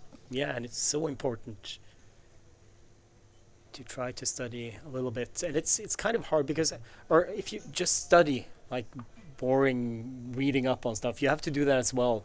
But still, it's like you don't really get to these spots that often in big tournaments with, like Coolbet Open main event with 5, 6, 700 players. But when you do, if you don't have that experience, if you don't have that knowledge of what to do, you're going to make mistakes. But here comes Sebi, suited jack from the small blind against Viegas big blind. Viegas with the better hand. He can't be sure that he has the best hand. And he lets it go. A little bit of a wide shove by Sebi there, but it worked out. I think actually it is fine. Not fine, but fine. Because it's the situation as well with 3 places paid. And Viegas, he is the chip leader. He can call easily. Sorry, help me out. Easily. But still, it's like for a lot of his stack, and he doesn't really need to take a chance unless he wakes up with... I'm sure if he sees an ace, he's going to call. Maybe probably a good king as well, or a pair. But every single other hand, he's going to be forced to fold in this spot. So I think actually the Jack-6 suited there was a good jam by our Swedish friend.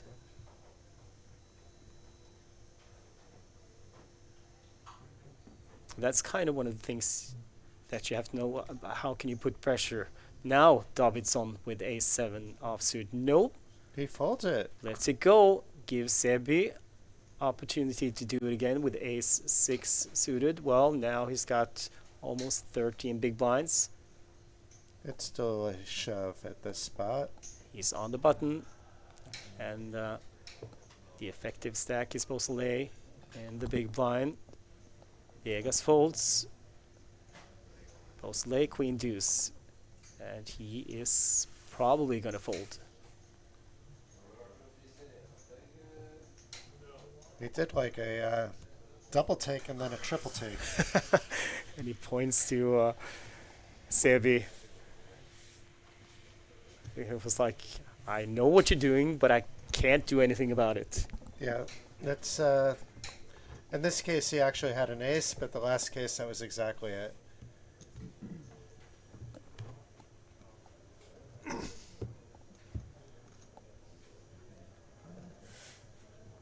Anything going on in Chatland over here? Well, there is some vamos going on, as we could expect, with 2 Chilean players still in here at the final table of the Nations Cup. Heisenberg and Antonio. Vamos Chile from Antonio. Let's go back to this because we have a 15 big blind stack now by Sabia after getting 3 shoves through now. So he doesn't necessarily have to shove anymore. He may still want to shove at this stack depth, but this is where players begin to think I can raise fold if I need to, or raise call, depending on the situation. And he goes 9,000, 3x from the cutoff. So that looks like he's saying I'm going to raise call if you shove over me. Yeah, and gives himself maybe space to fold if one of the 2 bigger stacks comes over the top. Not saying that he necessarily would do it, but he has the option.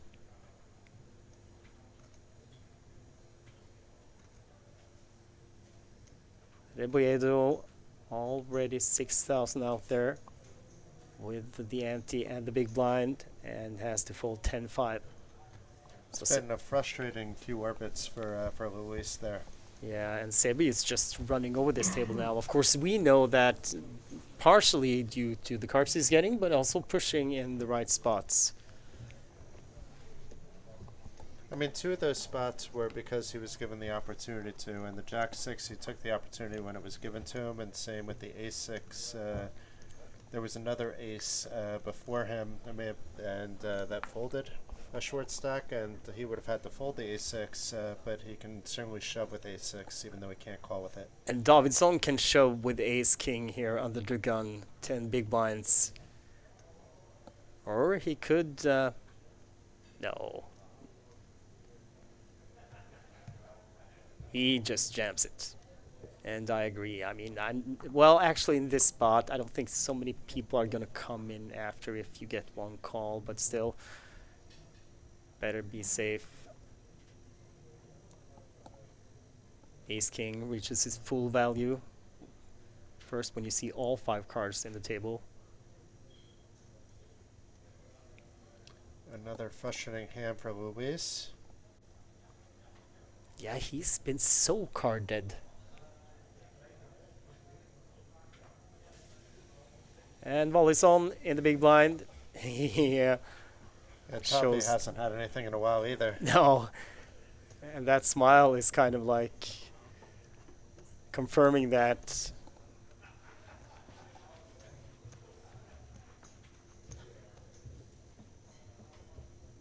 So still 6-handed.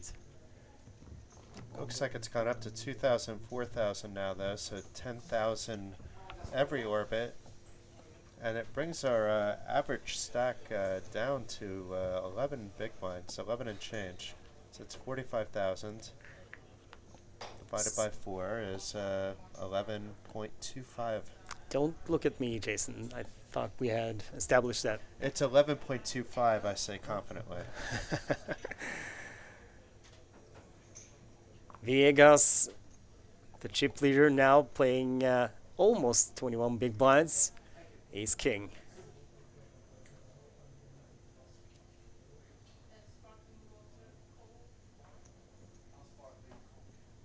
That was not a string bet. That was, the intention was really clear. I mean, I hate people who are too picky about stuff like that. Yeah, it's only when people are being like splashy, and it's like if it just happens to slip out when you're pushing it forward, it's a much different thing. There's no way he could use that as an angle shoot. So Rebolledo on the button with Jack-7 suited. That begins to look like aces after the hands he's been getting. You're right. Molly's on 9-6 offsuit. He's gone. Davidson with 8 deuce. So raise and take it for Viegas. But like you said, he picks up 10,000 by doing that. And even as the chippy in going from 83 to 93 is quite the jump when there's 270,000 chips in play. So he has more than 1/3 of the chips in play now. It doesn't mean that he's even safe from cashing, though. That's the thing. You know, it's 1/3 of the chips in play still isn't a lot of big blinds. That's a little more than 20 big blinds, 1/3 of the chips. Yeah, and he's like, well, he's not the effective stack no matter what happens now. And he has to take the other stack sizes into consideration when decides to play a hand. So, but as the chippy, he actually has the most to lose. Losing his chips are far worse than gaining more chips. Yeah, that's kind of what I implied. Yeah.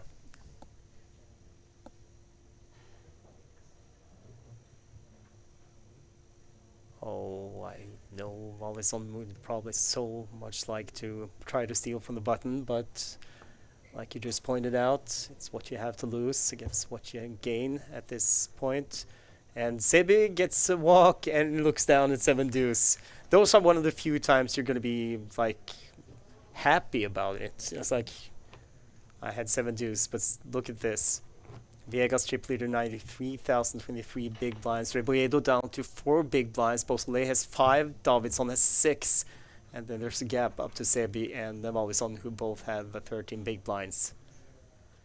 And if you just tuned in, 3 players get paid. First prize of 10,000 euros.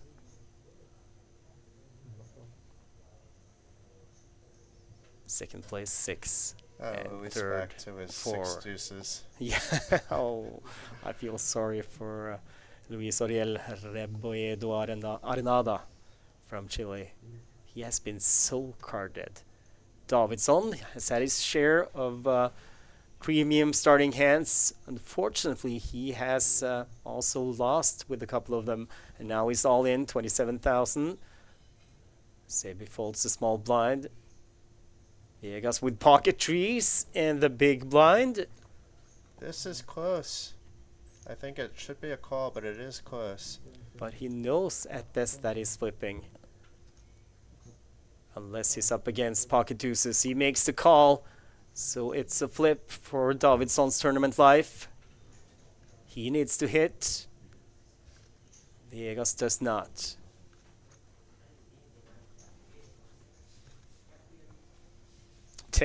Deuce 7, no help to Davidsson.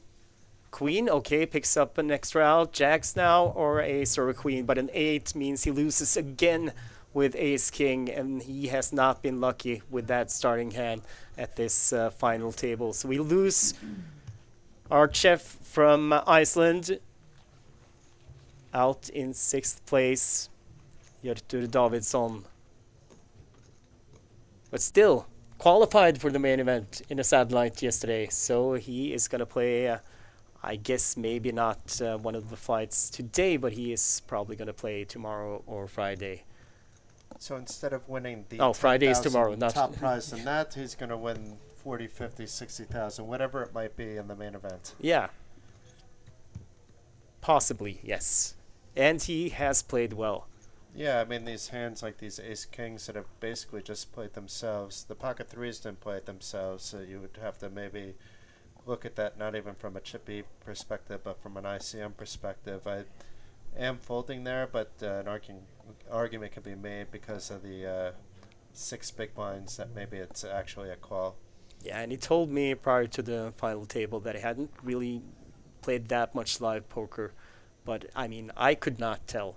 So Hjörtur Davidsson, well played, GG, and see you in the main event. But now we are down to 5. Which means I could be a math nerd again. Yes, you can. So we have 54,000 average, so that would give us an 18.5 big blind average. So Viegas puts Beausoleil all in. Beausoleil calls with Queen Jack. I think he just has to. And he's got 2 live cards.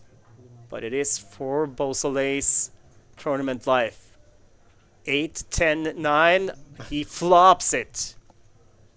Flops the straight. 7. Even longer straight now. Beausoleil needs a jack. Does not get it. A jack or a king would have knocked out Beausoleil. But that did not come. It was a really exciting flop. Beausoleil with the celebration, well, might slightly prematurely, but still worked out fine for him. And there you go, Eric Beausoleil. Finally. And look at Viegas.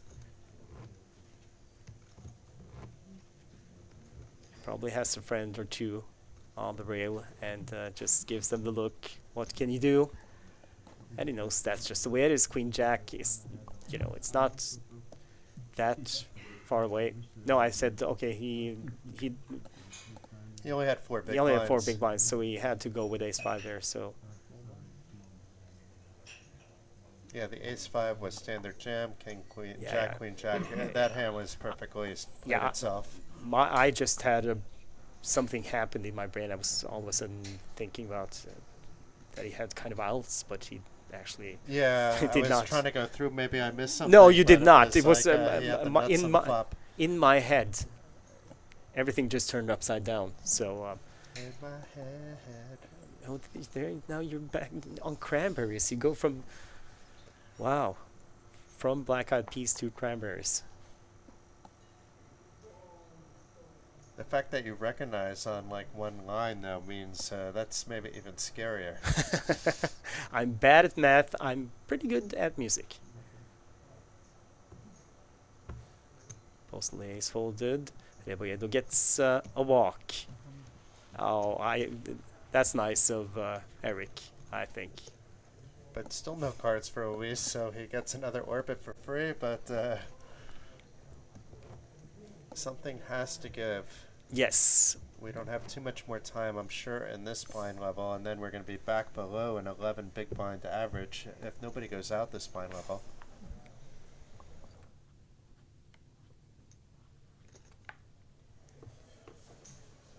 Queen 5 for Sebi. First to act, 2 players away from the money now. Viegas Queen 10 in the cutoff, still has more than 100,000. He folds. Beausoleil with Ace King suited on the button. Hasn't seen a lot of big hands, Ricky Beausoleil. This is interesting. He's not jamming it. He's just going to raise, it seems, but to 12,000. Yeah, 3x. And, ooh.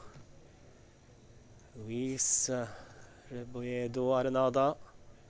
Jack 4, okay, you can fold that from the small blind, but you have to do something the next orbit. Ball is on, King 7 in the big blind. If it was another player, Mollison might be tempted to do something here, but not to a 4x open though. With no, it's 4x, not 3. 19 back. It's effectively a shove, actually. Yes, it is. And let's it go.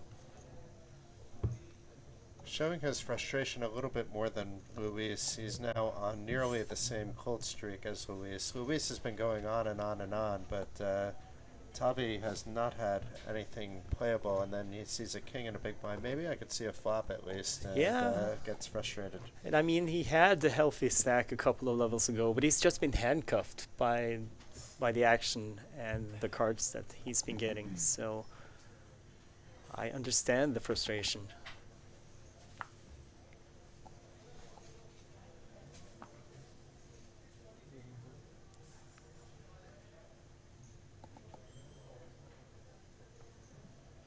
Viegas folds King 9, Beausoleil, Ace 7 this time.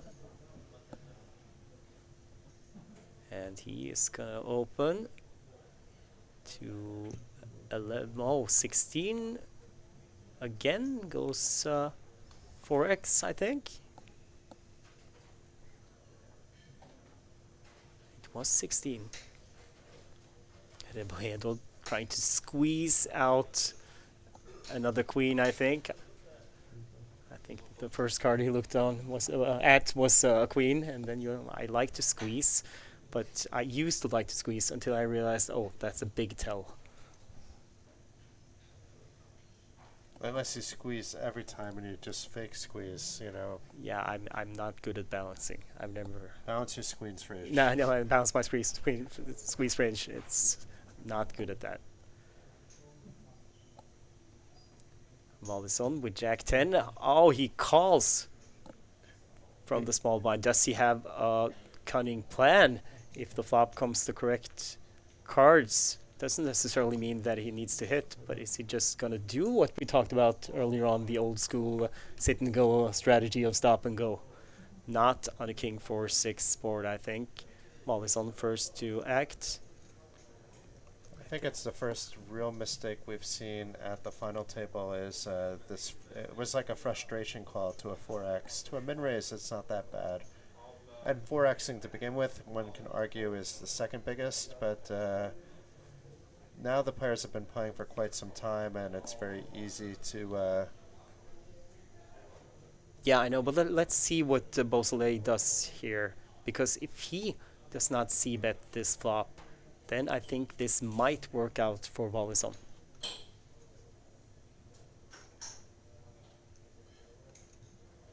And he gets the check back. 9 on the turn. It's the 9 of diamonds. Wallison with the 10 of diamonds.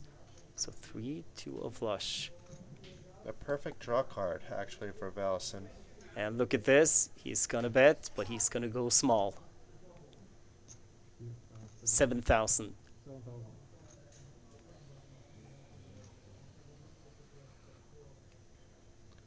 And Eric put himself in this spot by not just shoving pre-flop. And he folds.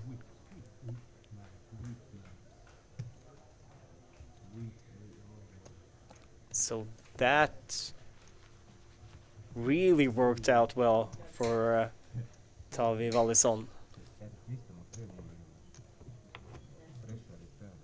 I would say don't do this at home kind of move, but it worked out quite well for him. So maybe if you know something, go ahead and do it all the time.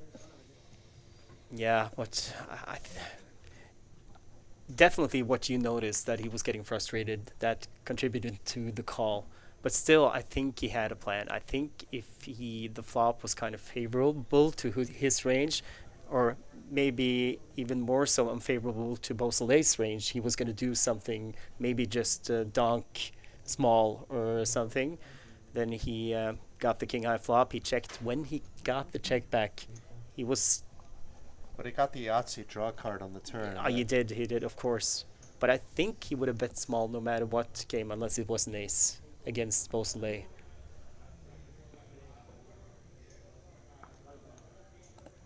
Likely we'll see a shove here by Sabi. Yeah, I think so too. But I think it was he was really exploiting the player he was up against in that last hand, Tavi. But now, Sebi, king 8 in the small blind. Now he just limps in, and Viegas with ace 9 suited puts Sebi all in and puts him to the test, and Sebi has folded. But he got lucky there that he didn't shove, because then he would have been behind on that. Obviously, he could have won with king 8 against ace 9 with 2 live cards, but I would probably be out in 5th place in this spot here. Go Chilean players from Javier Sierra. And we still have 2 Chilean players at the Nations Cup final table. One with the chip lead, actually. Yes. Could get 2 players from Chile on the podium here.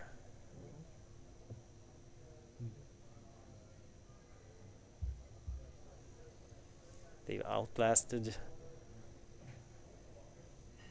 the Norwegian player, the Finnish player, and the player from Iceland. Reboedo all in, king 4 under the gun. Decided he could not wait, and I like this play. Could not afford to let the blinds go through him one more time. Getting better hands to fold, but he's maybe not going to get ace 9 to fold. Oh, are we going to get the confrontation between the 2 Chilean players? We saw them battle it out during a couple of times during the first few levels of this final table, but now they are going to do it again. Reboedo isolates. No, Viegas just calls 17k. Yeah, it didn't really matter with the stack size of Beausoleil. So in I should stop trying to use English words like that. A nod from the 2 Chileans. So 2 live cards for Viegas, and he flops top pair. He even gets 1 club. 4 is a safe card. Ace the only card that could knock him out. No, the 4 gave him 2 pairs. 2 pairs, yeah, that's right. 2 pair, you are right. So Viegas was drawing dead. The dealer is so dead fast here that, well, almost too fast. Could give us a little more excitement and a little more time to think it through. But it's good we have time now for the main event to make sure on day 2 and day 3 that we get a little bit more time. We don't want to slow down the action. We just want to be able to slow it down enough that we can talk about the action. Yeah, and for if you just joined us, we are going to go back to the main event tomorrow and follow day 1E until we, well, actually, until the day ends. I believe we go live at 5:30 tomorrow, so you can come back then. And on day 2, we are going to follow the entire day from its start, 12 o'clock Central European time. And then on Sunday, the final day, and possibly just the final table of the Coolbet Open main event. Viegas pocket 3s, goes all in, Beausoleil, has ace deuce in the small blind. And he is all in. Rebolledo folds the big blind. Bon chance. So Viegas dominates Beausoleil. Beausoleil, well, an ace, Or a double paired board. of course, Ooh. which could come. 10, 10, 7. Are we going to get the commentator's curse? Courtesy. 7 Jack would give him the win as well. And the 7. And Beausoleil gets the double up. And Viegas, unlucky again. But still.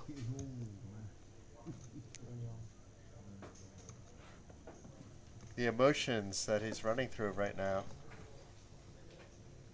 Wow. Eric Beausoleil gets the double up. Plays 50,000 right now. But that is just 12 big blinds. I think the blinds are about to go up to a 5K big blind as well. He would have been down to 2.5 big blinds. I think everything was standard. However you want to look at this, the two were going to go up against each other. Yeah, there's no way. I mean, he should be folding an ace in that spot.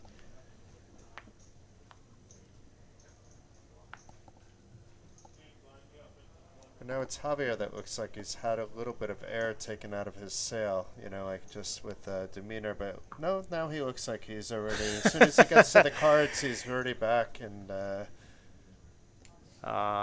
now King Jack suited limps in now. The blinds have gone up. Playing 2.55 with 5,000 big blind ante.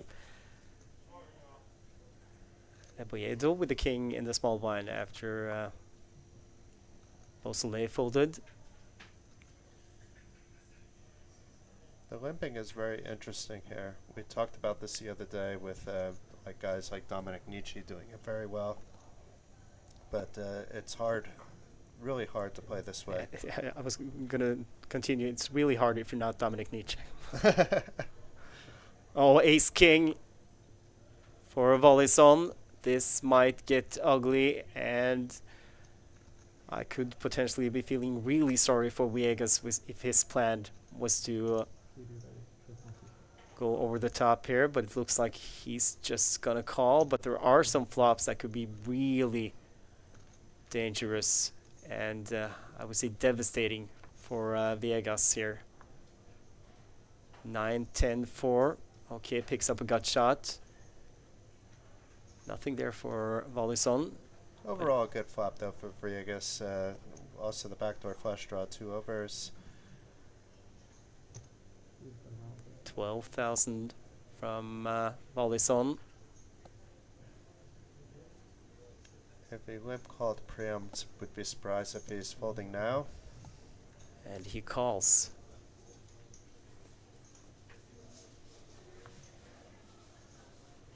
Three of spades on the turn. What does Volison do? Does he slow down? That would give Viegas the possibility to jam with the outs that he knows he has. He knows the queen would be good if he hit it. But no, Volison's not going to give him that opportunity.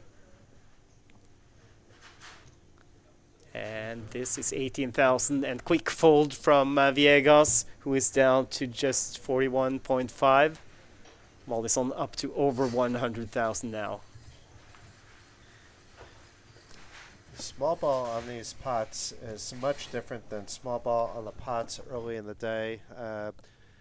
20 big blinds is having a monster. Of course, if you start doubling up your opponents, it goes by fast, but it's very quick just by playing proper poker, you know, to just take the chip lead. You could just see how it swung now. We have Tavi with 20 big blinds, double the stack of Eric, who was almost out of the tournament, and he's only on 10 big blinds, so nobody's secure.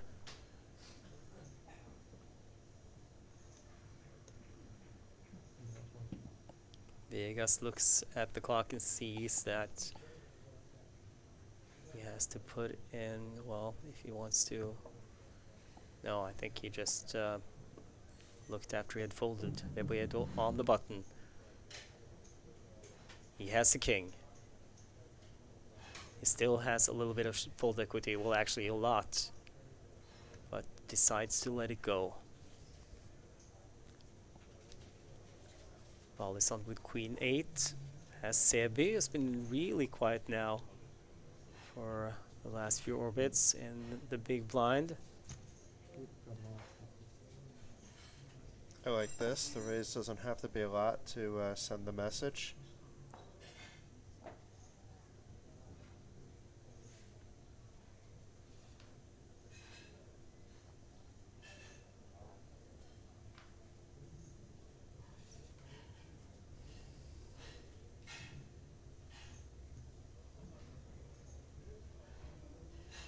And Sebi, he calls with 8-6 off.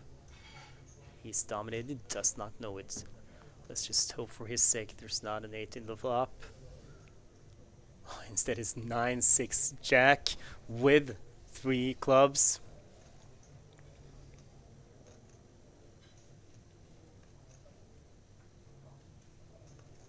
Hits a 6 and now has the best hand.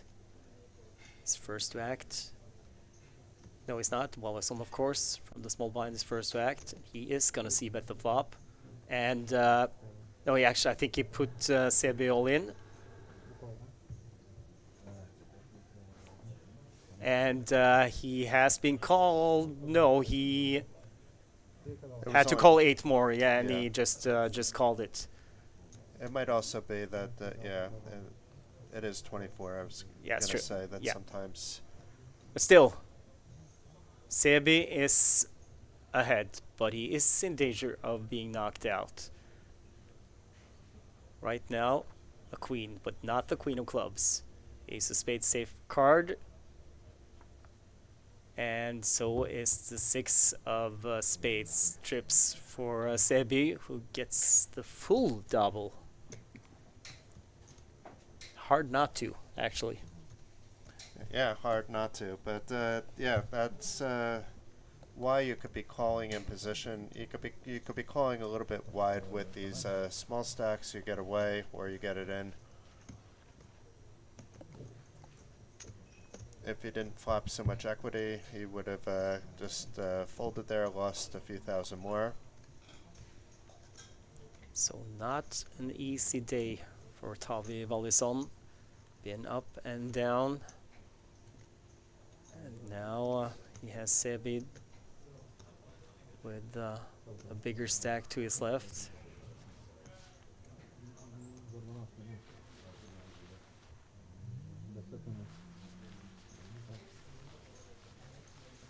I'm impressed mostly with the demeanor of Luis out of the 5 players left. He seems like regardless of anything that has happened, he has remained focused when the cards are in his hand.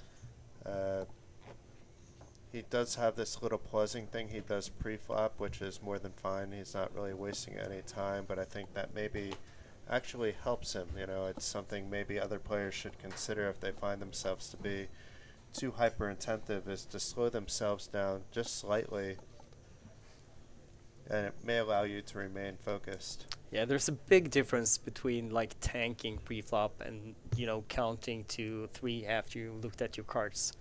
So now he looks at his cards, goes 1, 2, and 3. Now he's got Queen Jack though, so he might want to play. This is a different spot than if it was like 8 deuce.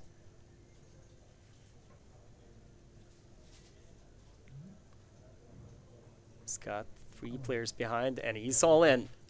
I like this from Rebolledo. He knows he has to do something this orbit, and Queen Jack, he might not get anything better in the next couple of hands before he has to post the big blind. So he just shoves. Wallison folds. Sebi is gonna fold. And Viegas folds 7-3 suited. Well played. And it also shows he has a good understanding. Even though, you know, he hasn't been able to play much. He hasn't gotten the hands. We talked about him being card dead, which he has. And now, well, maybe I would have liked him to take the spot with the king high a couple of hands ago. But now he did it with queen high. So, and with a card that was connected to the queen, so he's redeemed himself. And it shows he has a good understanding of both the dynamic right now and also what you need to do when you have a stack that's short. Now he's under the gun. Let's see what he has this time. Should I do the count again? He looks, squeezes, and okay. Now we're not gonna. Now we're gonna see a longer pause, I think, because he has ace jack. Should we count how long he looks around before he shoves? No, I don't think he's gonna look much. This time not, no. Second hand in a row. Volleyson with ace 4, but with 4 players behind as well, and 66,000. You could see the frustration that he didn't get the shove there, but he doesn't compound on his frustration by calling there. Sebi folds, Viegas folds, Beausoleil in the big blind, 9-8. I don't think. Well, he's got 40,000 behind and folds and shows, and Reboedo shows. I guess He showed the ace. show the ace. Yeah. Strange to show the jack there. Well, still. But now he's gone from card dead to being hit in the deck the last 2 hands. Yeah. Queen jack and ace jack, getting it through, adding 25,000 to his stack just with those 2 shoves. And I mean, he can afford to let the blinds pass now in the big blind in this hand. In a way, he needs to tighten up because now he has, I believe, the 3rd place stack. Yes, and that's a very good point. Talked about sit and go strategy. I mean, your first goal is to make 3rd, and that's what's most important.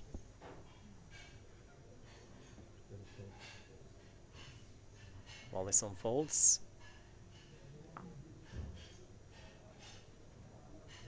So does Sebi. Viegas is gone. Beausoleil with king 10 off. All the money should go into the middle. Doesn't really matter if he just raises here. It's like, but I would like to see a shove.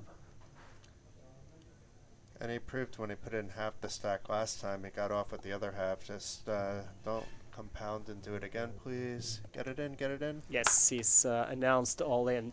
And king 3 for Reboedo. There's only like slightly more than a non-zero chance he folds this. I mean, that he calls this.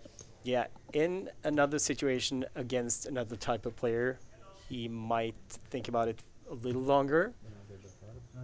King That was high. actually his quickest pre-flop decision in a while. Yes, it was. You're right. I still haven't gotten the count right. I'm just waiting for that 1, 2, 3 fold count. But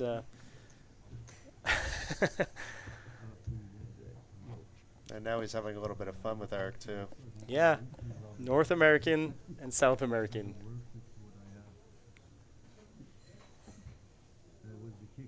And neither of them are American, but the continents.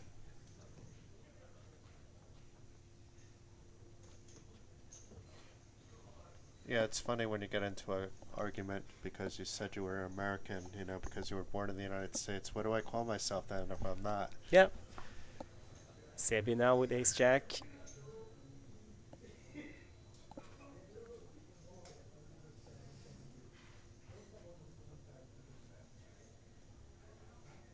Could go either way with this. I kind of prefer a shove. Yeah. 15 big blinds. But decides to go 3x, was it? Viegas with 9-8 suited. I mean, knows he's gonna be in the big blind soon. Will he get anything better before he has to post the big blind? Certainly shovable if it was open, if he could open shove. does not have any fold equity. He knows that Sebi will call no matter what. Mostly 10 big blinds.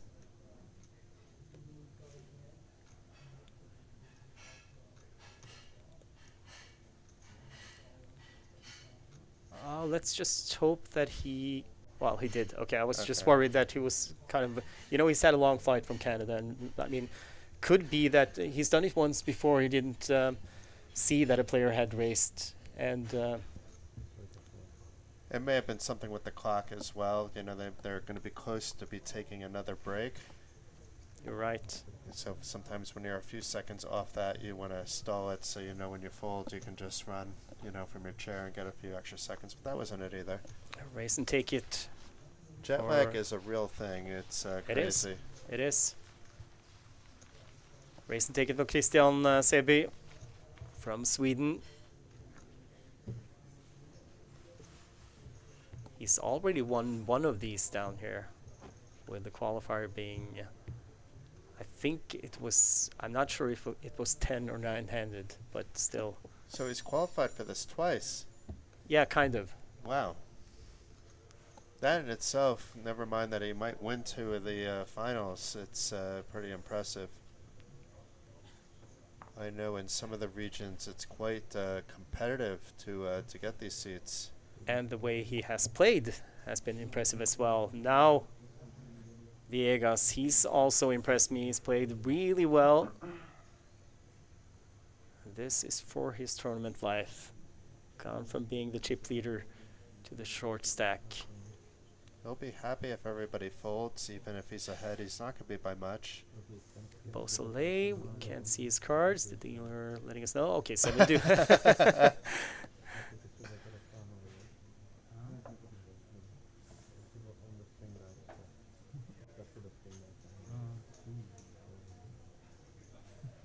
Eric.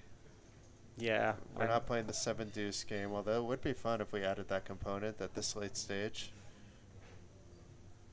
I'm not sure the players would agree with that, though. And a slow fold from Eric Beausoleil. Revoiedo, Jack 8 on the button. He folds. Queen 4 suited. Volley's on. He folds. Back to Sebi, has 10-6. And I'm positive that Viegas is really happy, like you said, with that result. Even if he's caught by 10-6, then he's still more or less flipping. Yeah. But now he has to post a big blind.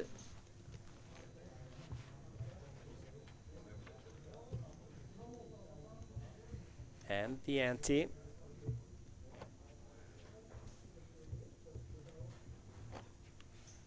Steak, if we don't lose somebody before the break, we're actually going to be at a 9 big blind average when we get back. Oh, wow. And it's not as if these guys haven't tried to knock each other out. I mean, it's we've had several confrontations, but the short stacks have doubled up every single time. After we lost Håkan, wasn't it?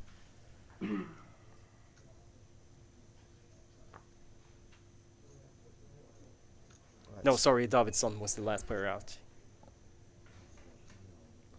A6. Let's see if Eric is going to shove here.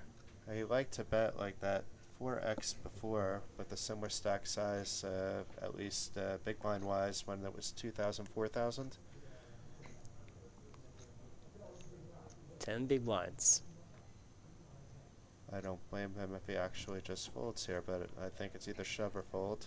I like a shove a little bit better. Yeah, the thing is, if it was on the stone bubble, then it's a different story. Different story. From the hijack, it's, I think, a shove. Yes, because five players left. Yeah, even though it's like you have the whole table behind, it's like the stacks that are bigger than you, it's so hard for them to call unless they wake up with a premium hand. And you have an ace blocker Well, good for him. He didn't. I don't think the nines would have been going anywhere. Yeah, if we are being results orientated, yeah, sure. But then again, so Sebi puts Viegas all in and Viegas folds.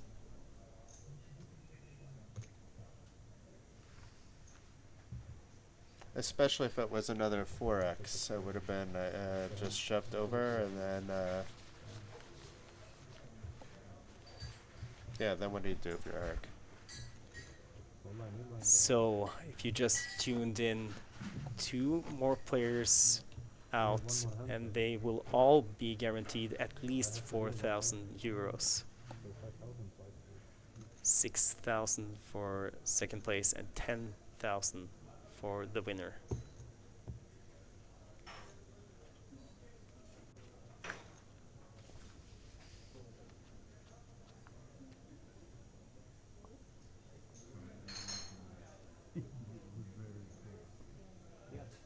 Maybe now we could do the count. No, Count he's is now moved to a different gear. yeah, and I think that's actually not random. I think it's that the blinds are going up. They are, well, everybody's kind of short now. So I think he's taken that into consideration. Let's see what Sebi does with pocket fives in this spot. 20, 35, 38, I think. Ask Beausoleil how much he has behind. And he's all in. Viegas with ace 4. I'll tell you. Could this be it? This could be it, I'm afraid. 20, 30, I think you can actually 35, fold 38, here 39, 40. as well. Beausoleil is still counting. Page that line. I'm pretty sure he had 40,000 behind the big blind and the ante that is put in. Viegas with the decision. Of course, he doesn't, I mean, even though he's dominated, doesn't mean that he has to lose this one. And it doesn't mean that he's calling either. No, true. And he folds. Now it's up to Beausoleil, who has queen deuce suited.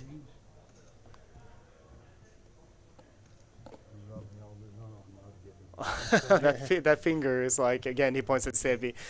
But the players are on a break. We are going to take a short break as well before we're back to the final table. Still 5 players left in the Nations Cup.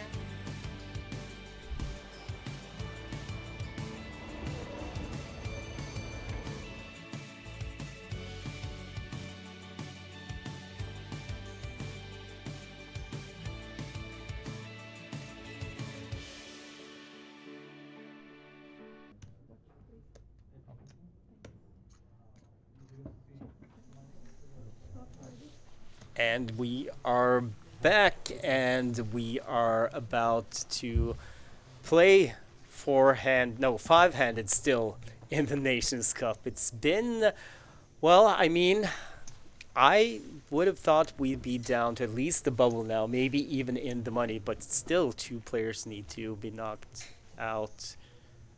In a different universe, we would actually already be in over with the event, but as you can see, something has to happen. 8 big blinds, 6 big blinds, 4 big blinds. Sabi there with the chip lead with only 16 big blinds. We did the math on the break. It was a hard calculation, but it's exactly a 9 big blind average throughout. So mathematics would have it that something is going to give, and something is going to give soon. Yeah, an interesting question, Jason, from Ylva Torsrud. Eva Kim, she's watching. She's in the chat, and she's asking, are they allowed to make a deal? You know, we asked about that I asked about that on the break really quick, and I do not know the answer if I'm going to be fair, but I imagine in this particular circumstance you can't really make an official deal. It is all promotional, but maybe it's allowed. They certainly didn't seem like they took a break to talk about a deal, and the breaks weren't extended like you would expect if a deal was being discussed. No, we have not been told anything anyway, so I guess somebody will let us know if they did. But now Beausoleil in the small blind folded around to him. 37,000 blinds up now, playing 3,000, 6,000 with a 6,000 big blind ante. And it is on Viegas big blind. He just doesn't like the shove. This is 6 big blinds, but he puts in, I think, 3 of them. Riboyedo, sorry, that's his big blind, yeah. 8-4. Raises to 21,000, so puts in a little more than half his stack. It's an effective shove, but last time he did something similar to this. He's not going to probably do it off 6 big blinds. He got called and then shoved over. And now he's showing his ace-8. Or at least showed the ace. Well, I mean, he already has a tight image. Why not maintain it? Yeah. Maybe he thought that was kind of loose for him. No, but he knows what he's doing. If you just tuned in, I talked to him when they started, or before they started, and he's been playing poker for more than 30 years, since he was in his 20s.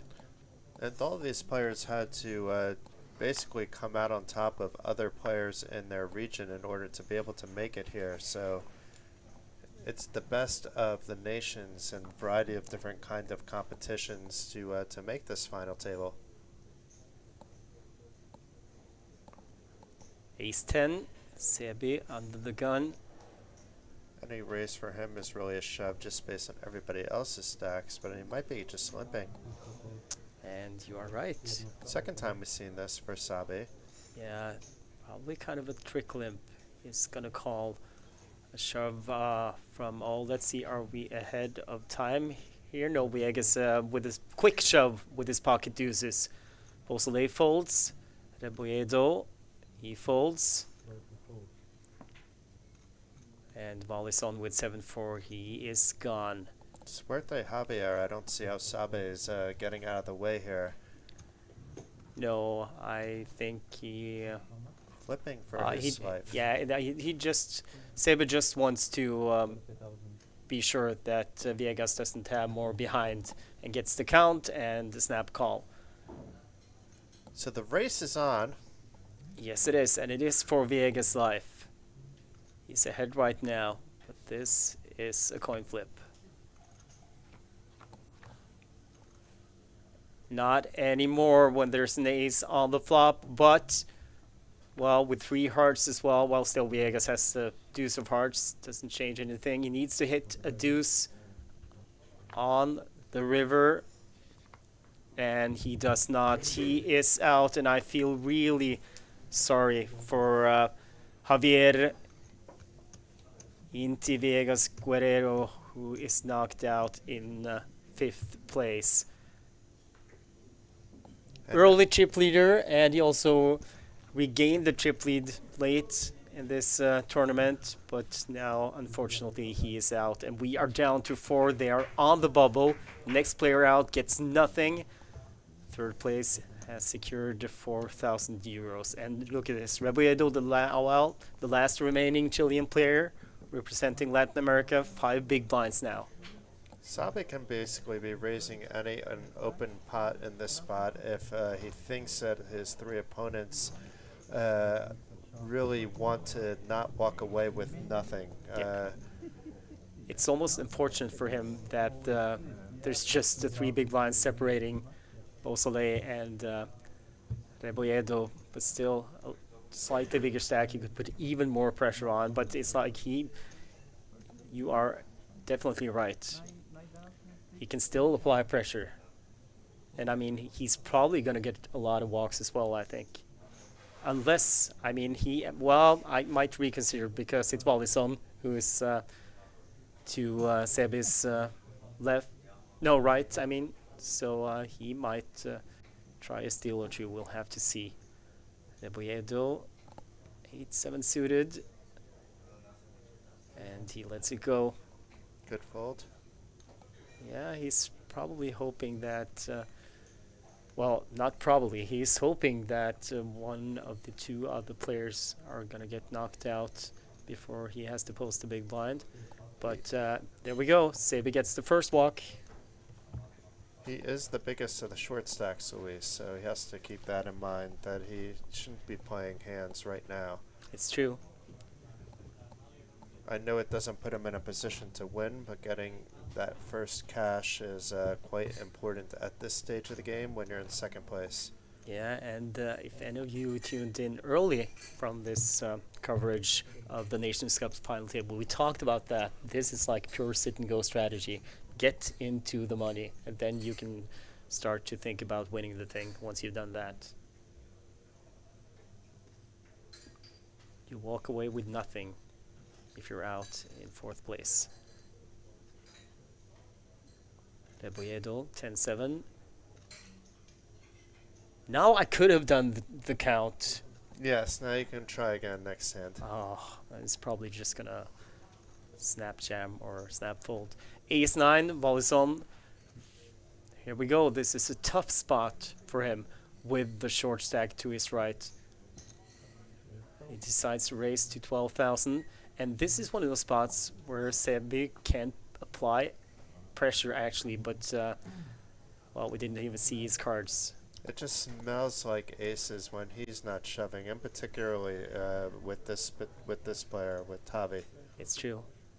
Doesn't need to. Beausoleil, 10-3. He calls, I think he said. Another 6,000. Wallison having the effective stack here. And the flop, 6-8-3. 2 diamonds, Beausoleil with bottom pair. He's ahead right now, he checks. Scary flop for Wallison. He does need to jam it. No? He does not. He checks. 7 on the turn gives him an open-ended straight draw. A 10 would be terrible for Beausoleil if we get to the river.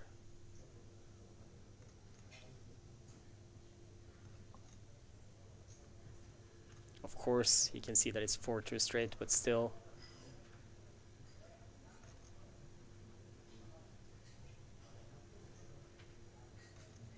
He checks.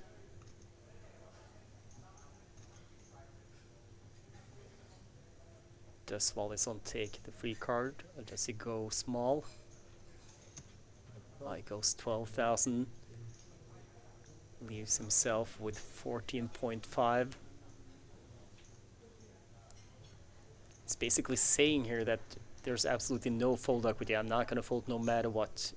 What he would do, we will probably never know. But I can't imagine he would fold once he does this. And this, I mean, might be enough.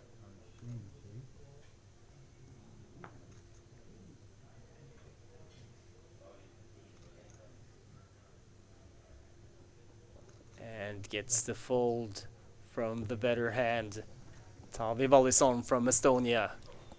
Very interesting. I mean, I don't have those kind of moves on a short stack, but he showed that there's actually post-flop and even post-turn moves you can make playing a short stack versus another short stack, and it doesn't always have to be shove fold. But still, I think it's also player dependent. Part of it, you know, Eric Beausoleil, who's well, it's safe to say he has an orthodox kind of style. Nothing really out of line, but he has, you know, some interesting lines that we're not that used to seeing. And now Valisson with King Jack suited opens again. Now, like, what does he do if he's raised over the top? Like, particularly last hand. This hand, he does actually can fold, but last hand, what if he folded if Sabi shoved over, for example? Yeah, I think Maybe that's why he's doing it. I think he has to because of Reboedo.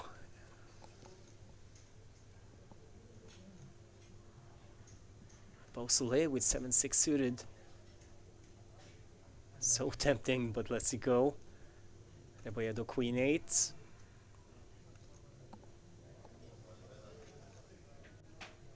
And just 3.5 big blinds behind here.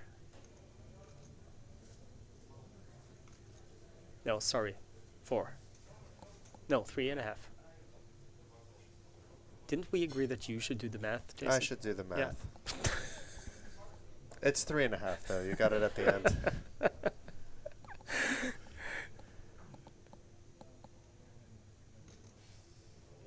You know, I'm the internet kid generation. We don't need to count big blinds. We just see it on the screen.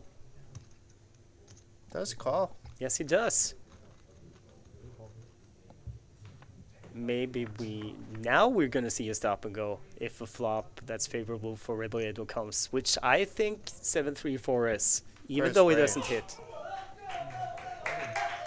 And he does. He stop and goes. Finally, I get the You old got school it. sit and go move. And did he get called? He got called. So it didn't work, but he did it. He's behind, but he still has 2 live cards to hit. Wow. And he hits on the turn an 8. No, that's... Yes, he Yes. does. Oh my god. King or Jack on the river? No. He gets the double. Wow. Very unfortunate for Tavi, but he did make that bit of a wild call, I have to say. But Luis showing a lot of heart and getting rewarded for it. But on I the think... stone bubble. Yeah, but I think still Tave Valdisson is actually aware of the stop and go strategy from the sit and goes. And it's like, I think he was planning to call no matter what if it was Reboedo who did something. But wow, we are still 4 players. And now Reboedo, from being the shortest stack for, well, quite a while actually, or one of the shortest, he has been one of the shortest for several hours now. Now he's really back in it.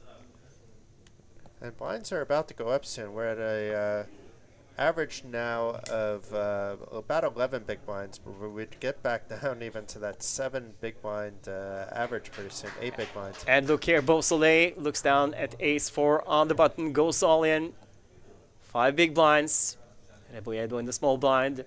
Now has 10 big blinds, which is actually healthy at this stage. He folds. Valdisson with king 7.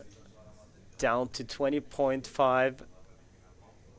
That's what he has behind the 12. He's already put in ante and big blind. I hate to say it, but he has to call just because of the other stacks and where he's at right now. Yeah, it's just It's too strong. annoying that he has to. I mean, he doesn't have to, but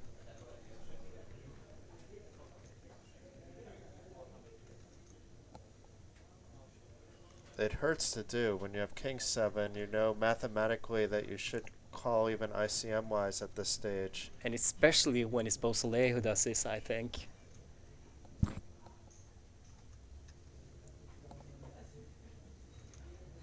That may help you fold if the fact that it's Eric.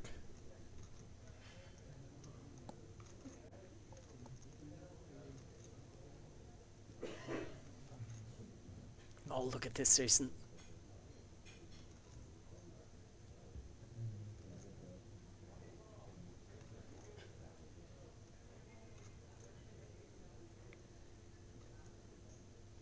And he calls! Oh! He calls, and he's behind. But it's so close between these two players.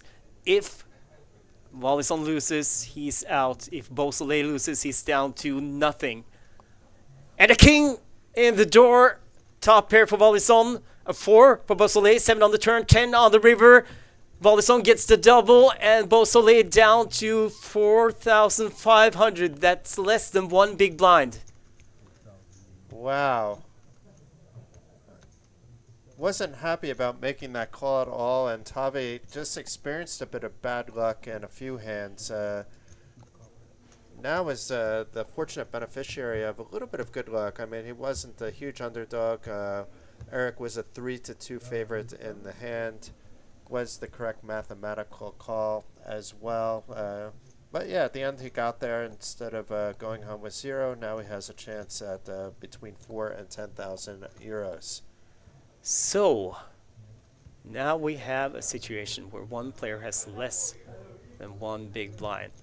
And now, we were talking about the pressure that Sebi can put on the other guys. He now doesn't care if he doubles or triples up Beausoleil. He cares a little bit, but still, he can gain so much by just jamming every hand until Beausoleil either doubles or is out. Yeah, because he should even be folding aces in this particular spot, considering it was a free roll. Yeah, it's 4,000 euro for third. And if you bust in fourth, you get nothing. So Sebi can just jam no matter what now. Let's see what he does. He will be in the big blind in this hand. And it's Beausoleil who's first to act. And he's all in. Didn't look, I don't believe, and we're going to get to see when he sees it, looks like. Jack 6, Rebiedo. Oh, does he really think about doing this? Yes, he calls. Wallison folds. And now it's like Sebi is really free rolling because there will be a side pot. Eric in good shape, actually. Yes, he's got ace jack. And flops top pair.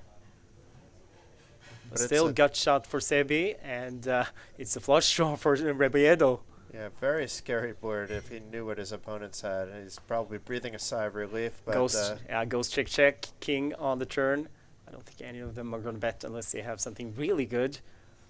Well, 10 on the river. So Beausoleil, happy to see that he is still in. So it goes from 4,500 to 22.5k, just like that. A little bit of breathing room. It's going to be 4k, 8k soon, though. But but he will have to post the ante and big blind this hand, so it's like he still has to get it in. Well, not has to. If there's an all-in and a call, he can actually fold. He should fold. He has to fold. Otherwise, he might be in second place if he doubles up. True. Maybe not second, but close to it. Wow.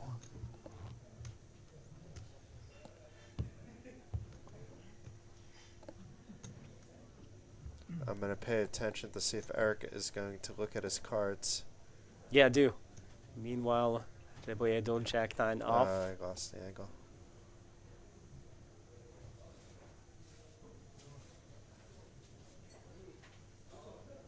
Can't really do anything but fold here, and he does. Ball is on ace 10 suited. This is where min-raise makes sense. Yes, it does. He can fold to a shove by Sebi. But again, Sebi might, I'm not saying he will exploit it, but some players would. And there you go, the min-raise. Now actually Sebi can fold, just jam any two, and he will get Wallison to fold. But still, Sebi is interested in getting Beausoleil out, and he decides just to flat. And Beausoleil with ace-6. I think that was an all-in. It says 14%. I guess that's because of the spades in that hand. Otherwise, it's fairly blocked. The 6 isn't very live, and the ace is not live either. So it's spades or some kind of combination. And Well, there it's we been go. a nice run for Eric. Let's see. Safely say that the two odds would probably check it down. Ace high flop with the nut flush draw for Valenzan and top pair also for Beausoleil, who needs a lot of help. Check. And the club on the river, they check the turn lightning fast, and actually Valenzan decided to check down his He checked down checked the out the nuts. nuts. He's not allowed to do that. No, and he would have gotten some value from, I mean, he should have put out a value bet. Yeah. Because there's still a side pot going on there. Yes. I mean, well, it was obviously not done well, no, it was maliciously. no. The thing is, he doesn't have to because he was out of position. He talked first, then he can check and try to extract the bet from the other player. He wasn't in the button? No, he wasn't. Was he on the button? I think he was on In the that button. case, he's not allowed to. No, he was on the button because Beausoleil was a big blind. But unfortunately, we lose our friend from Canada out in fourth. And I talked to Eric. He said he was gonna maybe stay another week after the Coolbet Open Series is finished on Sunday and enjoy Bratislava. But he's gonna have to do it on his own dime because unfortunately he does not make the money. But now they are guaranteed at least 4,000 euros, 6,000 for second, and 10,000 for first. Yeah, massive congratulations to this final three. They're going to split up this 20,000 euros. We'll see who gets what. And it was also unfortunate for Eric, but it was a pleasure watching you play, and hope you enjoy your extended stay in Bratislava. Maybe you'll have a good run in the main event, and that's going to make you forget about this bubble that was quite unfortunate for you. Yes, and like we talked about before, all of our 9 finalists were winners. Got a trip to Bratislava, with some of them with a little bonus as well. So the experience, I mean, you have to talk about this, or we have to talk about this, Jason. One thing is the poker, and of course it's about making money, but still it's the social aspect of a festival series like the Coolbet Open Series is. It's, I mean, that's kind of priceless. Yes, I've been to every single Coolbet Open, and that's the reason why I keep coming back and ask, do you have anything I can help with at the festival? I want to contribute to the good vibe, the good times, and Coolbet has lived up to its name throughout the years since the Coolbet Open was launched. 3-handed in the Nations Cup. Are we going to get a walk? Yes, we do in the first hand. They're basically playing for, and basically now a 3-handed $8,000 sit and go. You can look at it this way, you know, that there's 8,000 in prizes still on the line. They've all banked 4,000 each, so that's 12,000 out of 20,000. So even though they've all banked money, still 8,000 to play for. The next person out doesn't get any of that. Second place goes up to 6,000 and then 10,000 for the winner. Antonio in the chat on YouTube writes, Grande Luchito. Pardon my Spanish. That was good though. You rolled your R very well there. Oh, thank you, Jason. Let's see if we are going to get any more Grande from Rebolledo. Rapido. King, Queen. My English sucks, but my Spanish is getting better. Rebolledo. Eric just dropped by Yeah, he to did. say thank you. Very nice guy. Well played, Eric. Unfortunate, just...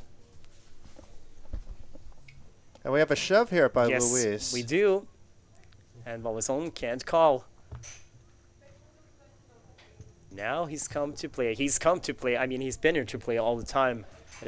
He's been so patient and so structured. And I mean, with patient, he was so carded for a long time. Once he starts to pick up some playable hands, he plays. So believe you me, he's just been handcuffed Yeah, I've liked the way he's played the short stack the best out of everybody. I think I mentioned that when we were five-handed, and it's certainly still the case now. So until we go up to 4,000, 8,000, which will be any moment, it might even be now, but I think we're still at 3-6.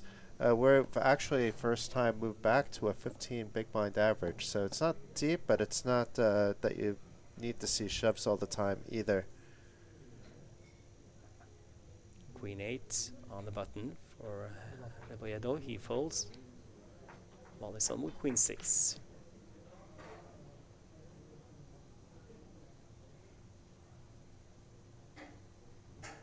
Sporting the very colorful Coolbet hoodie there. Yeah. He, so does Sebi. It is 4,000, 8,000, the graphics. Yes. So it's the first hand of 4,000, 8,000. 6-4. Which brings us to an 11 big blind average. Does Sebi looks like a guy who likes to punish limpers? Well, if it does not look like it, he is the guy who likes to punish limpers. And I think maybe this time it's gonna work. 24,000 is the bet from Sebi. Or will it? It Yes. does.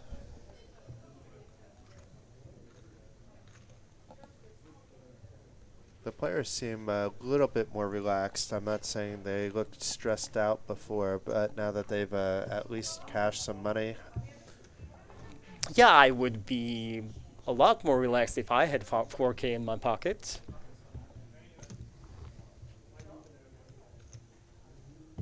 I mean, electricity is expensive in Norway right now. Could pay a lot of bills. You got to keep your sauna running. Yeah, no, that's Finland, not Norway. Your fishing cabin.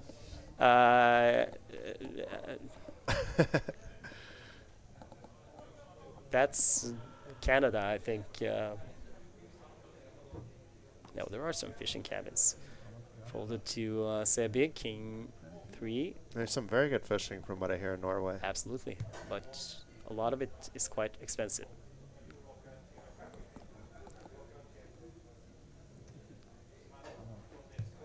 He Jamming jams. is king. Yeah, on Reboyedo's big blind, Jack 9 for Reboyedo. Based on what we know about Luis, he will be folding here.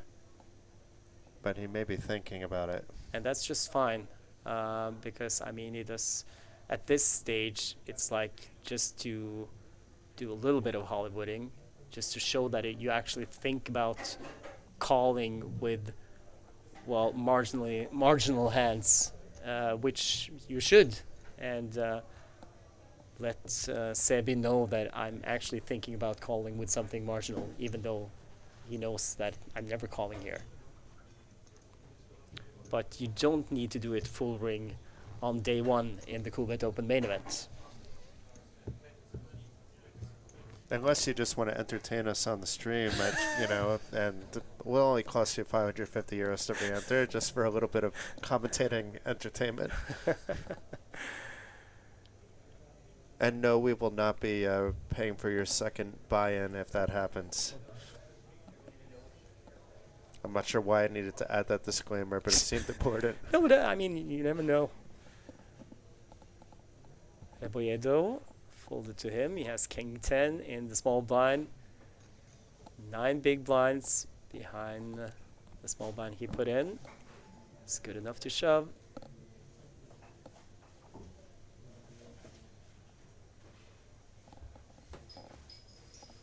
I kind of think you have to, and Reboyedo, he knows that he has to.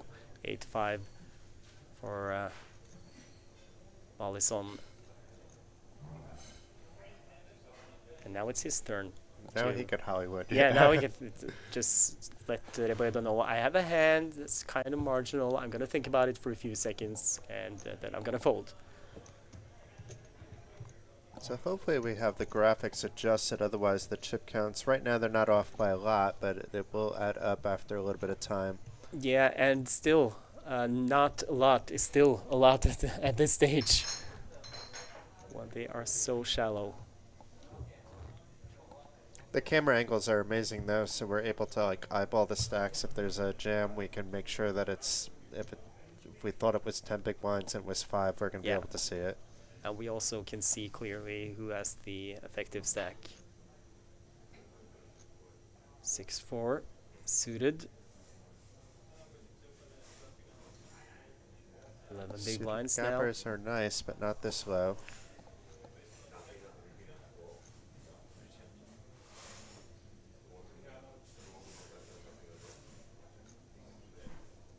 But it's gonna. Looks like he might do it. It's kind of. Ooh. Oh yeah. Well, kind of maybe anyway. Not really unheard of to just open as well. You are gonna kind of put pressure on Sevason. No one's chance Sebi if it's he gets by Volleson, and instead Volleson can jam King Deuce. Good timing for him. Yeah. And gets the fold.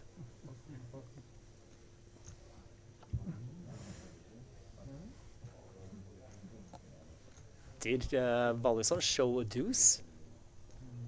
Or did he show both? I don't know. It wasn't close enough for me to be able to tell, but Obviously, Sebi shows 4 deuce to try to get Volleson to show. but he probably showed the king. I imagine. You don't want to show the deuce in this spot.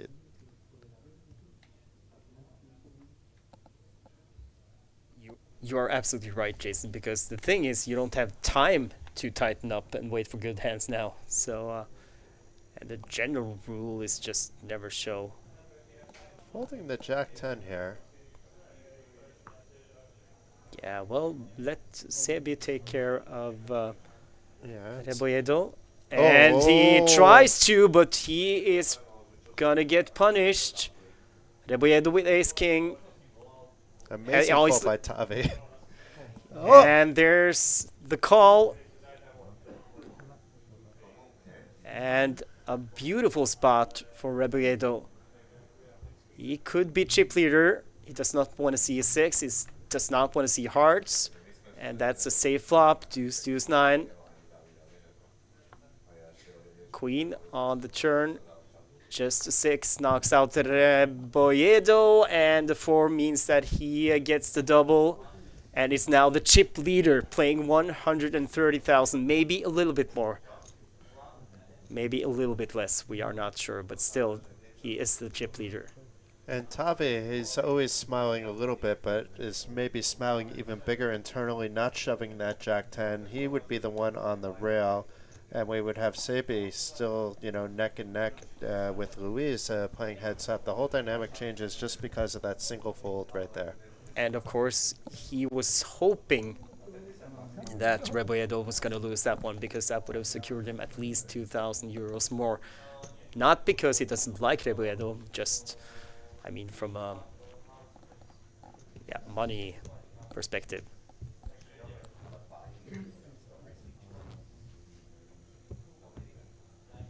And a big hit for Christian Sebi from Sweden.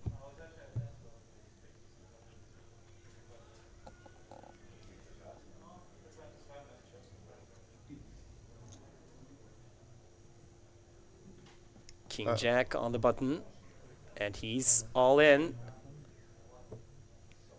Easy shove. Now you can count. 1, 2, 3, 4, 5. Okay, that was a long one. But now he's chip leader, and wow. Volleson with ace king. He's got Sebi dominated. And has he looked at both cards?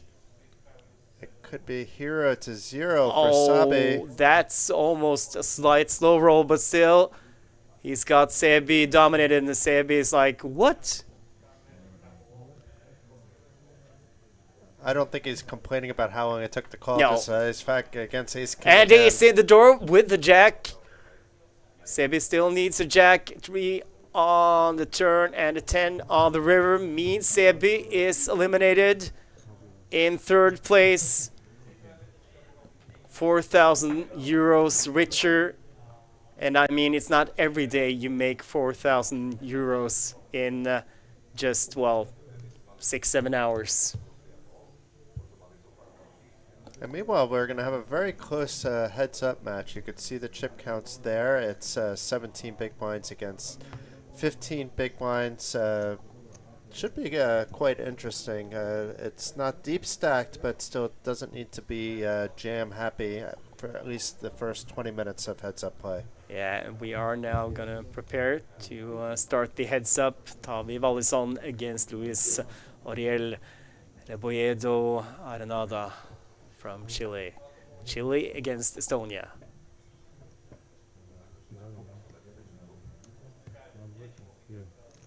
9 players from 6 different nationalities started the day. And now there are 2 left. 4,000 euro heads-up match.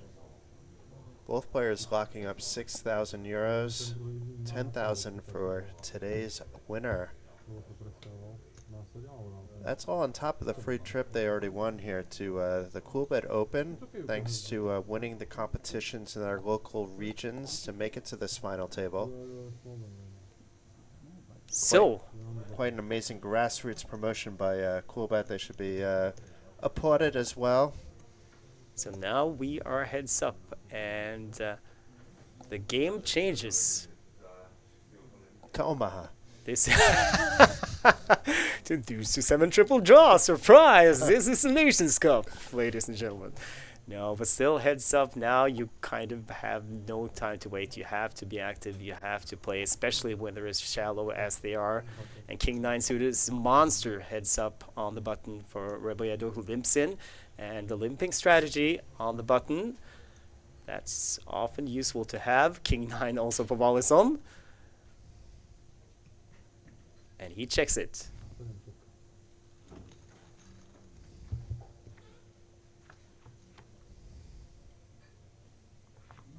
And 2 hearts, open-ended straight draw with the flush draw for Rebolledos, but they still have the same hand, open-ended straight draw also for Wallison.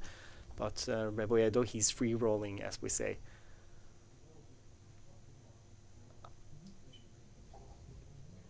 And Wallison does not have 32% to win. It's because the chop gets calculated in there, so it would be 50-50 if it was like a pure chop. Yeah, but I'm saying he does not have 32% to win. Both hit on the turn, but 4-2 straight now might slow the action down. Check from Wallison. Rebolledo might be able to steal it if he dares. Still, he's got that flush draw. He's got top pair on a dangerous board, and he decides to check. Unless the heart comes. Oh. I think they were gonna chop, but not anymore. And it's a 2-card or 2-hole card flush for Rebolledo, which means that Wallison, well, still has to worry about the straight. He checks. 40k in the middle. Rebolledo is gonna bet. He's got the nut flush. He's got the nuts. In this spot, well, now they're heads up, so I don't think they punish checking the nuts too hard, but still. I like this sizing. I was going to suggest a little bit more than half the pot, and it looks like it's around that. About 3/4 of the pot. And he gets the call. And on the first hand, Rebolledo takes a dominating chip lead. Well played, putting a little bit of extra in there on the flop so he can make a bigger bet when he hit his hand on the river. I love the turn check back as well. If he bets there and he's raised, he could be raised off all of his equity. If he did raise and if he did bet and he was just called, it would have worked out for him better in this particular instance. But in like a theoretical point of view, I do love the turn check back. Yeah.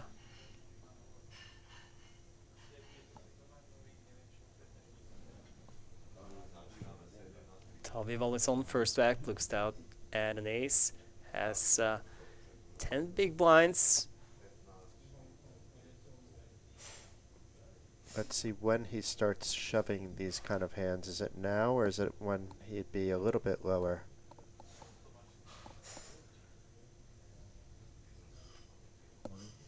He shoves. Ah, Rebredo with King Jack. So many hands that Volison could shove here that King Jack is ahead of.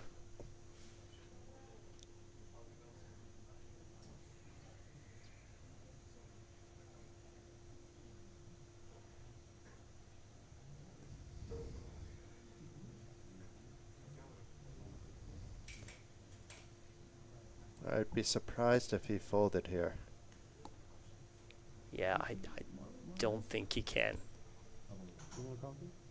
I don't blame him for being a little bit nervous. This is the first time we've seen him a little bit on edge.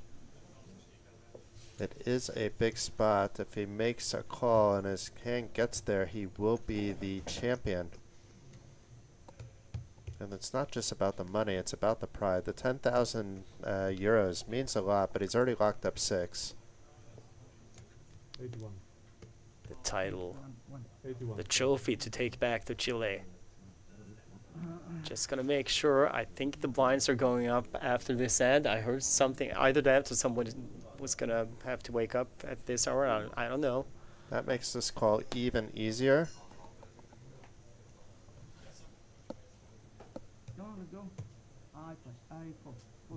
He calls.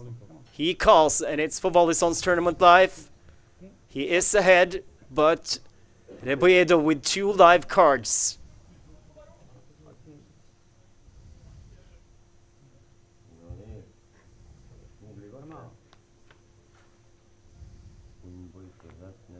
And an ace, 2 queens on the flop. Okay, Rebredo can still knock out Volison with a 10 for the straight. And he takes the straight, but it's not over. Ace, queen, or diamond for Volison. And a tray, which means we have a Chilean winner of the Nations Cup. Luis Ariel Rebredo Arenada is the Nations Cup champion, gets 10,000 euros, and gets hugs from the other Chilean players that were at this final table. Sebastián Olivares and Javier Guerrero congratulates their fellow countryman, and I mean GG to Tavi Volison from Estonia. A second place finish and 6,000 added to the money he's already won down here with the 2 ITMs in prior side events. Amazing. It's been a fantastic final table. Yeah. Amazing poker, which I shouldn't be surprised based on how they qualified here, but really amazing poker. I mentioned that I was thinking that Luis, even when he didn't have a lot of chips, was the most composed at the table, got the job done, and congratulations to all his poker fans out in Chile. And I want to thank the fans, especially those from Chile that stayed to the very end. You guys are all rock stars. I hope you enjoyed us. And we'll be back again tomorrow, Stig. So even wherever you're from, if you're from Chile or from somewhere in Europe, come on back. It'll be around 5:30 p.m. Central European time. And we are going to follow the 5th flight to day 2 in the Coolbet Open main event tomorrow. But congratulations to all the winners. Like Jason said, all you guys who watched us on all the platforms that we are broadcasting, and also to the YouTube viewers who contributed in the chat. See you tomorrow at 5:30 Central European time.